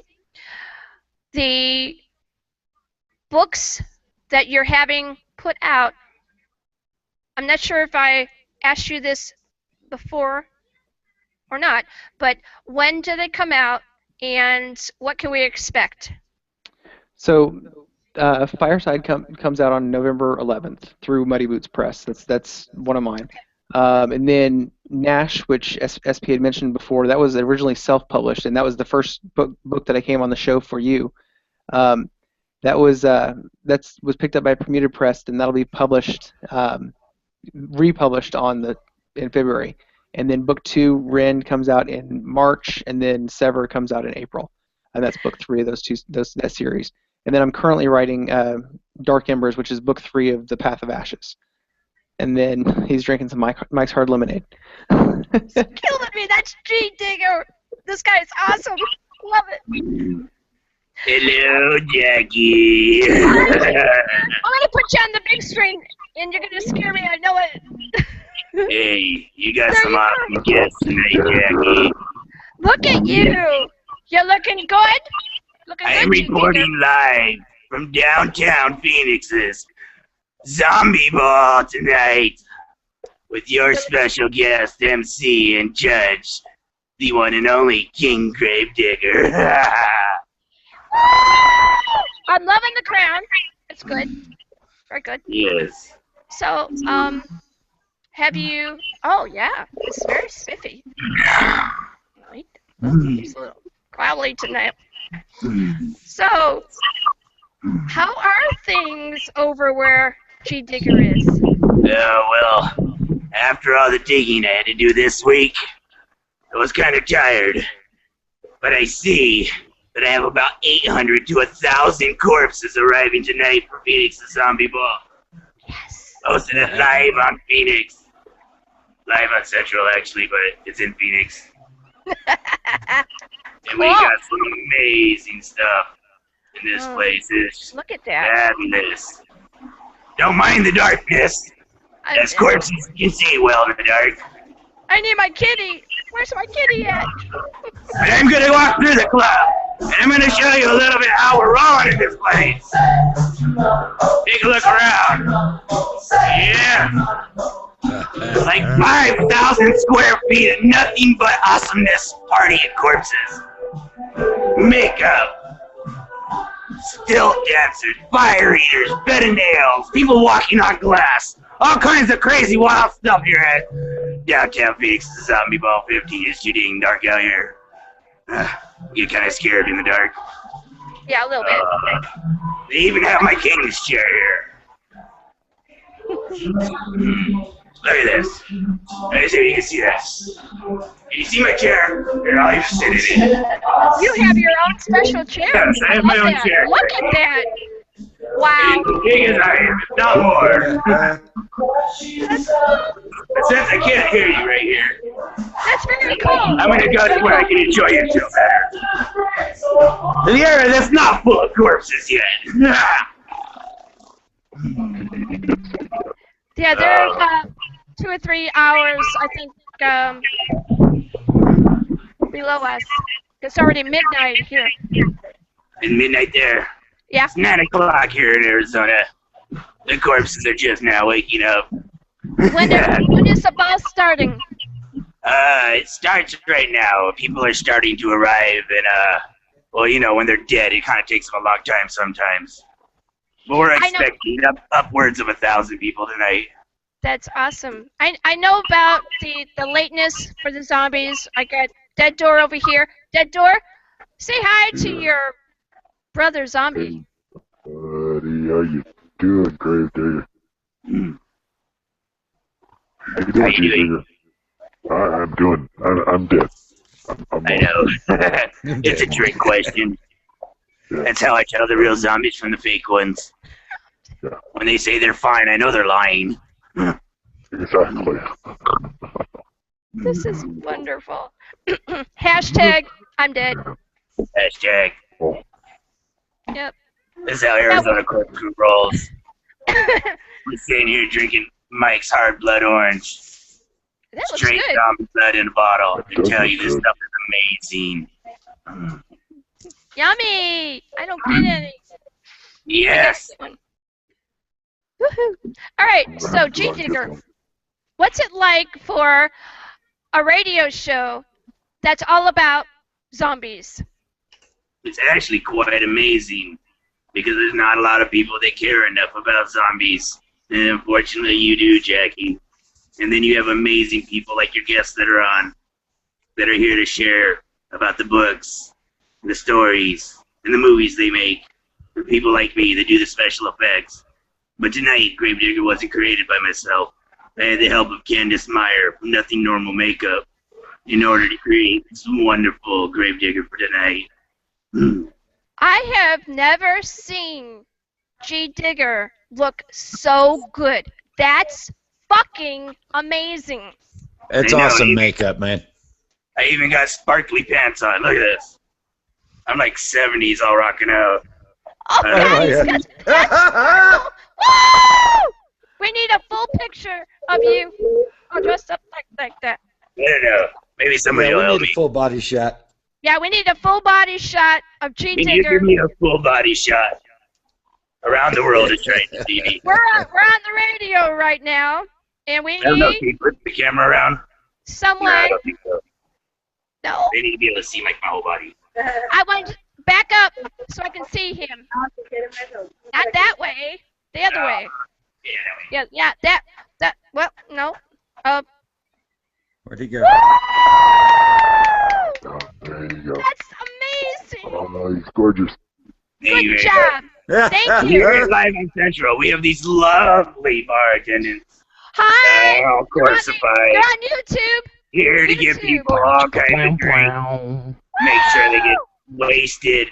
That way I don't have to dig them up so much. Yeah. Catch him. So at midnight, we're doing the costume contest. And I will be searching throughout the night for the best and the most awesomest costumes of the night. I would love. If Dead Door would be here, they'd be in my top 2. I would love for all of us to be able to be at an event with you because that is something that's amazing. Well, October 24th, downtown Phoenix Zombie Walk 7 is actually my last event. Why is that? The Gravedigger's gonna go away a little while and watch the feeding frenzy over something that never existed before I did. I have some things that I need to focus on, and unfortunately, doing the walks is something that I'm gonna put off for a year. Okay, you keep in touch with me. No, I'm not going anywhere. I'm just not doing walks next year. Okay. All right. What do you think about that? My leg's gonna hurt. I know. But Well, that's zombie. why they have zombie crawls. Well, that's... Yeah, but I don't like to crawl. People step on your hands when you crawl. Depends on how many pubs you've been to. Good point, though. I know, right? G Digger, are you a fast zombie or a slow zombie? I would have to say I'm quite fast. I know, I've seen him move. Considering the fact that I'm still able to talk just well, and I'm not sure if I'm all the way dead or just partially dead, or just stuck in a weird limbo area. Nearly but dead? unfortunately, I can run fast. The Arizona Cardinals were going to hire me for the team, but I said, I don't know if it would scare all the cheerleaders. They might. Right, now I've got the Munchkins from Oz singing, "He's really quite sincerely dead." Hashtag sincerely dead. Sincerely dead. Sincerely dead. Your friend. All right. Amazing. I love seeing you like that. It's pretty cool. So what do you think about Zombiepalooza Radio making it to 3 years? 3 years of riding corpses and wonderful artists, book writers, movie writers, directors, producers, and everything else. The world is absolutely stupid out of their fucking minds that they do not understand Zombiepalooza should be on every radio station all day long, 24 hours a freaking day. I don't think there are enough Snickers bars in the world to keep Jackie level if that were 24/7. Well, just hook her up to a Snickers IV. Pump that stuff straight into her veins. Snickers and Red Bull and coffee. She'll be just fine. There you go. There you go. Breakfast of champions. Oh man. I don't know though, Gravedigger. You got to remember that There are a lot more people out there than you think that appreciate the partially deceased. Otherwise, the Walking Dead shows wouldn't be the top watched shows in cable history. Why do you think shows like that and events like this, why do you think people like them so much? I tell you exactly why they like them so much. Something that's not supposed to be real, that's real, that scares them. That's why they like it so much. It's just like, why do people do things they're not supposed to? Because they're not supposed to. Right. That's it. Right. Why do zombies stay alive? Because they're not supposed to. Hello. Yeah, Hashtag not supposed to. exactly. Hashtag Arizona Corpse Crew. Corpses in bodies. Why? Because that's how we roll, people. Arizona Corpse Crew has been amazing to us. We have had some just crazy stuff coming out of that group, and I'm so thrilled that you're still here. We just lost him at the other time. All right. Hashtag Arizona Corpse Crews on the YouTube wall. Thank you. They're good people.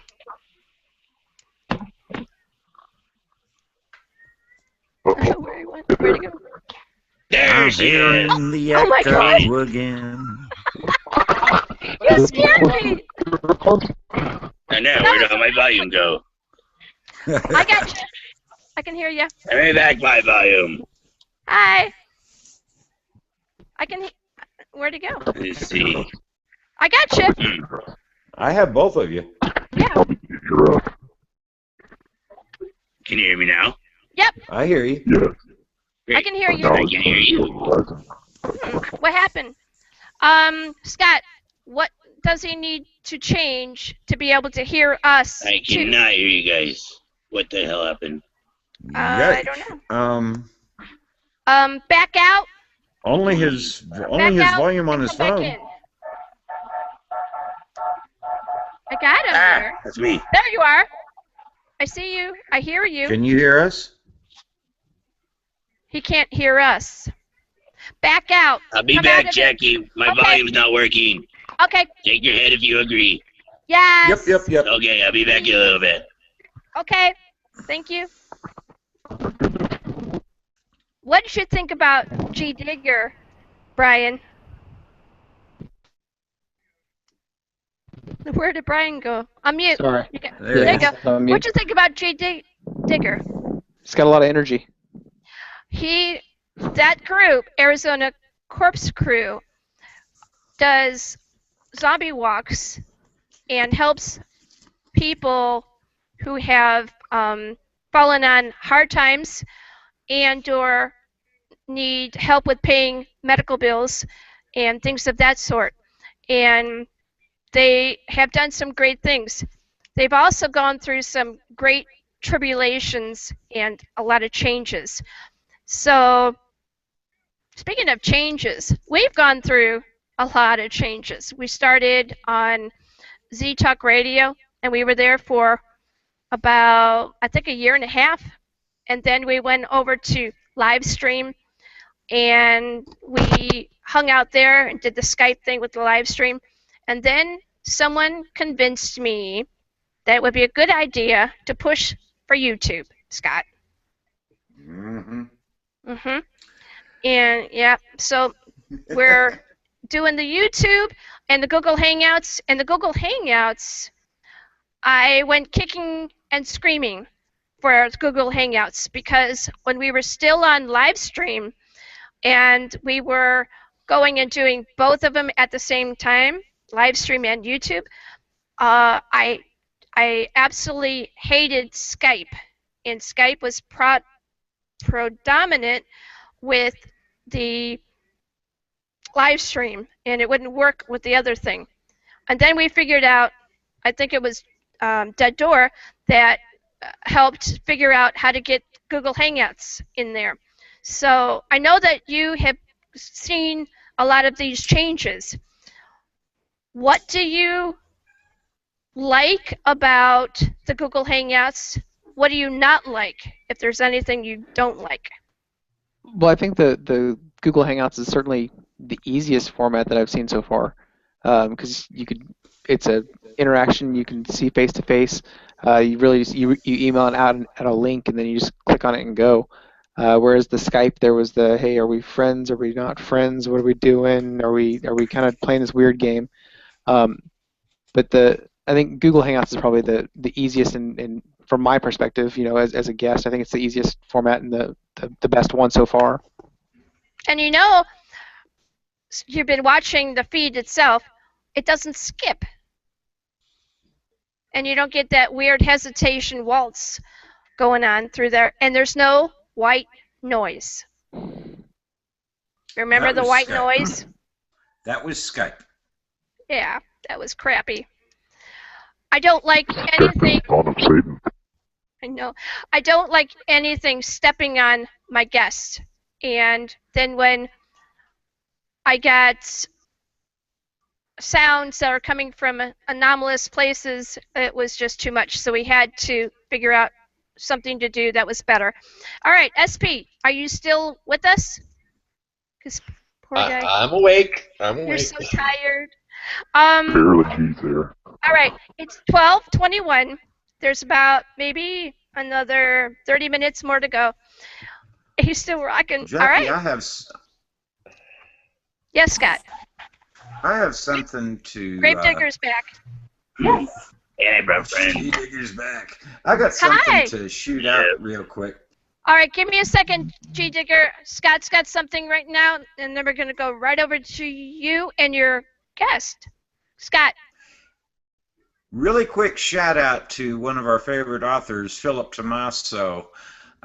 His niece's appendix burst during surgery about 3 days ago now. Is she okay? And we are delighted to hear as of this morning she's doing much better, and she's finally going to be able to come home in a couple of days. So shout out to Phil Tommaso. We're thinking about you. Thoughts and prayers, guy. Yeah. They took her into the hospital to do the operation, and during the operation, her appendix burst. And that's bad stuff going into your bloodstream. Yeah. So good healing to this little young person, and a big shout out to Philip Tommaso. We love you, and we hope to talk to you soon. All right, now we're over to G Digger.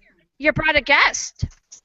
I brought multiple guests. Hi, I'd like to Digger. introduce some of the Arizona Corkscrew. The face you see up in the corner, yes.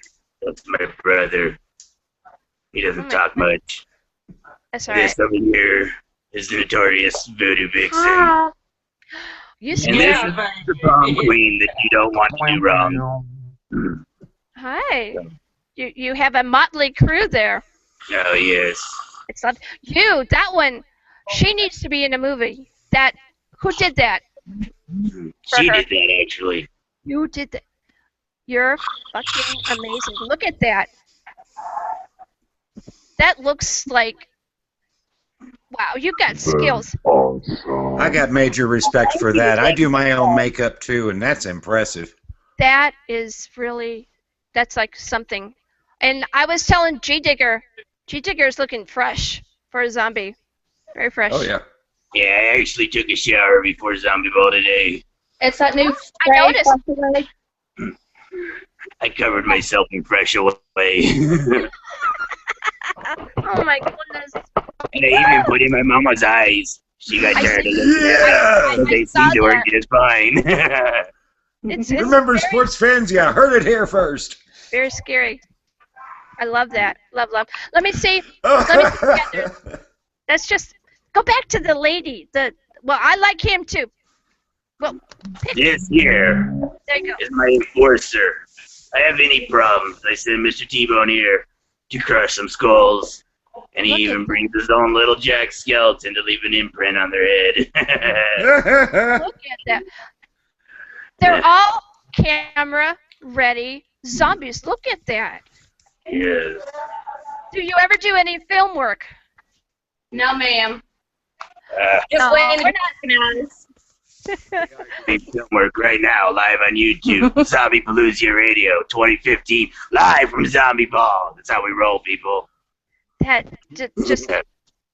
I didn't know he was going to do this either. This is amazing. This is a wonderful way to close this show out. Look at you. It sure is.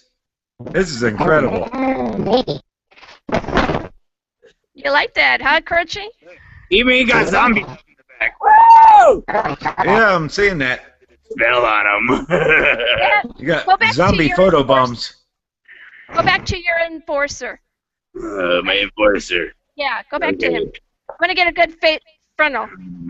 Hello. Look at you. That's incredible. I know. Crunchy just left. Crunchy. Hi, Crunchy. You scared him. He left. Oh, man. I like the whole bag of nuts, Crunchy. I got nuts to steal. I'm good. That's awesome. Hey guys, this is awesome. Hi, Crunchy. What can we do? Oh, you came back. Of course he came back. Digger's on the show. Crunchy loves Digger. I hooked him up one day with an airmail. We dropped off like 500 tons of nuts just randomly in the forest. He found them. Oh my God, that was my family. Thank you for that. All 100 children in my life. He's got a lot of kids. He's Yeah. fresh He's like also that. got a lot of wives too. Sorry. And me he goes to when he wants to party. Go back to the ladies. These ladies. I cannot believe how just serious. You have to think, if you haven't done this already, you need to do films. And you need to do the special effects on the films, because it's just amazing. That's impressive. Well, thank you. I do my own makeup. How long did that take you? What, about 2 hours? Roughly? That's awesome. Sounds about right.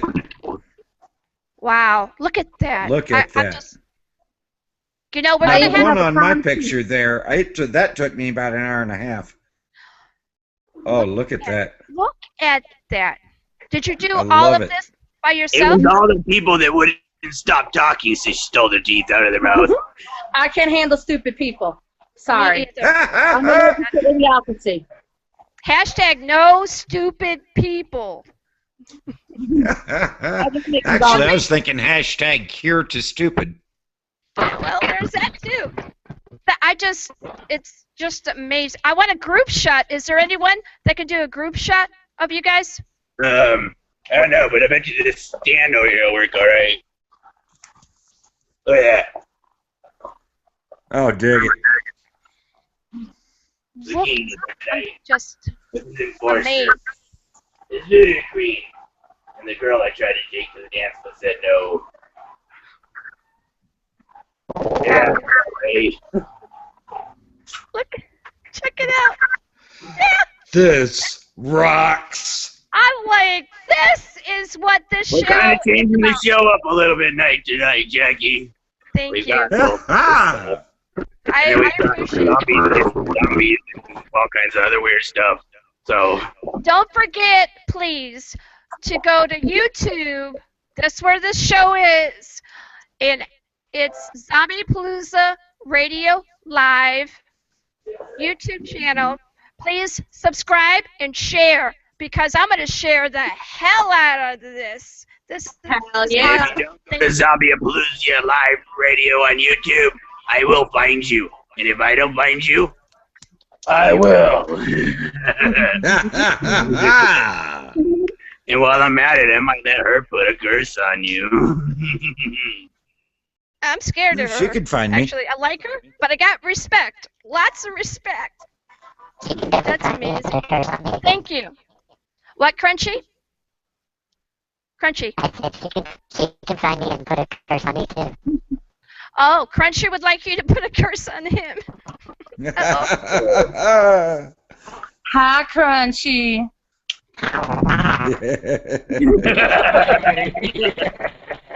Don't worry, baby. If I'm in your dreams, it's all part of the curse. I like her. That's a woman for you. Check her out. All right. So to get a little bit serious here, I want to have her on my show when she's not all glammed up. and I want to have her talk to me about how she got to be able to do this really cool stuff, and what else we can get her to do besides that. It's called Zomporn. You can find it on zomporn.com. That's really. That is not the object of the show tonight. That's right. But it's a great fringe benefit. Up on me. We're PG here. We're so PG, we're G. But I love this. You ain't too PG tonight. Hour. I know, Yeah, right? yeah, Jackie, even you dropped an F-bomb tonight. I did, Oh, yeah. on purpose, You too. did. Not by Yep, mistake. you did.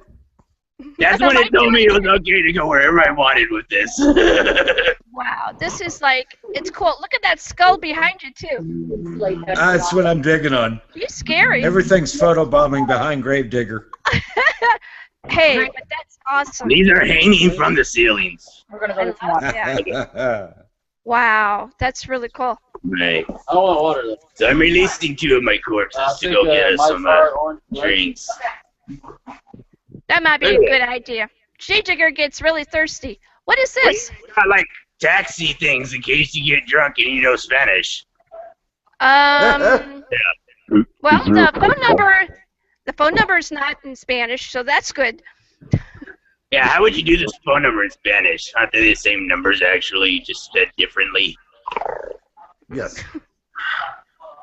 He's a little snarly tonight. Yeah, He's feeling his oats. that's a mic.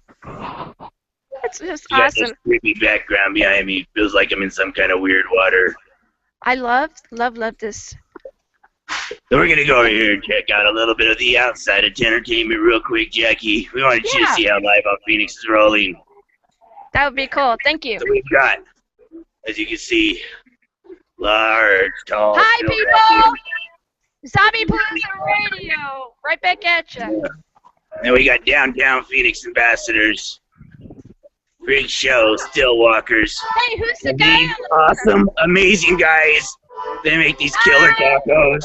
Yeah, it's like WTF, where's the food, you know what I'm saying? Yeah, Radio Live. yeah, we're That's everywhere G-Digger. tonight. G-Digger is awesome.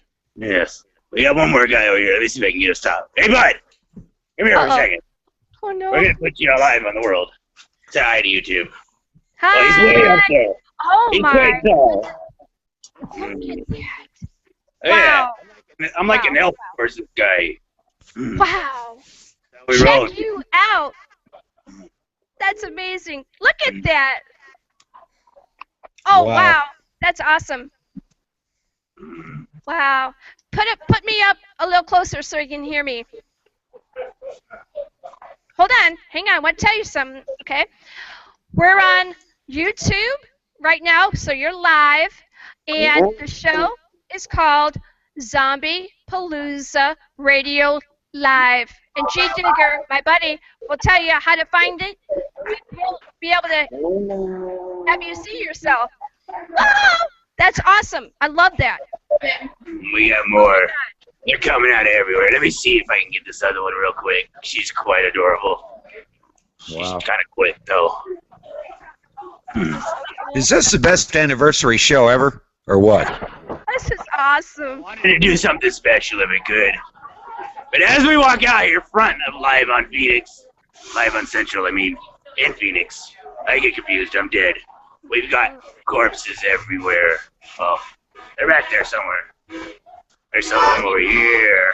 Oh, And then we got the really tall one over here. She's awesome. Look at her. She's amazing. Wow. You're live Hi. around the world. How are ya? Look, you're looking dead. I love it. It's She's looking dead lovely. that's Hey, amazing. I just found one on this one. We have more. Radio Live. Check you out. Oh, hi. Then we have even more.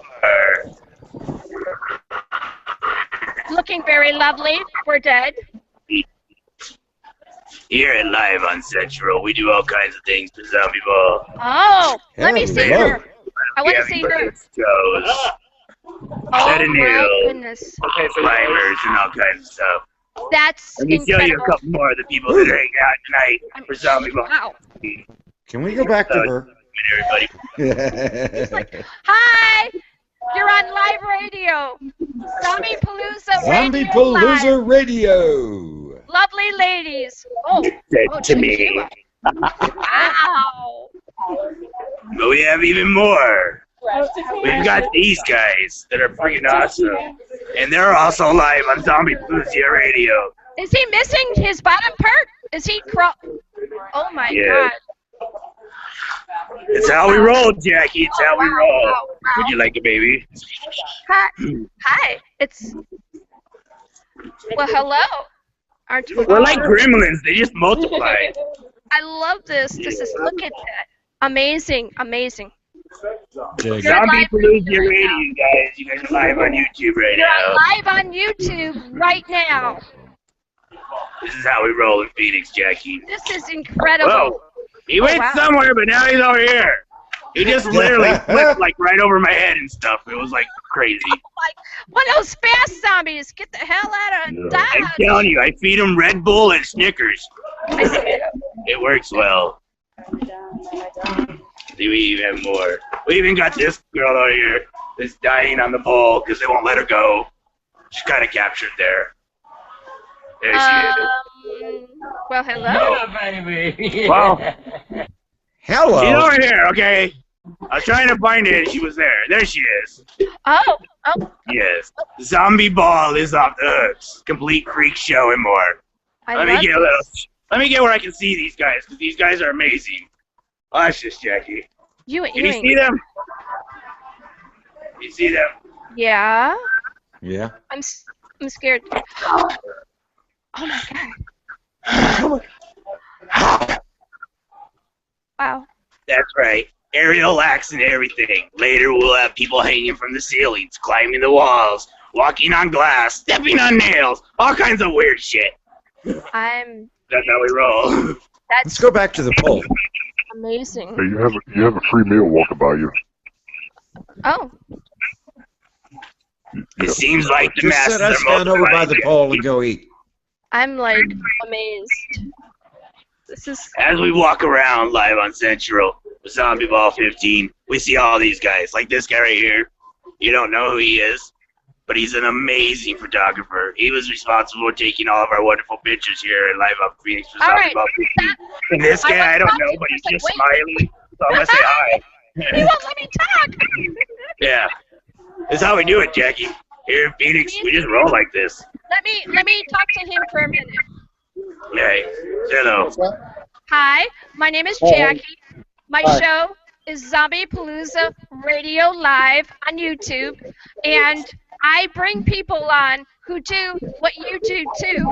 So I'd like to be able to get your information, but the only way that we're probably going to be able to do that is that man right there, and he'll tell you how to get in contact with me. All right. Okay? And he's got my info too, so. Cool. You should see the things they did with us. It was awesome. They were great. Wow. Thank you. Right. Let's see what else we can find. Oh! Some of the most important people, and one of my favorite guys I know, Mr. Guy, from the Phoenix Ambassadors. That's right. These guys in Phoenix save your life, especially if you're lost.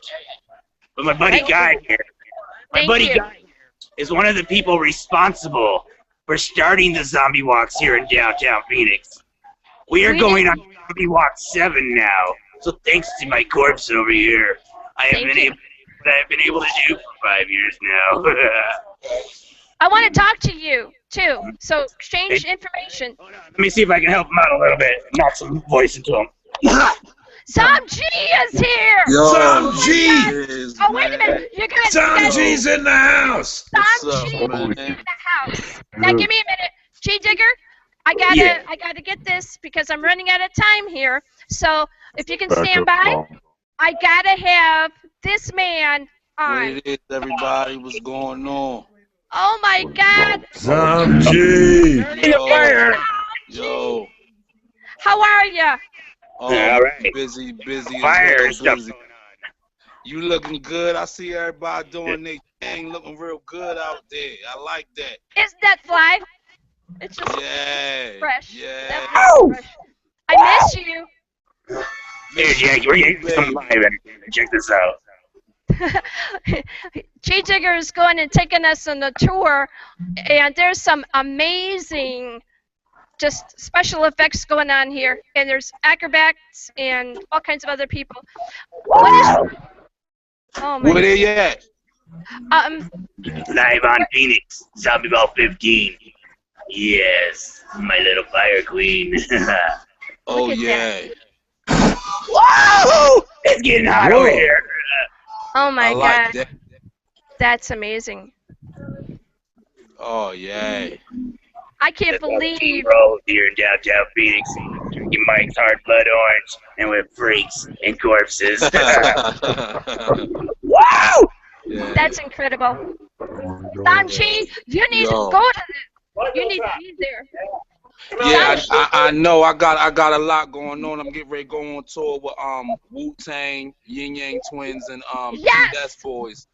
So I'm really busy getting that done. I got like 2 videos getting ready to release off the mixtape.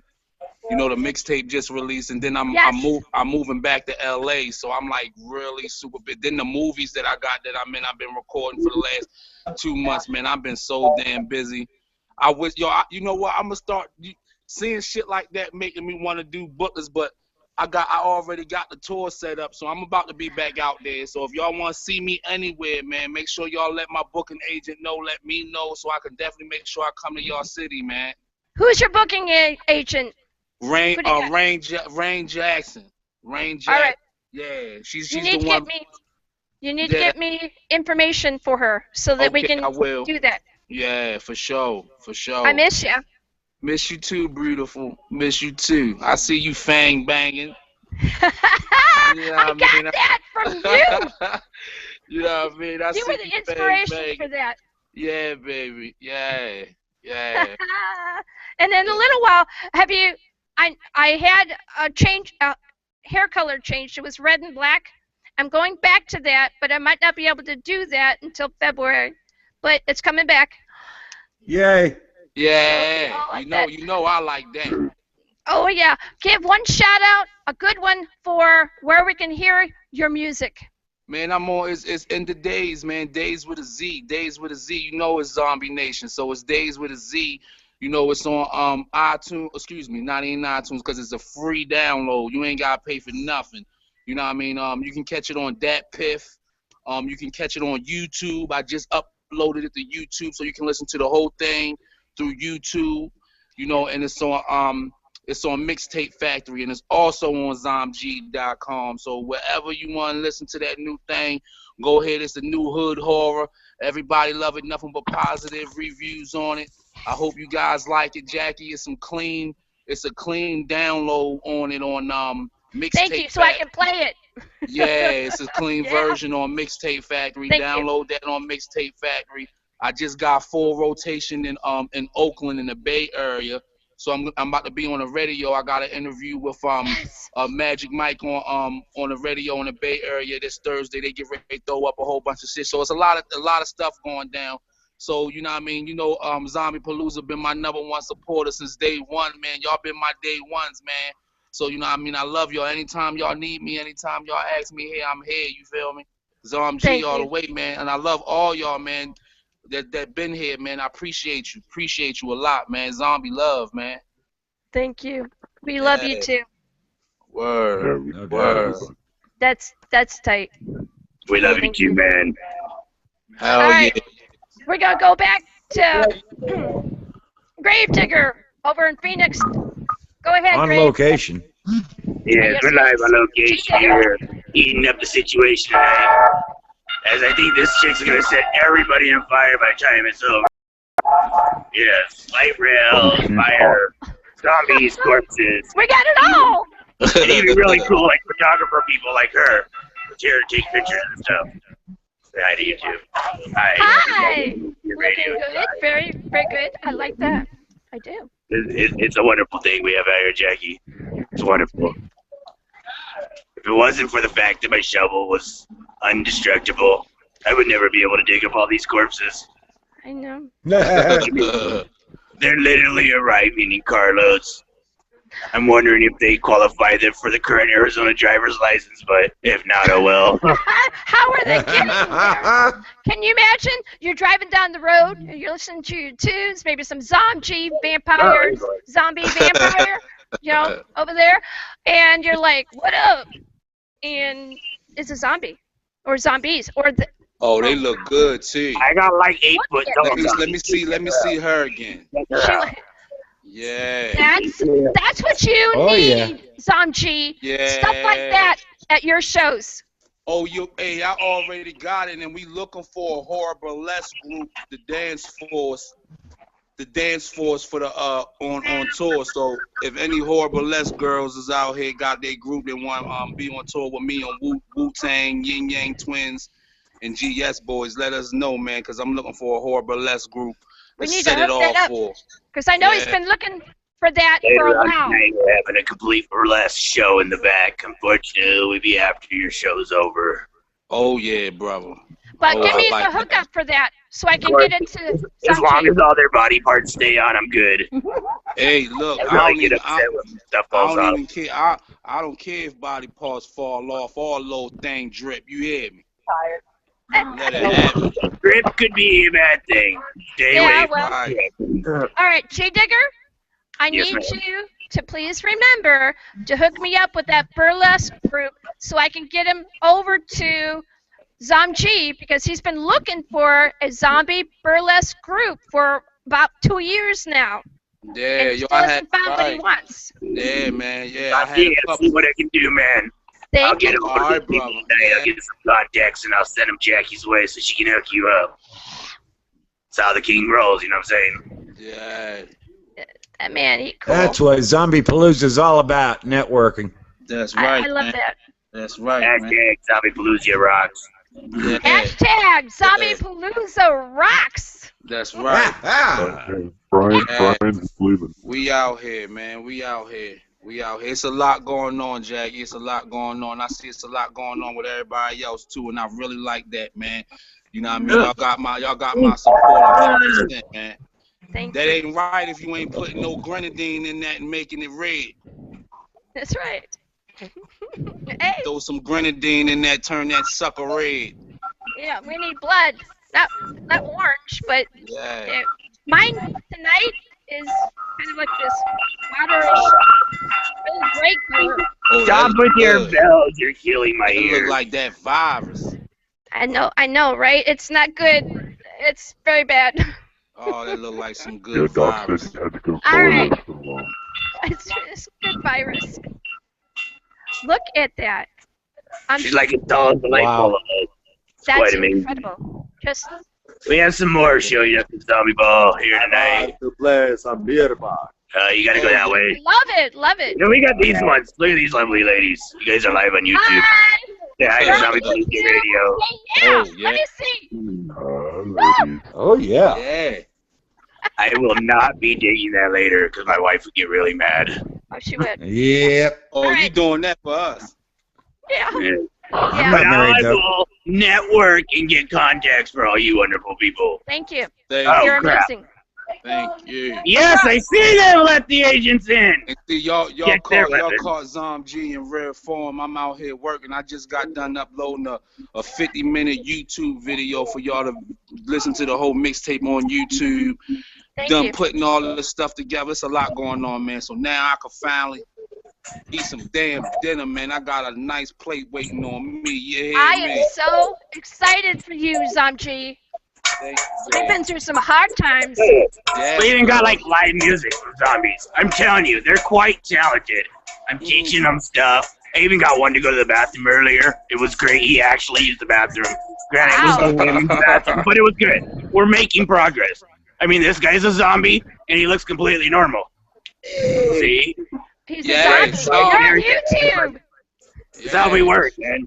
You're on Yeah, Zombie that's how we Palooza work. Radio live, man. Yeah. How much is Yeah. it for here? Huh? How much is it for? 15 cover. 15. Yes, there's 3 clubs here tonight live on Phoenix. It's an amazing place. It's well worth it. Get in there. Give me your If money. I go inside, I may find the Department of Zombie Defense because I think they came in. I need to warn them and let them know they cannot be hurting people. Oh.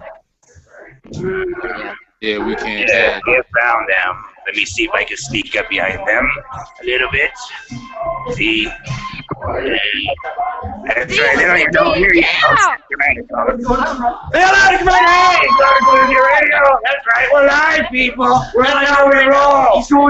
He's going down tonight! They win.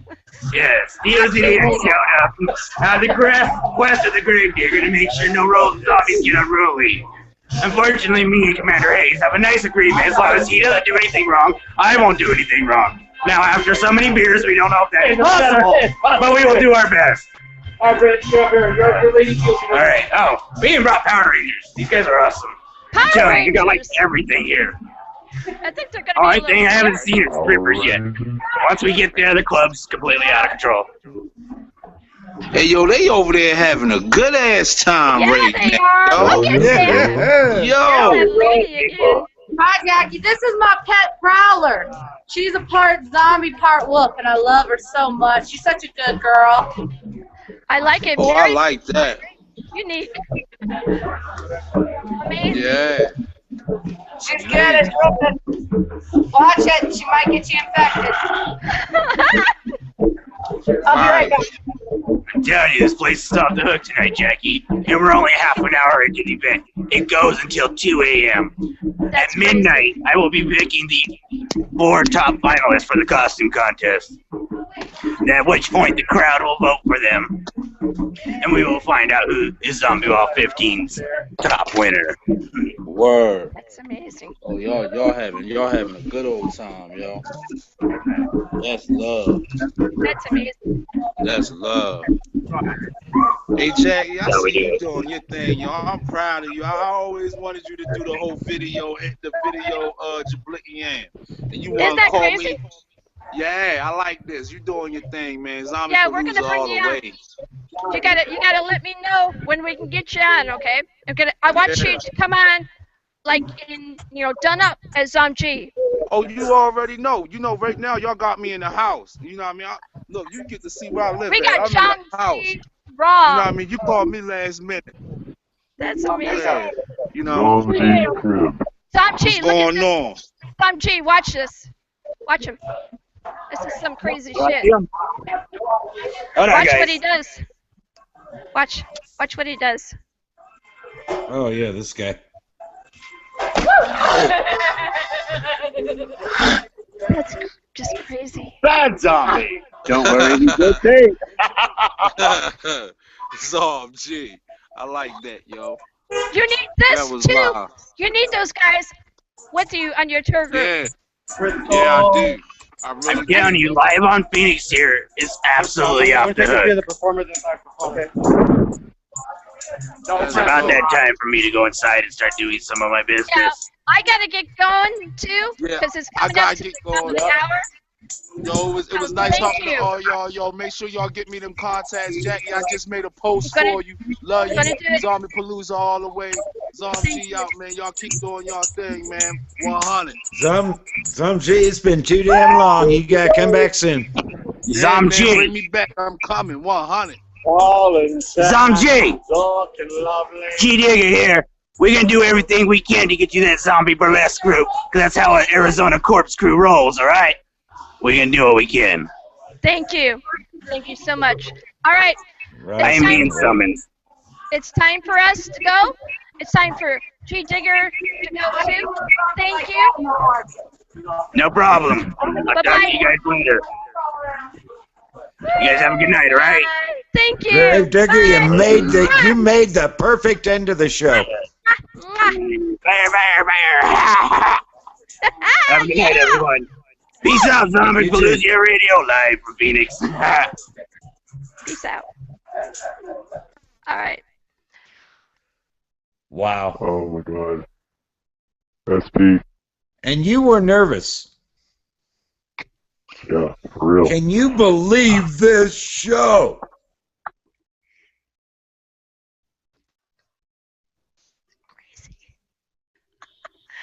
I want to personally thank everybody who came onto the show tonight. I'm just overwhelmed. I'm definitely convinced that this is the right thing that we're doing here, and that yes, it is official. We will be going into our 4th year. Number 4. And I'm like almost tearing up because, oh my God, one of the people that was ever so special to me is Zamji. Zamji and I have known each other longer than I've known anyone. And we've watched a lot of weird, crazy, depressing, amazing things. And I'm so glad that he has finally got an agent that knows what the fuck they're doing. Hello. He's traveling with Wu-Tang. I don't know if you know who they are, but they're big. Big, big, big, big, big. And, wow, that's exciting. We've got SP Durnan. He has stayed with us for 5 hours. Thank you. Oh, What'd you anytime, think? lady. What'd you think about that last hour? Definitely a topper for the show. Oh, yeah. Was impressive. Best anniversary show ever. Yes. So I'm going to get going to the close. And so I want to have my staff say their final goodbyes. And then we're going to have Dead Door close us out. And so we're right to the wire. So go. Good night, everybody. It's been real incredible tonight. Thank you all for the 3 wonderful years of Zombiepalooza Radio, because it wouldn't work without listeners. Good night. Dead Door. Oh, hi, Crunchy. Yeah. Hi. This show has been totally nuts and awesome and sexy. And I can't believe it's been 3 years. Oh my God. Dead Door's next. Okay, Dead Door. You know what to do. Yep. We've been doing it for 3 years straight now.